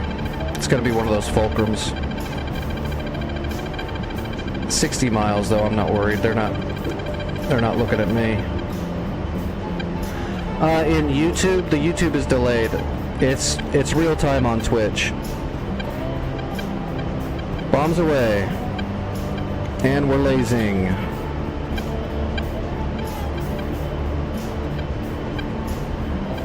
That looks like a T-90 because of the reactive.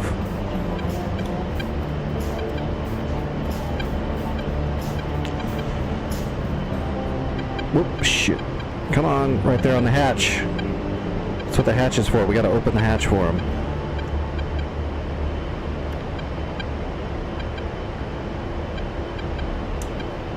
Direct hit. Laser off. Okay, those babies are done. Alright, we need to find next targets.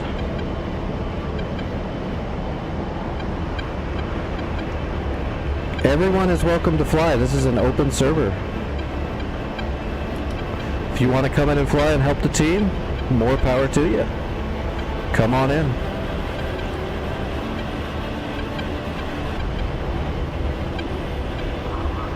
Alright, we need to move around a little bit and find the next targets.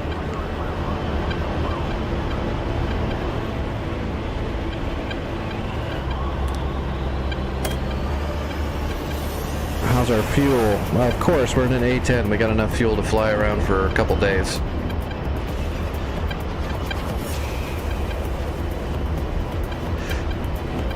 Yeah, it looked like a T-90, but it might be some chap unit. There's a... Oh, what do we got? There's a lot of weird... There's some other stuff on this server.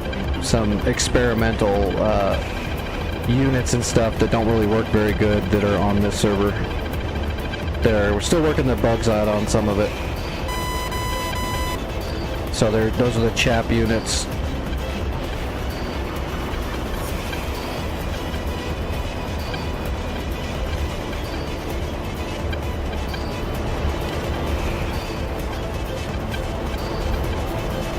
Alright, let's get parallel. This is North Pole.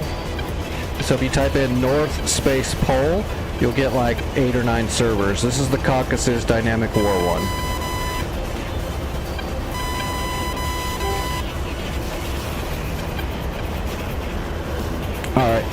here we go. These guys are, oh, technicals. We like dropping bombs at technicals.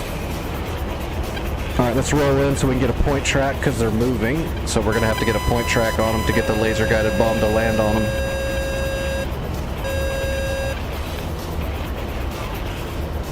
And we need to line up before we get a point track. That way we don't roll our targeting pod. There we go. Point track, we got him.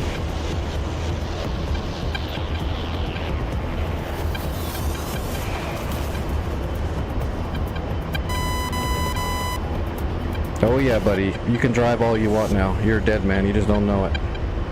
Whoops.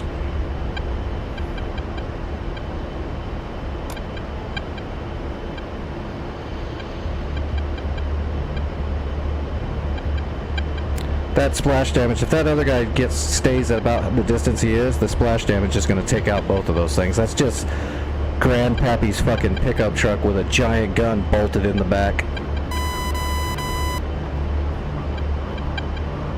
And holding the pickle, bombs away. There she goes. And we're lasing. Let's go ahead and latch so we can watch this one. Make sure we're good. We got a point track. We're lasing. Looks good.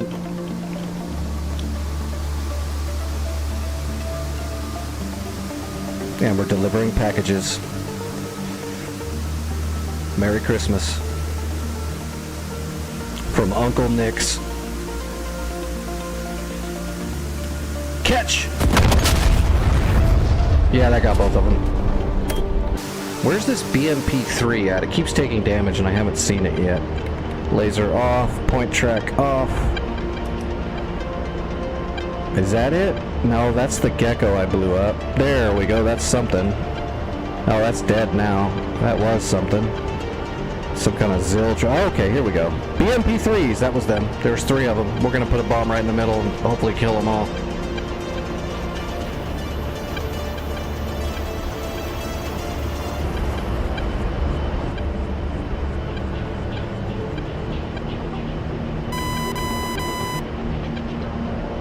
That truck was a Uriel 4320T. Just a big old garbage truck. Alright, let's get parallel. I want to get the target on that BMP-3. I don't think they're on. I think they're just sitting there on a pad. Oh, I should have got a little bit more distance. Okay. Let's just roll in and do it. I don't want to get that close yet, Raptor, because I don't know everything that's down there. I have 0 intelligence on this point, so I'm just using my targeting pod as my only sensor, so I don't know if there's man pads hiding somewhere if I get down lower or stuff like that, so I'm just trying to be careful.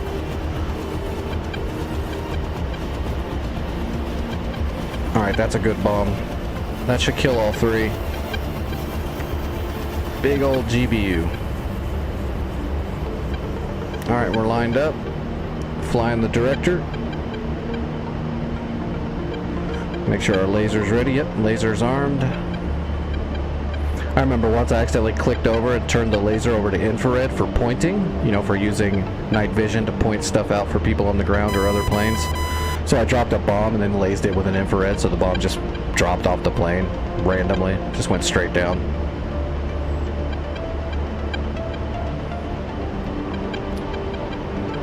Bombs away.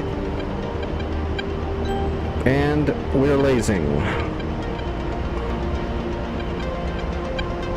Those BMPs are very light armor. They're gonna get way toasted. Well done. With the infrared, we might actually see the bomb come down right here really quick.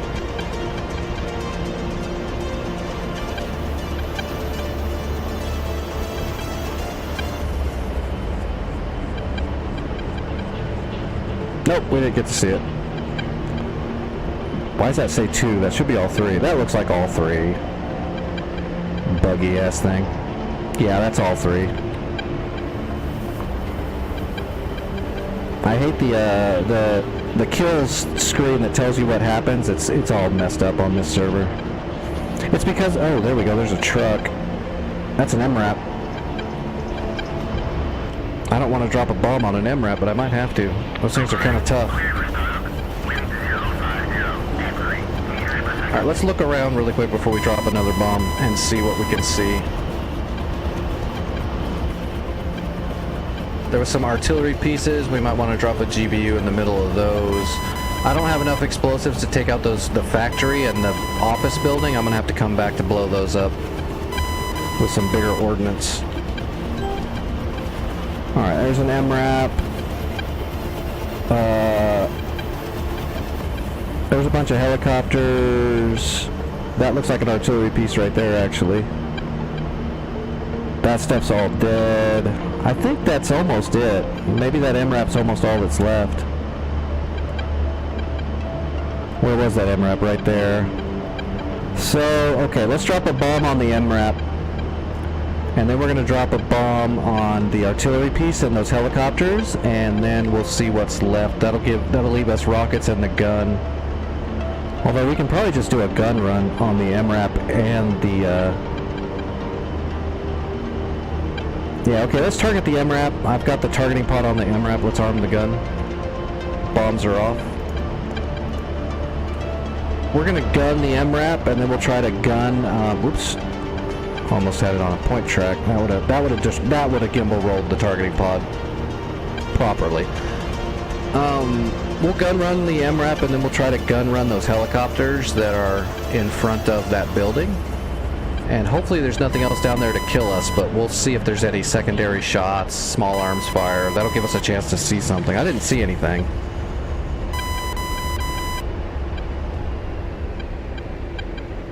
Alright, arming the gun.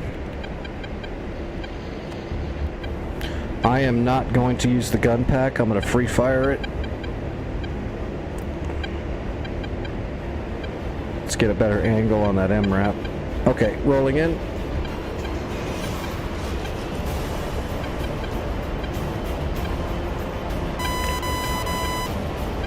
Yep, okay, so now we know that diamond is where that MRAP is. Okay, I can see the MRAP now with my eyeballs. Slow down a little bit. We can start shooting at about 1.8 miles. Here we go. Pull up, pull up. Oh, that's not an MRAP, it was a... Oh, there's guns. Pull up, pull up.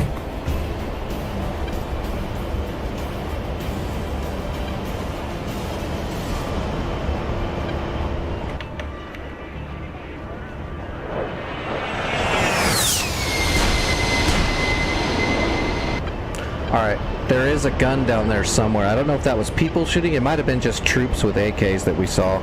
It's still gimbal rolled. See, that's stupid. It shouldn't have gimbal rolled. We're on an inertial track. So we're going to put that in standby and reset it. Now it's looking in the mountain, right? Yep. We're going to drop a bomb.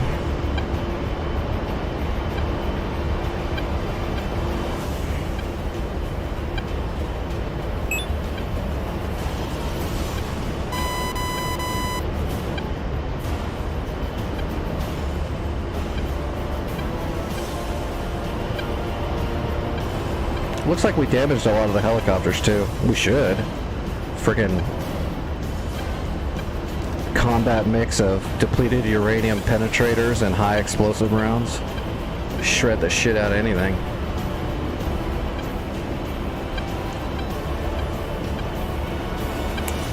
What is that? Oh, that's a flak gun. That's a big gun. Okay, yeah, we're definitely dropping a bomb on him. It wasn't shooting before because we were high up.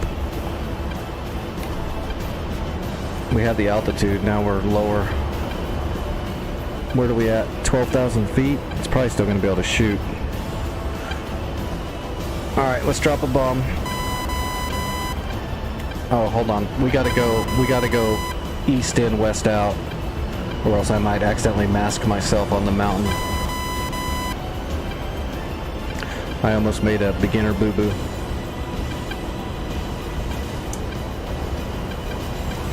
Yeah, that's a big old gun. Look at that sucker.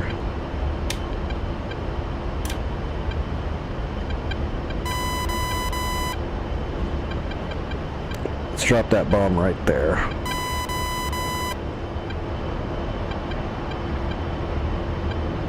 Okay, that'll be good. We could drop the bomb up this way, and then when we peel out to the left, we'll maintain.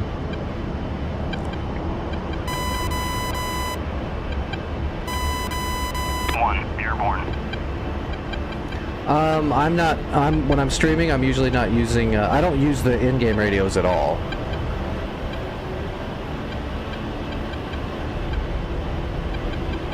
While I'm streaming. I do have SRS up.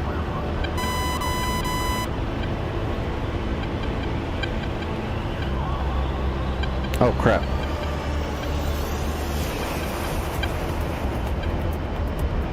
I'm gonna have to come back around.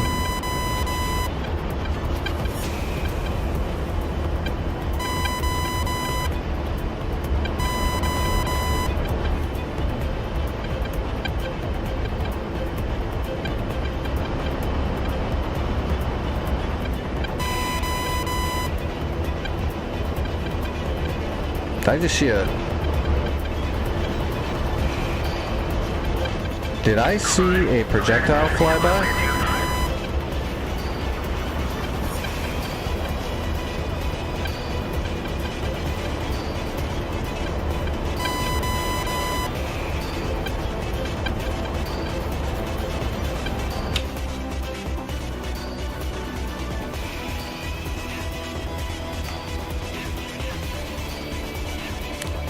Yeah, they left the fuel depot. We'll definitely have to, once we're done taking care of this point, we're going to have to go take care of that fuel depot. Can't leave that behind.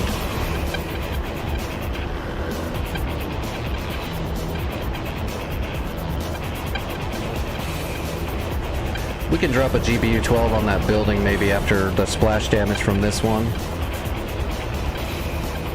That might crater that building a bit, like it should, but DCS is a little kinky when it comes to buildings.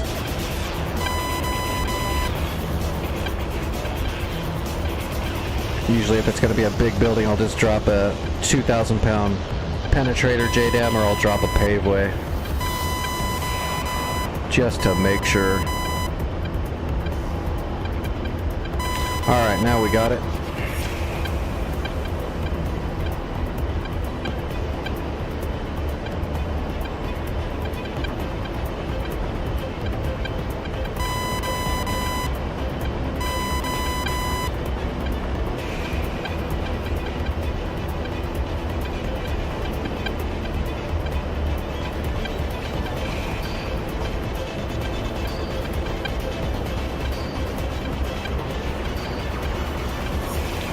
Seconds.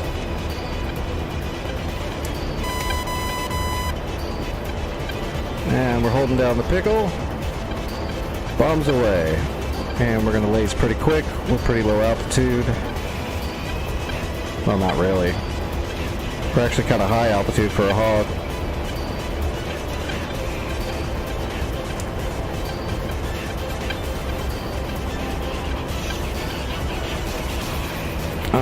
Give me that artillery piece and what else is around there. Wouldn't hurt my feelings if one of the buildings crumbled or the factory blew up. We got a Hind and we got that artillery piece, that flak gun.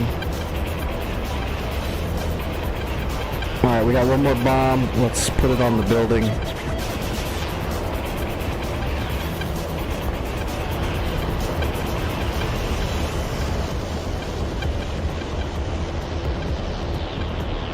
Still got over half a tank of gas. We haven't used that much liquid dinosaur.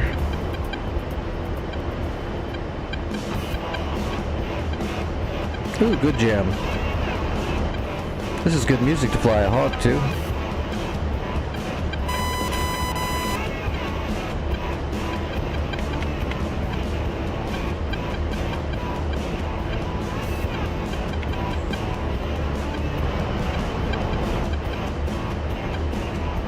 Well, there you go, Knight. You could either bring some big bombs to the mining facility to blow up the factory, or you can start shacking out anything at the fuel depot. Or really, you can do whatever the hell you want.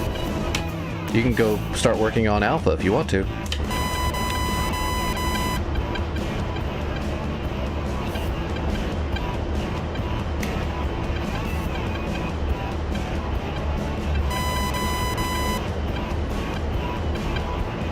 Alright, I'm dropping my last GBU-12.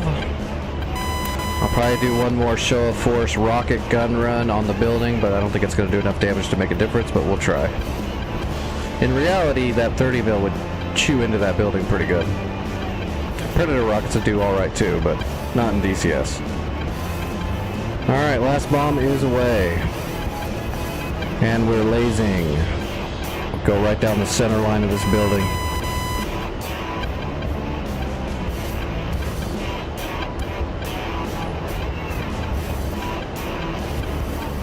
There we go, hit it right down the middle.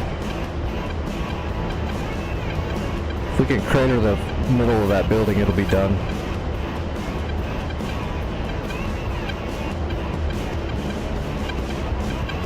Oh my god, it worked, yeah. Awesome. The one building is shacked, so just the factory is left, but we're definitely not going to be able to take out the factory with a gun. I've tried it before. We'll give it one shot though. We'll give it all 7 Predator rockets and then we'll hit it with a gun as well. I just know it's not going to do anything. But you don't get paid to bring bullets back. Here we go.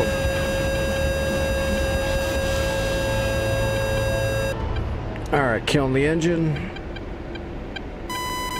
These are laser guided rockets, so put our targeter right there. We'll laze all those rockets right in.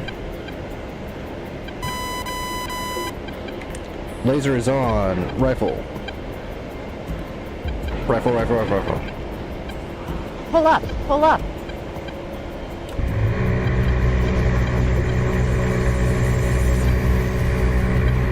Pull up. Pull up. No damage. Okay. Altitude. Altitude. I am RTB.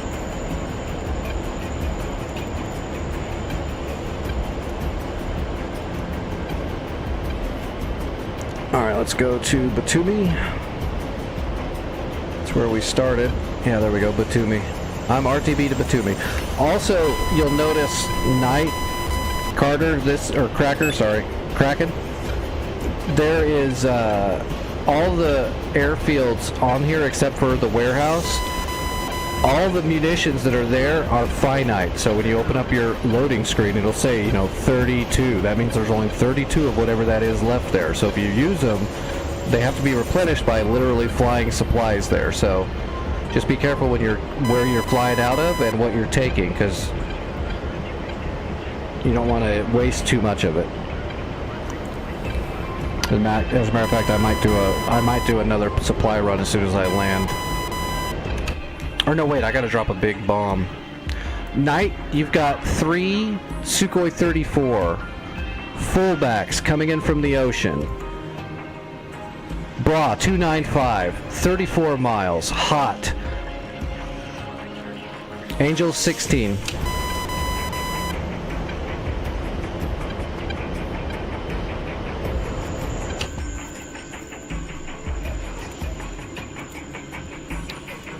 New Bra 299, 31 miles, 50 miles, hot. Angel 16. The leader is the one I'm giving you the bra on. The 2 trailers, wingmen, are about 6 miles behind. I'm giving you the bra off your nose. Bra 304, 25 miles.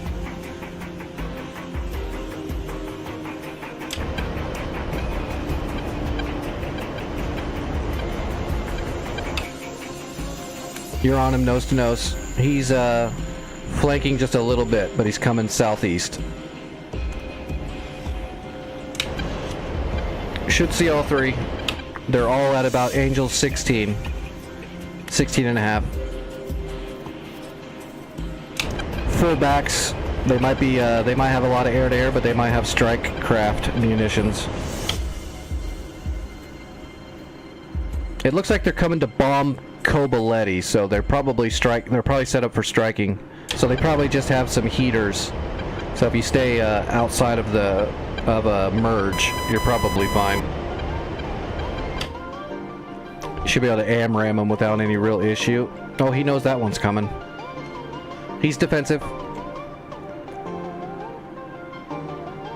That's 2 AMRAMs you got out on him.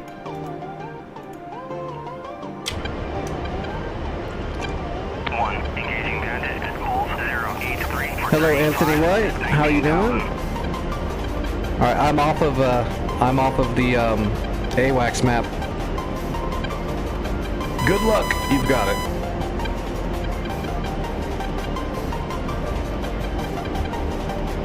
I need to start getting trim here and getting ready to land.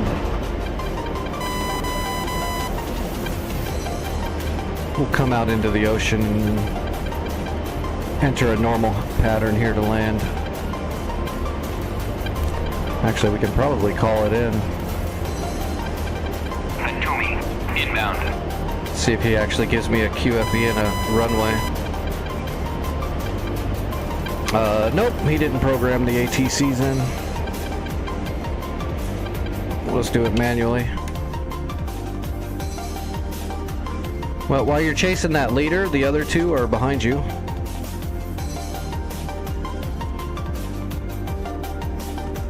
They look like they're still going for Kobaletti though, so they're not turning on you to shoot you yet. They're going for the strike on Kobaletti.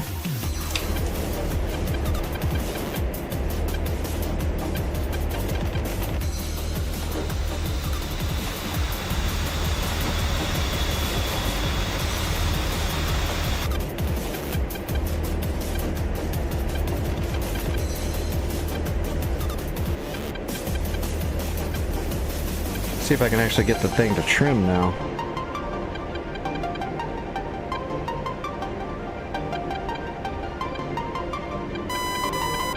That's probably as close as I'm gonna get it, really. It's being a little wobbly. We're a little out of balance, but for some reason the A10 and DCS, if you have any balance, out of balance on your pylons at all, it just will not let you trim it.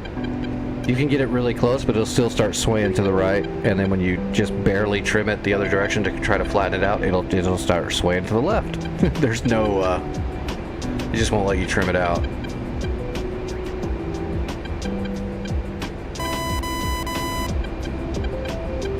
All right, let's roll into final.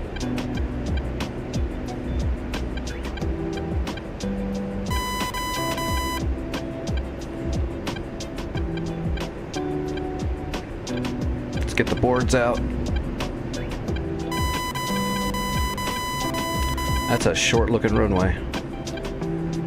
I should have looked that up and see how short it actually is. Well, we'll just do a full slow stall.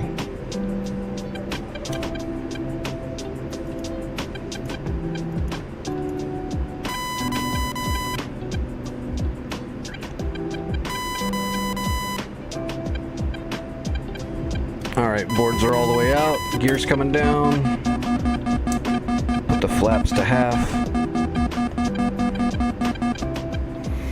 As soon as we get lined up, we'll put the flaps down to full.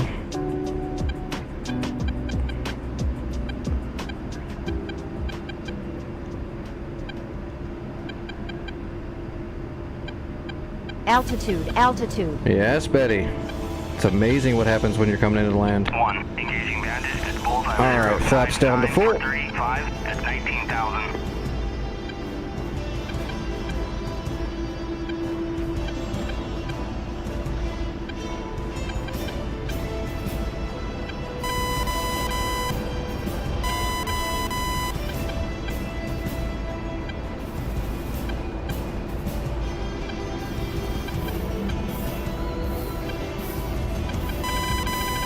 Oh shit. I'm being painted by a Tomcat. Is that a friendly? There was a dude in here earlier that tried to friendly fire me. Luckily I was able to notch the missile and dodge it, but hopefully that doesn't keep happening tonight. 1, splash bandit at Bulls 101 for 30 at 18,000. And we're on speed. Nice and smooth. Keep the nose up and aero brake like a boss. Okay, nose is down. Whoa. Engaging bandit at bullseye 102 for 29. I swear, DCS, you guys really need to program ground friction into this game and ground effect. Low altitude air and the ground friction not being in the game properly is just harsh.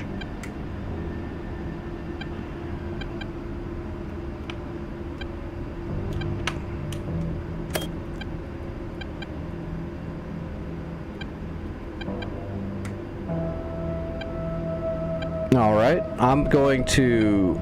I think the only thing I have to do now is to kill the factory that's there, so I really just need to drop a couple of big bombs really quick. I might do it in the A-10 again really quick. I've already got my waypoints programmed into the CDU. I'll probably just grab 2 penetrator JDAMs and then just take off and go do that really quick. That way the point's done. I'll put some other munitions on here just in case there's other stuff that I don't see, but I think I saw it. I think I got everything except for the factory. I'm pretty sure. I looked all over the place.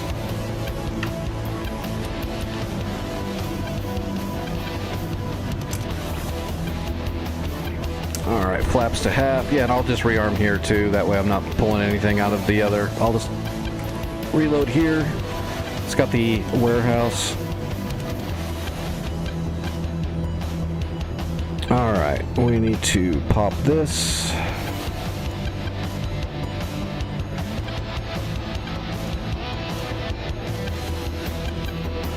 Alright, we're gonna have to redo the DTS.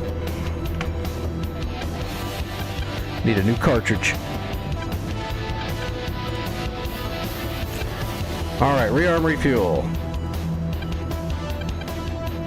So we need the lightning pod, that'll stay on. We'll go ahead and take... We don't need the ECM pod this time. We'll go ahead and take frag rockets this time in case there's some stuff down there we don't know about. We'll put some Mavericks on here just in case there's something there we don't know about.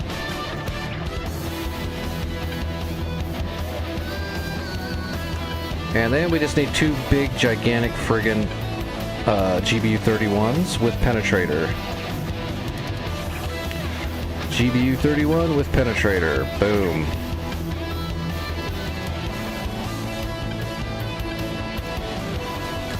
And then we drop the fuel down to about 70%. There we go. That's a winner. Request refueling. Give me some liquid dinosaur and some Request bombs. rearming. Copy.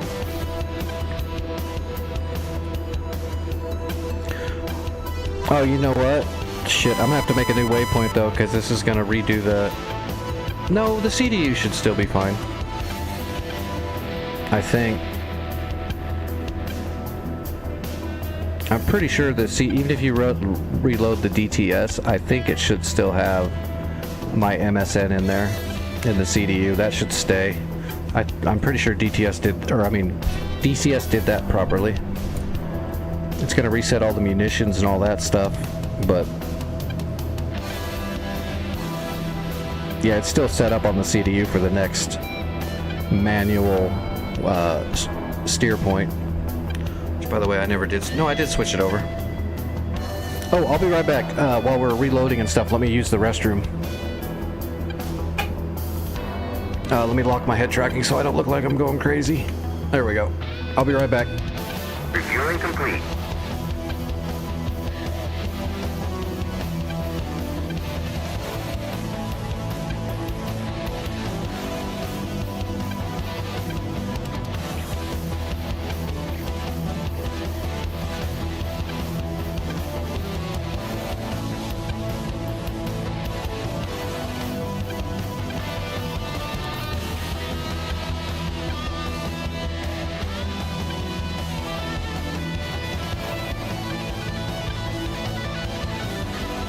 Rearming complete.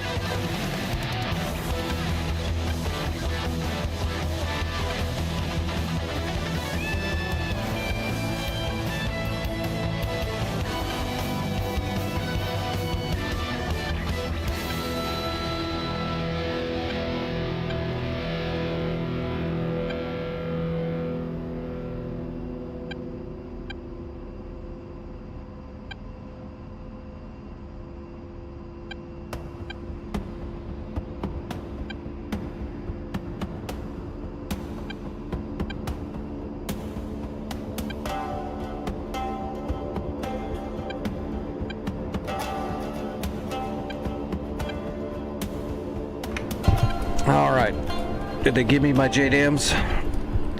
We need to go JDAM it.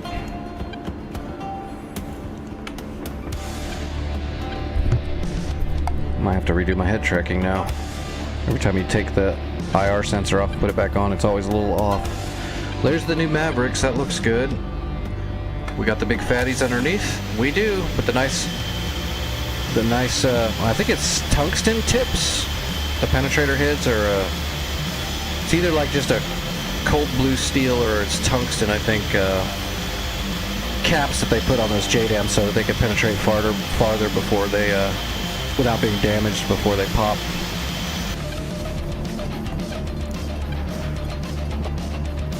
That all still looks good. Let's load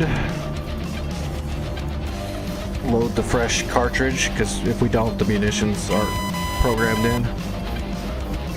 Your DSMS will just be like blank with a bunch of red boxes.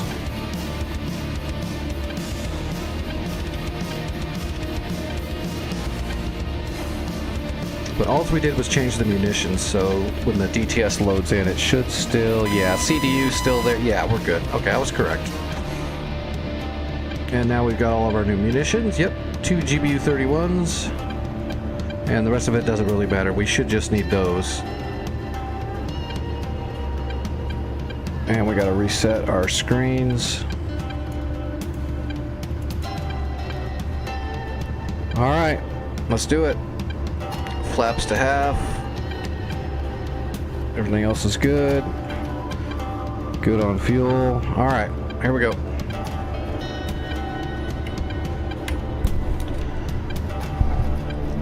We are gonna blow that factory up big time.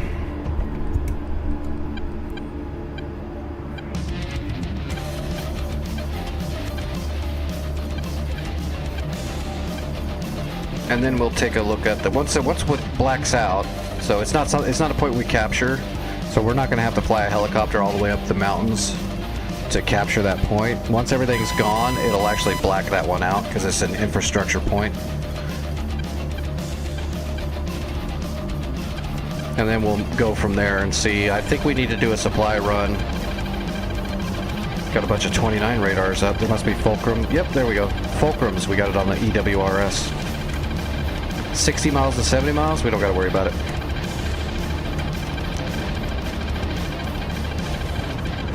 They're fighting somebody else over there, it's not us. Oop.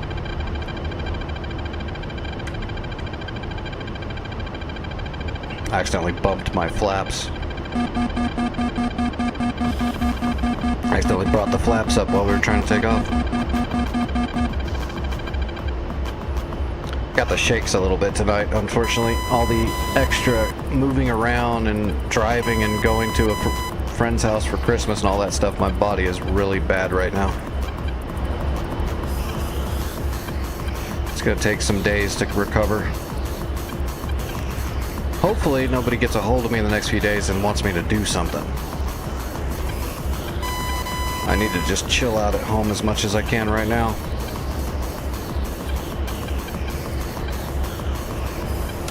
Flaps are up. Everything's up. We're on the way. Now we don't got to worry about. There's really nothing left at that point except for that factory, so we don't have to worry about getting real high and all that crap. We'll just get over there, get our targeting pod right over that factory. JDAMs are GPS guided, not laser, so we'll just make a GPS mark, SPI, on the ground right below that factory and drop our bombs to that point on Earth. Piece of cake. As a matter of fact, let's go ahead and get the targeting pod. It's not on. We gotta warm it up. Give it a couple minutes. And I believe my GPS was a little off, so it's up on the side of the mountain.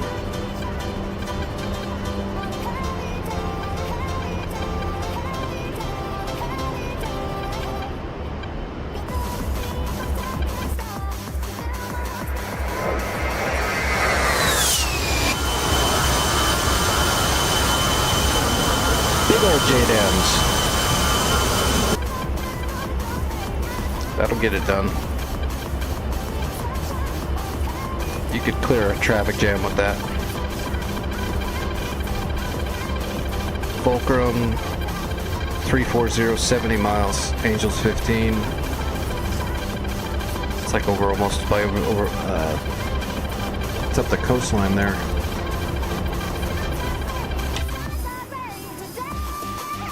Yep, right over the ocean. Oh, that's what Knight's fighting right now. Get him! In the face. In the face! Oh, never mind. Good try. Those Fulcrums can get you.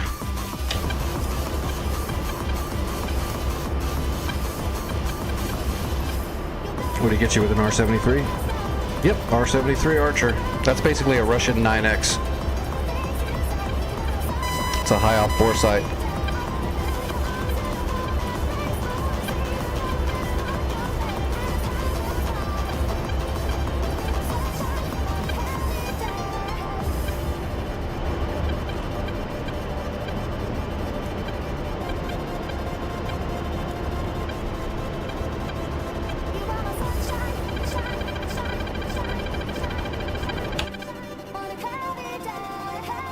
Stickless is going for him. He'll finish him off.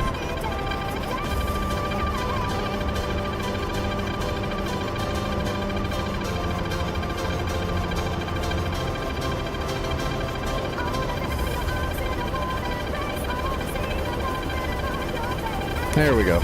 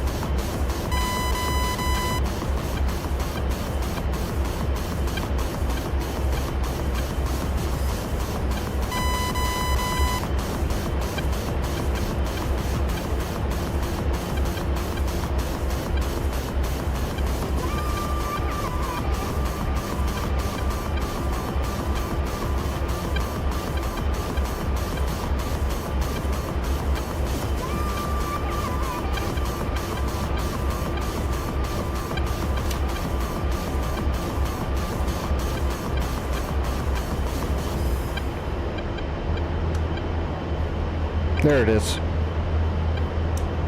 Okay, I got the factory. GPS is set. We're rolling in.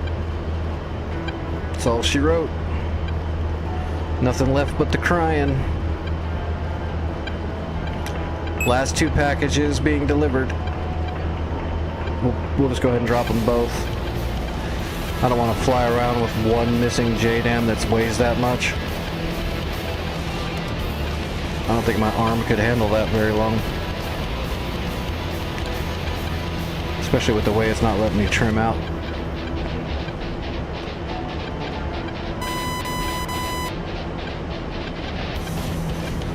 I love how close we have to get from the Hog because those bombs are so heavy. If we were going like in a Hornet or a Viper, we could drop them from a lot farther away because we'd be moving so much faster, but we're doing 260 knots. These things are going to fall off the pylon almost straight down.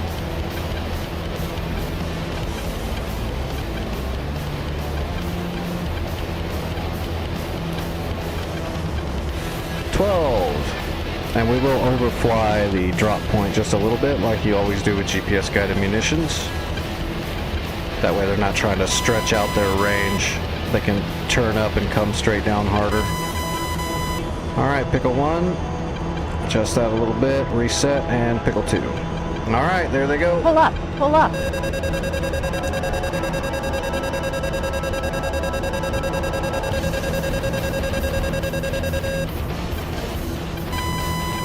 Alright, we want a front row for this one, right?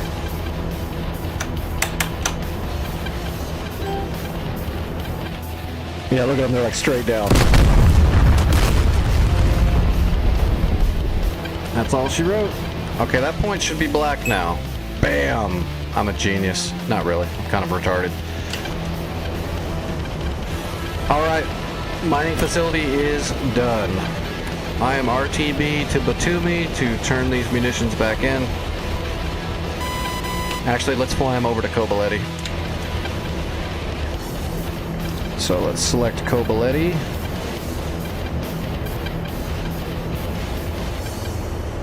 That's Kobuleti. Nope, that's not Kobuleti. Oh shoot, I've got my targeting pod still set. That's what it was doing. I was like, wait a minute, that was Kobuleti. There we go, Kobuleti right in front of me.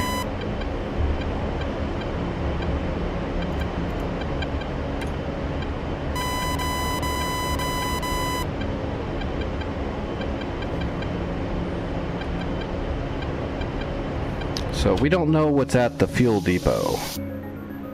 Probably at least one SAM unit of some kind. Yeah, I don't know. It depends on... As long as Sanaki Kolki and Katusi have plenty of ammo, I haven't even checked yet.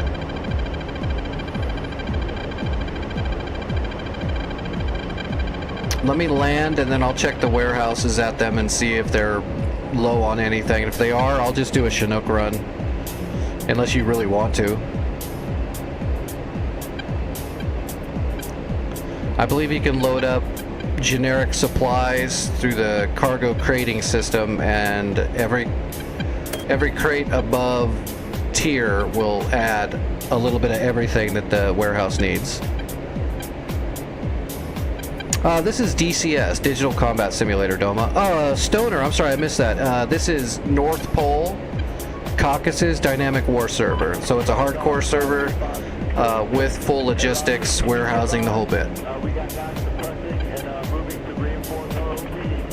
We still have outgoing fire at this time. Stand by. So if you got to actually capture points, then you have to actually bring in supplies so that you can actually load missiles and bombs onto planes.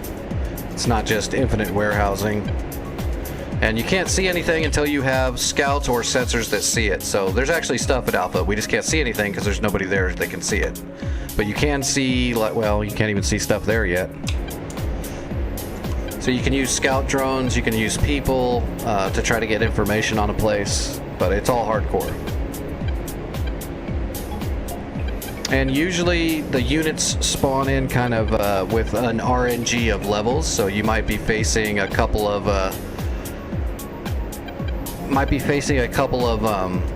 like fulcrums that are like trained or veterans, but you might get an ace in there too. So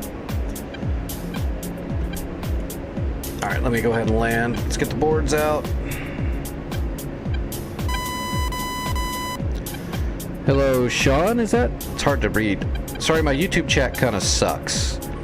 Unfortunately, because I don't have the money to pay for the streaming software, I can only stream full screen, full resolution on Twitch, and on YouTube it only lets me do like whatever it is over there. It looks like almost like a phone resolution. As soon as I'm able to make monthly money, like if I ever get my disability done, I'll go ahead and be able to do the software then, so then I can stream to both places at once at full resolution. And the YouTube side also has a delay for whatever reason. YouTube does that. Twitch is real time.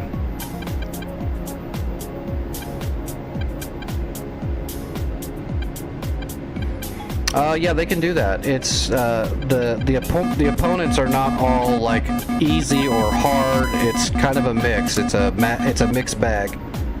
When it spawns the units, it's choosing from a pool of units that have random skills. So you might have actually had an ace fulcrum, and it was the leader that you were trying to attack. So it's very possible. You got to treat them all like they're aces, is basically what it boils down to, just like real life. Always assume your opponent knows what the hell they're doing. Altitude, altitude. And if you just happen to win super easily, just assume they were really good and they had a bad day, or you were trained really good.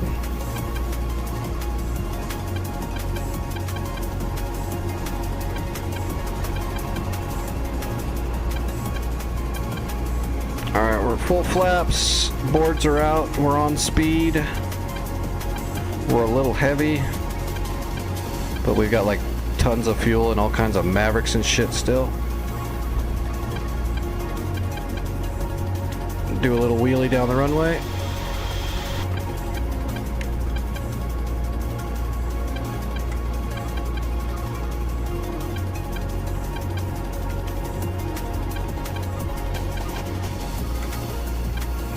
Gotta love that no ground friction. It's like taking off and landing on black ice. Always. I know I bitch about that too much, but man, I wish they'd really fix that because I love flying warbirds, but it kind of hurts it. Kind of ruins it a little bit when there's no ground friction.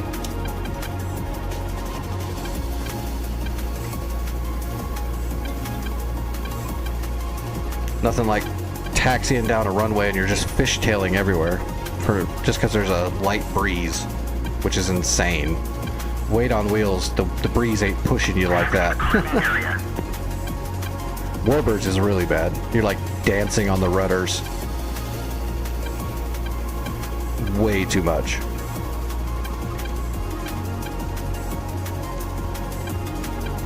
Alright, let's park this baby and retire the A-10 for now. We got a lot of work done in the A-10.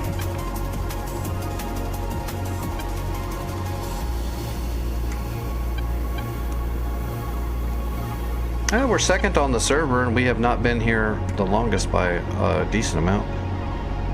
Doing pretty good. Oh, it didn't count my Havoc kill earlier. That's weird. I hate the score system. I don't really care about score that much, but I hate that it doesn't actually keep track of it properly.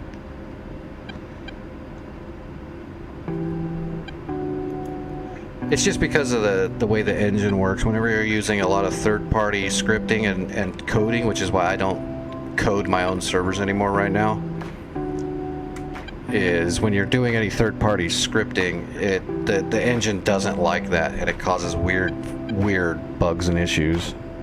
Which is why I wish they would implement Zone Commander and CTLD to the back end.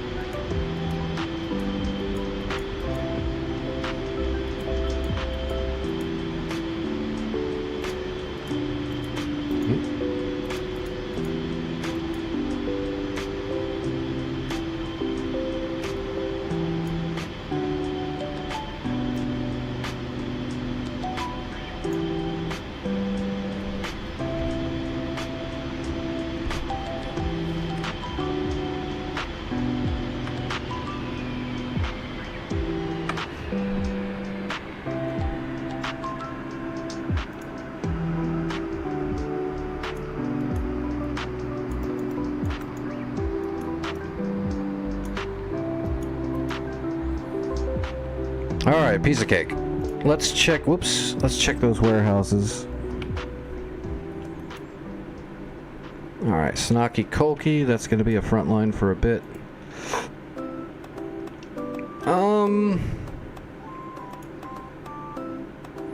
It looks like Sanaki Kolki's pretty loaded right now.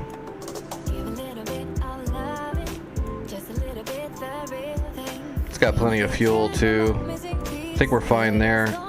I don't know. I wonder if when you tear it up, it maxes it. And there's even more. There's even more stuff at Katusi. They've used a lot of AMRAAMs, but there's still plenty of AMRAAMs in here. So yeah, we don't need to do any supply runs. Both Katusi and Sanaki Kolki are at least at 100 munitions of everything. Some places more, some places a little less, but it's plenty. So yeah, we can just keep going. No reason to supply. I think it's because everybody that supplied earlier, after that, every like 30 minutes or an hour or so, the NPCs will move some supplies too. So I think they're keeping up now. There's only like 5 of us on the server now. There was like 10 or 11 earlier, so we were going through stuff quicker. Hello, Fearless Gaming, and everyone that rated over. How are you doing this evening? I'm gonna take off and scout out Fuel Depot. I don't know what's there, but I'm assuming that there's something there. I guess I could use an actual JTAC just to see. How much time do I got? Yeah, I don't have oh, no, never mind. I don't have any time. All right. Everybody just rated over and I gotta go. Because that's the way it works. All right, you know what? We're going to do one more flight. I don't have much time, so we're going to do one more quick flight. I'm going to throw a JTAC up over the Fuel Depot just so we can speed it up a little bit. When I've got actual intelligence, I can plan out the mission. We'll put an AM9 line up.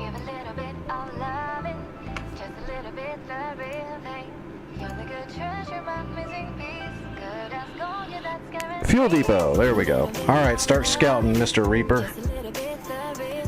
Okay, there's a gecko and shilkas. That's mean. 2 geckos. 2 geckos, 2 shilkas, and a lot of armor.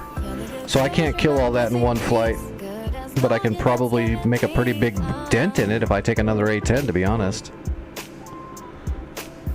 We could Maverick the geckos, Maverick the shilkas. Then we could Maverick that T90A and that T90M, and then we could use GBU 12s on the rest. There might be buildings in here too. That's a fuel depot. There's got to be an actual fuel factory here, and maybe some kind of a fuel dump as well. I'm not gonna be able to do this in 2 flights, unfortunately. So you know what? I'm going to do a single quick flight because I'm out of time. Let's do a Hornet. Let's go ahead and use broaches. I can do 8 shots. So we can kill probably these 3, 4, 5, 6, 7, 8. We can probably kill all of that in a single volley of broaches. JSOW, cruise missiles, basically. Let's do that from Sanaki. Or let's do it from Batumi so I don't use anybody's stuff. Actually, what's the runway length on Batumi? This is going to be a heavy loadout. 1.2 miles, that's good enough. We can take off. Alright, let's do that. I don't want to use any of their warehouse stuff.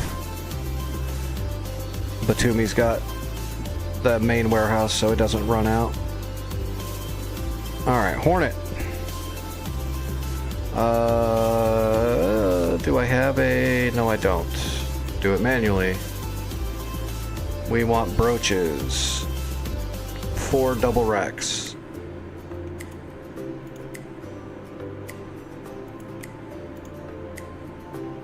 It's going to be the fastest way for me to get as much damage on that point as I can. We'll go Patriot. Everything else looks good. Got the Athfleer, 1 bag to get up in the air and get up to the altitude. That'll do it. All right, let's hit it. Oh, I'm gonna have to make a GPS coordinate really quick, just to make sure we can get our sensors on there quicker. So let's get the plane set up. Get rid of that. Turn on that. Turn on that. Let's see. EWRS to the HUD. We need the RWR onto our SA. It's already on. Perfect.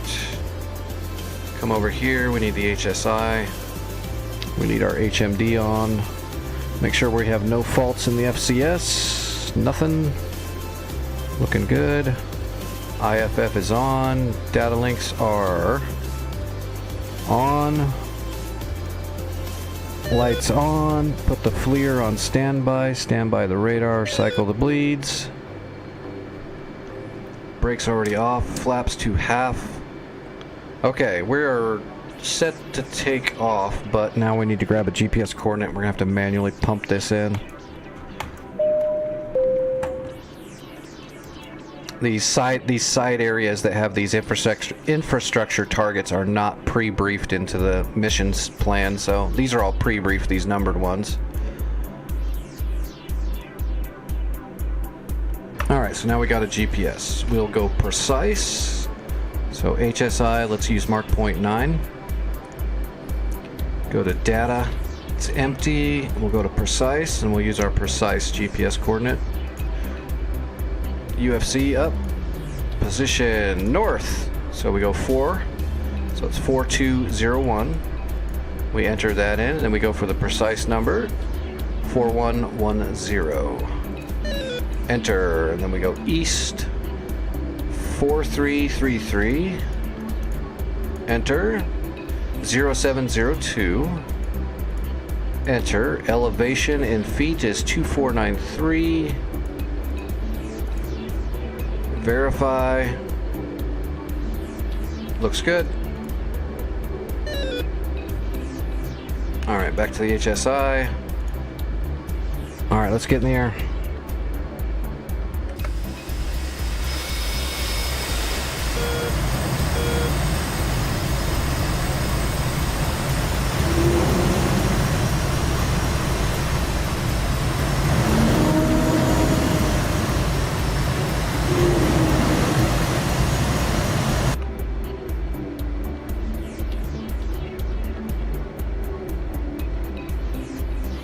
That's a lot of weight in J-Sows. Look at all those babies. We could definitely conquer a Walmart. Well, depending on what time it is, man. Have you ever seen the people that are in there at like 3 a.m.? They might be able to take the J-Sows. They might make it. All right, let's take the runway, but let's go ahead and drive all the way to the back end and turn around. I think there's a little bit of extra room back there because we're definitely, yeah, let's go ahead and go all the way to the back end because we're right on the edge of, I mean, we'll be fine. I'll hit the blower early and we'll get going, but just to be safe, we're incredibly fat. Normal runway would be like 1.6 miles for this.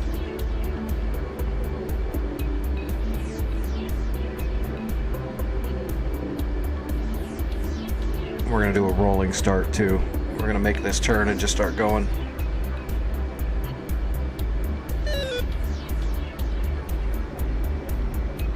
All right, hands are off the stick. Good old Hornet, full FCS takeoff. All rudder and throttle.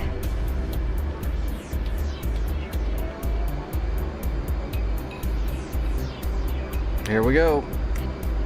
At about 80 knots, we're gonna hit the blower. Let's see, let's paddle off the steering.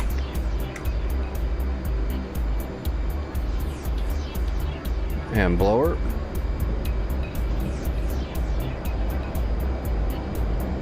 Once you get up in the air, you take the stick, smack the gear, bring the flaps into auto. All right, gear up, flaps to auto, and we've got the controls. 1. Engaging Bandit at Bulls 082 for 35 at 29,000.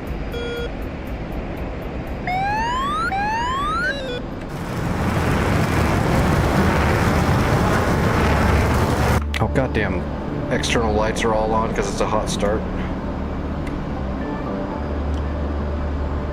Alright, we don't want to go out into the ocean very far because we might get jumped by fulcrums. We want to get this mission done. I didn't bring any. All I have is one AMRAAM and 2 9Xs, so I can't really defend myself in the sky. Especially with the J-Style still on the pylons. We are very fat.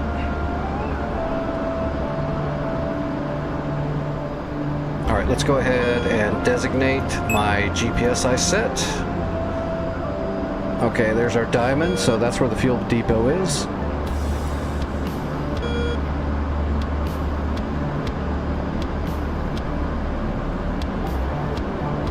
We don't need no radar, we'll leave the radar off. That'll keep the enemy from messing with us a little bit more, or not.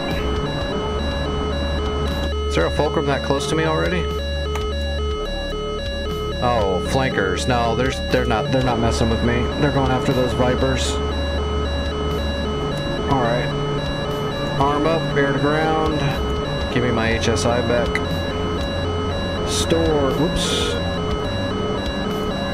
Stores.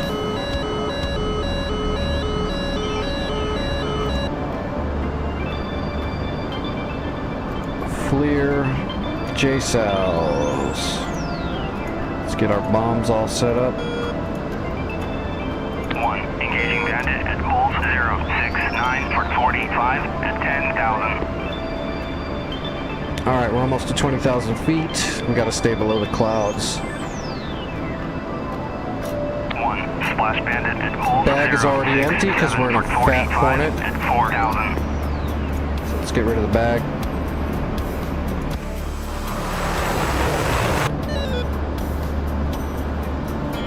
Engaging bandit at Bulls 068 for 45 at 5,000. Alright, let's come out of blower. Let's get the AP up.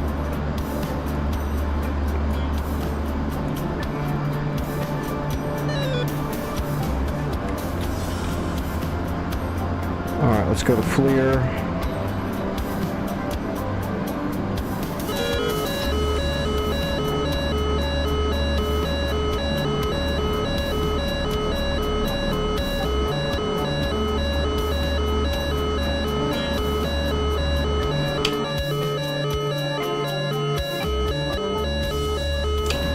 Let's head north for a little bit so we can come around the mountains.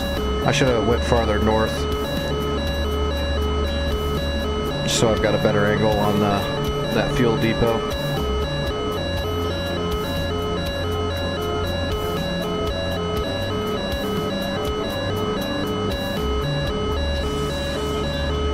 Engaging bandit at Bulls 069 for 45 at 13,000. That's Kraken behind us. Kraken's flying support on us. Perfect. Good. If those flankers come at me, go kill them. It's gonna take me a bit to get in position to fire all these JSOWs.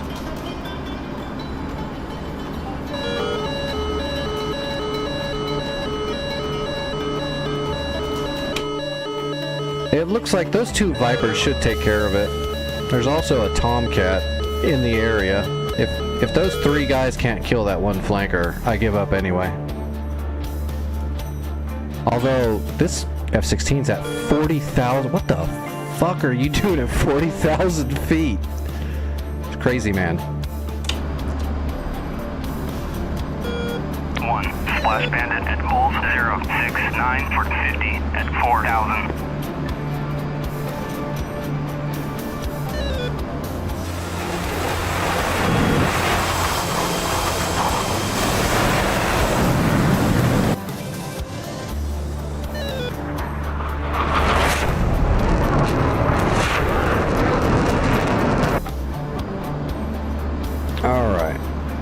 Get back on our... Nope, still can't see it, can I?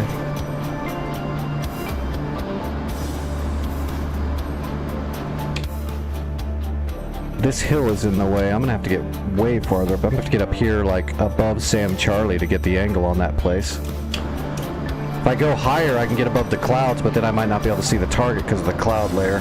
Let's go ahead and climb up a little bit, though.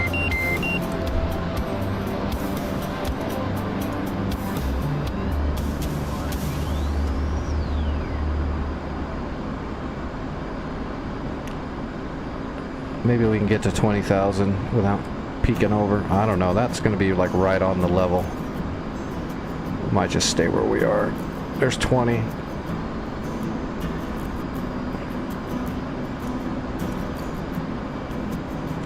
Well, this is a nice relaxing song. 50 miles from the fuel depot. God, that hill is just right there, isn't it? That sucks.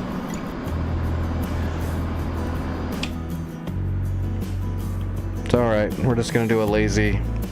We're gonna come up here and then we'll turn in a little bit. I don't know.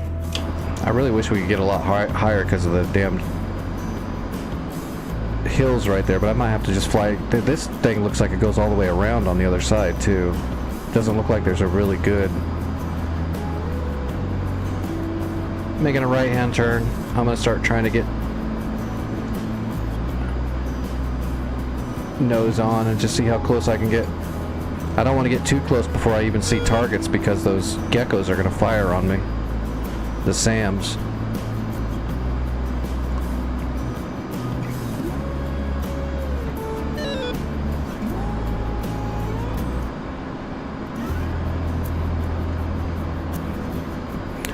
I should have changed my laser codes on the friggin'...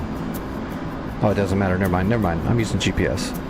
Say, why didn't I think of that? But no, it's GPS. Usually if I'm going to have a JTAC in the area, I will change my laser codes. That way I don't accidentally drop bombs on JTAC targets and not my own.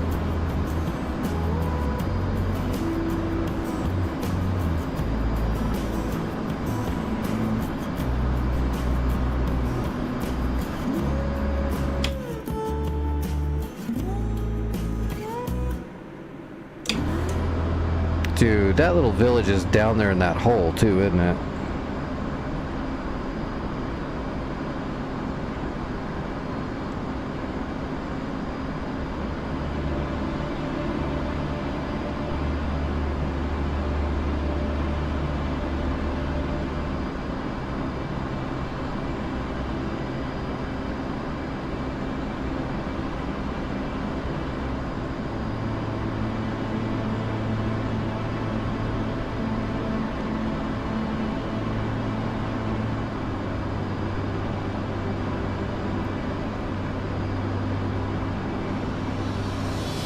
Oh, shoot, it rolled a little bit. Okay. Okay, we're in the right spot. You see those fuel?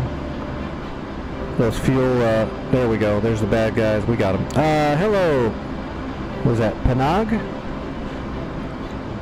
This is Digital Combat Simulator, DCS. There's the first gecko right there. We know what a gecko looks like, and there he is. So let's mark this guy. Boom! And that is our first target. We are already in the zone. We're going to start shooting. AP is on and up.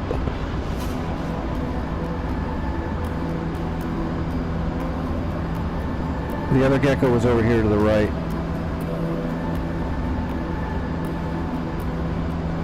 There he is. Oh, there's a hill in the way. I can't see him. Alright, we're coming back over here. Let me fire on these big tanks. There's the 84. That looks like the 90. Okay, there's 3 shots.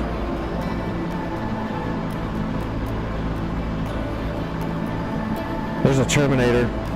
4 shots. 5 shots. 6 shots. I got 2 shots left. I want to get that other gecko, but if I can't get over the hill... Oh, there is a factory there, too. Oh, there we go. I got him. That's the gecko. Okay, I got the other gecko. It's number 7. We'll come over the hill and fire whatever is down there. I think there was a tank, right? That's not a tank.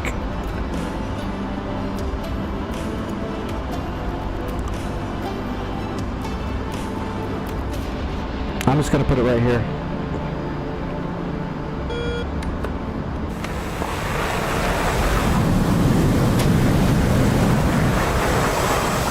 Alright, last JSOW away. Alright. I am RTB paddling away.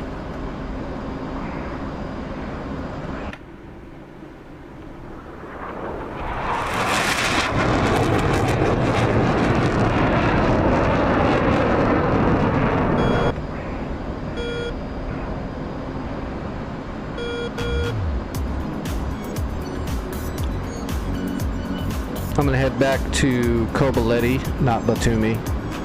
I don't want to land on that tiny runway.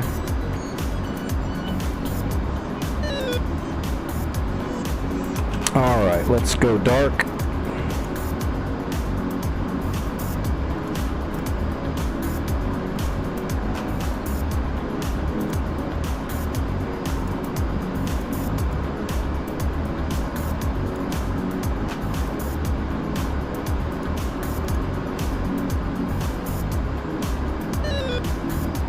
Alright, I'm radar dark, heading for Kobuleti.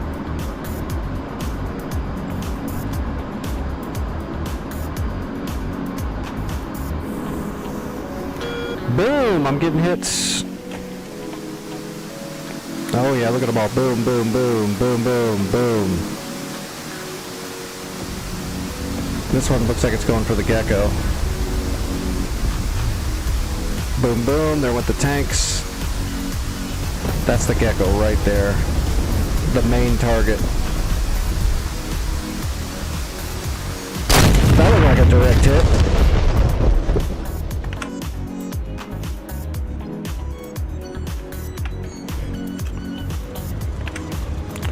Alright, did we get the gecko over here? I see a fire. Oh, it was a Zeus 57. Where's the gecko? Ah, the gecko didn't get there. One gecko survived. Everything else looks like it got blown up pretty good. That was a good run. Yeah, that was a good run. I mean, we did a lot of damage.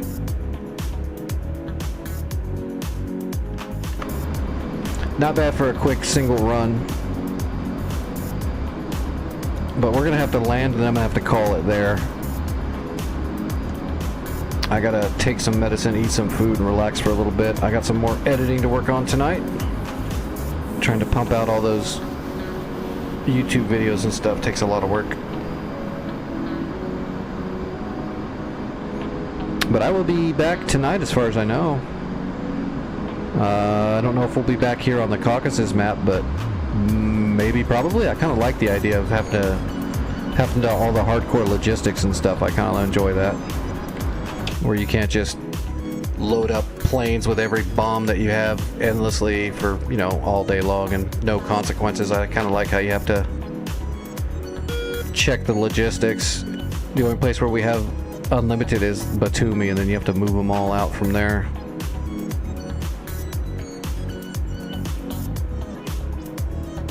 Well, the NPCs seem to be doing a pretty good job of keeping the logistics up right now, though.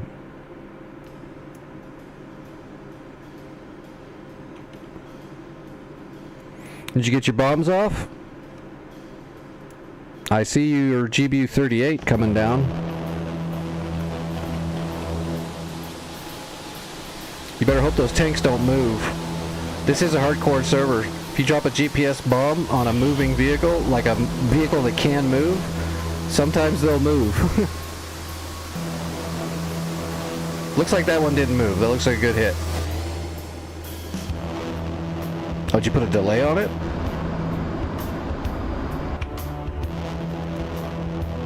I don't think your bomb fused. I don't think you fused your bomb, man.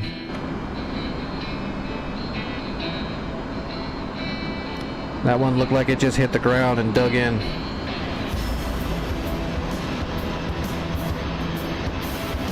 Huh. I don't know then. It looked like it just hit the ground. It might be desync. It might have actually hit and blown up and I just didn't see it because of desync. But that one looked like it just hit the ground.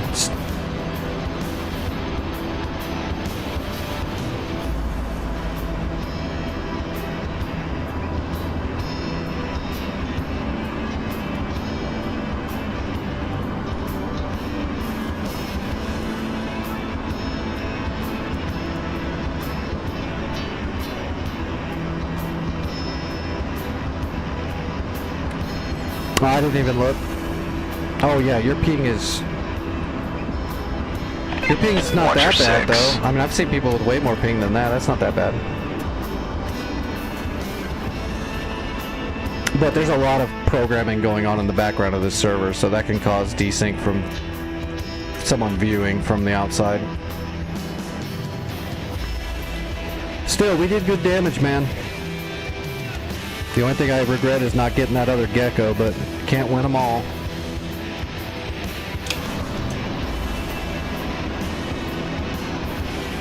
Alright, I see Kobaletti heading into land. Nah, 183 ping's fine.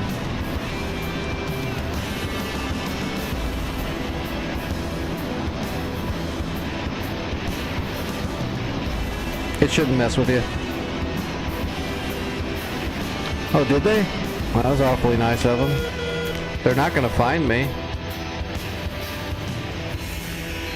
Yeah, they're coming out of Tbilisi, and I'm running dark. They're going to have a lot of trouble finding me. Although they might be aces, which means I have Sauron my ass. Yeah, I didn't see it, but I'm fine. They're not going to get me. They'd have to get guidance from an AWACS.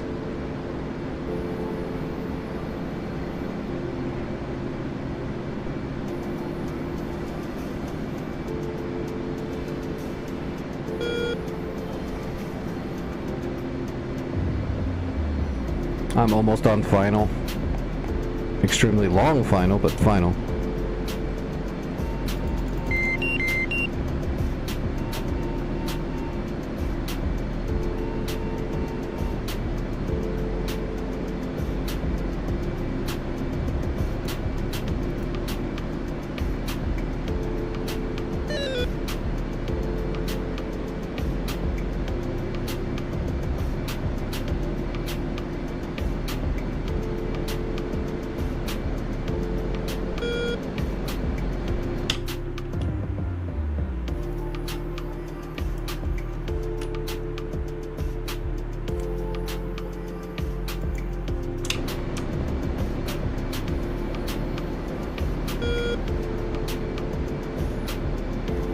Ah, we already got it. 250.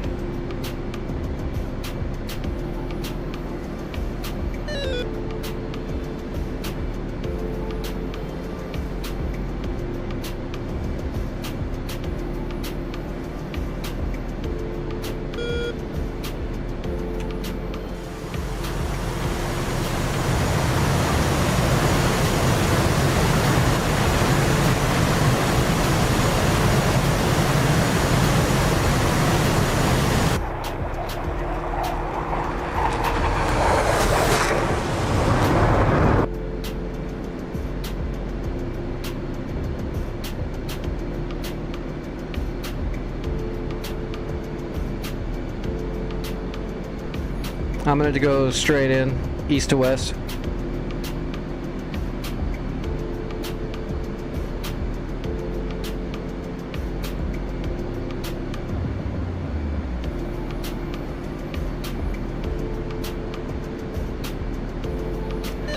Piece o' cake.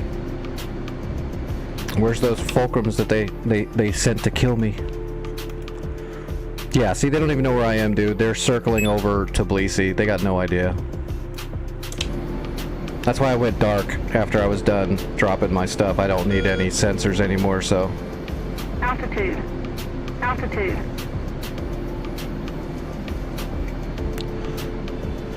We used our thinking thoughts. Our super smirts. Alright, idle. Let's go ahead and bring the boards out for a second. Well, it's a Hornet. The board. The one big board.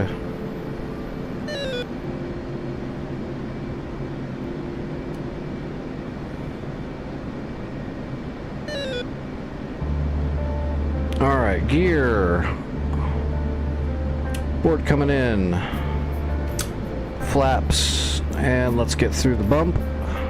Then we'll set up on speed. Although we're really high right now, we're gonna have to run it down once we get through the bump, which we're in the bump right now, which is why the nose is trying to shoot up to the sky. There we go. Alright, we are in landing config.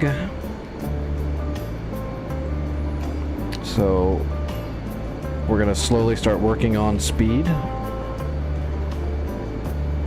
and getting lined up at the same time, but we're staying below glide slope with our flight vector, so we're not on speed yet, so that we can get down lower first. And now we're looking a little bit better. Now we are on speed. So you can tell our AOA is proper for landing. So we got the donut, we're in the E bracket. Now we don't use the stick anymore unless we have to roll a little bit. This is all done with the throttle now. We're on speed. If we give it more throttle, that'll bring the flight vector up. Like that. And if we slow down, the flight vector is going to drop. So you just maintain on speed, and then when you're landing, you're just using the throttle. So now that we're on speed, now that we're on time, so our flight vector is in the landing spot where we want to land, basically we're just maintaining on speed and rocking our throttle back and forth to maintain our flight vector. That's all there is to it. That's how you land an airplane. A lot of throttle work. But it doesn't tell you your glide slope, so if you're up really high and you get on speed, you're actually coming down really hard and you'll blow up your plane trying to land because you'll land too hard. So if you're really high, on speed is just how you're set up for proper AOA and so on and so forth when you're on speed. So you need to work your glide slope to the proper place roughly, and then you're set on speed. And use your throttle to maintain your flight vector. So if you're really high, you're going to run once you're on speed, you're going to run your flight vector below the runway for a while to get down in altitude, and then use your throttle to bring your flight vector back up to your landing spot. Piece of cake. All right, Kraken. I'll be off the runway momentarily. I've taught a lot of people how to land. Except for myself. I don't take my own advice. I'm just freeballing it out here. I don't give a shit. I'm like, do it all right. Not the way I do it. Do it right.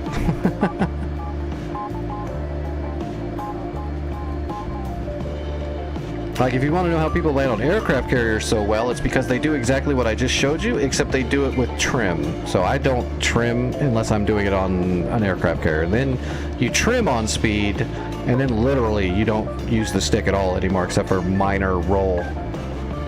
Once you're trimmed on speed, it's really a throttle manipulation from there.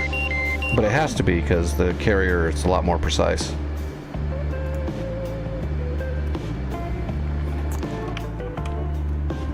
Alright, where's Kraken? He's coming in.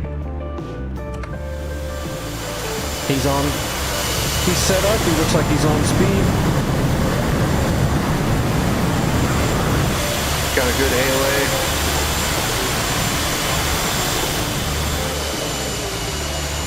Doesn't look like he's too high.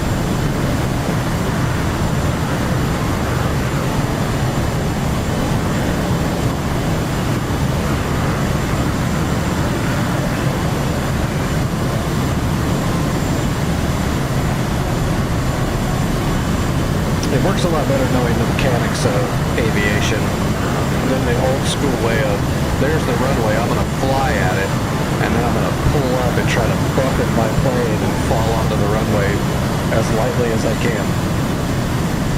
You can flare and float, and that'll get you on the ground most of the time if you know roughly your stall and all that. But it's better to know everything.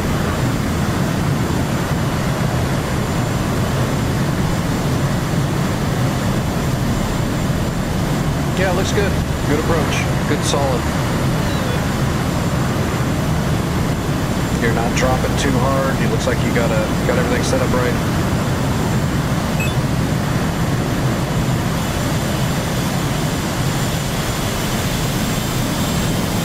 A little bit of a flare. Yep. Yeah, good stuff. Yeah, you did fine. Good shit, man. Alright everybody, I'm going to leave the server. Let me jump over to Twitch. Let me bring up my Twitch really quick and let me see who's flying, and I will raid you, we'll raid everybody over to, you know, whoever's flying. Good flying, Kraken. Kraken the Cracker. Works for me. I don't know why I keep saying cracker. That is an N on the end. Yeah, that's an N. Alright, let me bring up my Twitch. Let's see who's flying. I gotta do this quick. Someone's gonna start walking down the stairs any minute and I need to be off here. Okay, Santa is flying right now. I'm gonna send you guys over to Santa. He's the one that owns and runs that server we were just on.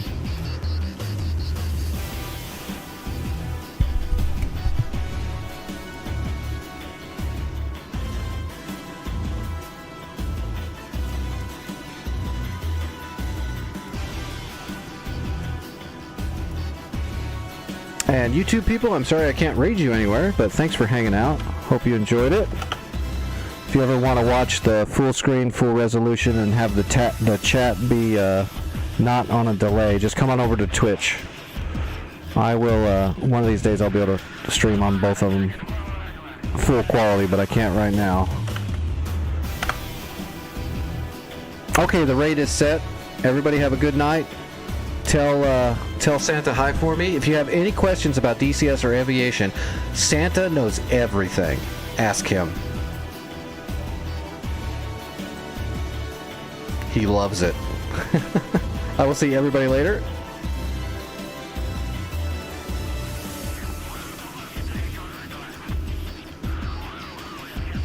Why is it not? There we go. Okay, yeah, I will see everybody later. He keeps kicking me in the dick. Why? Why does he keep kicking me in the dick?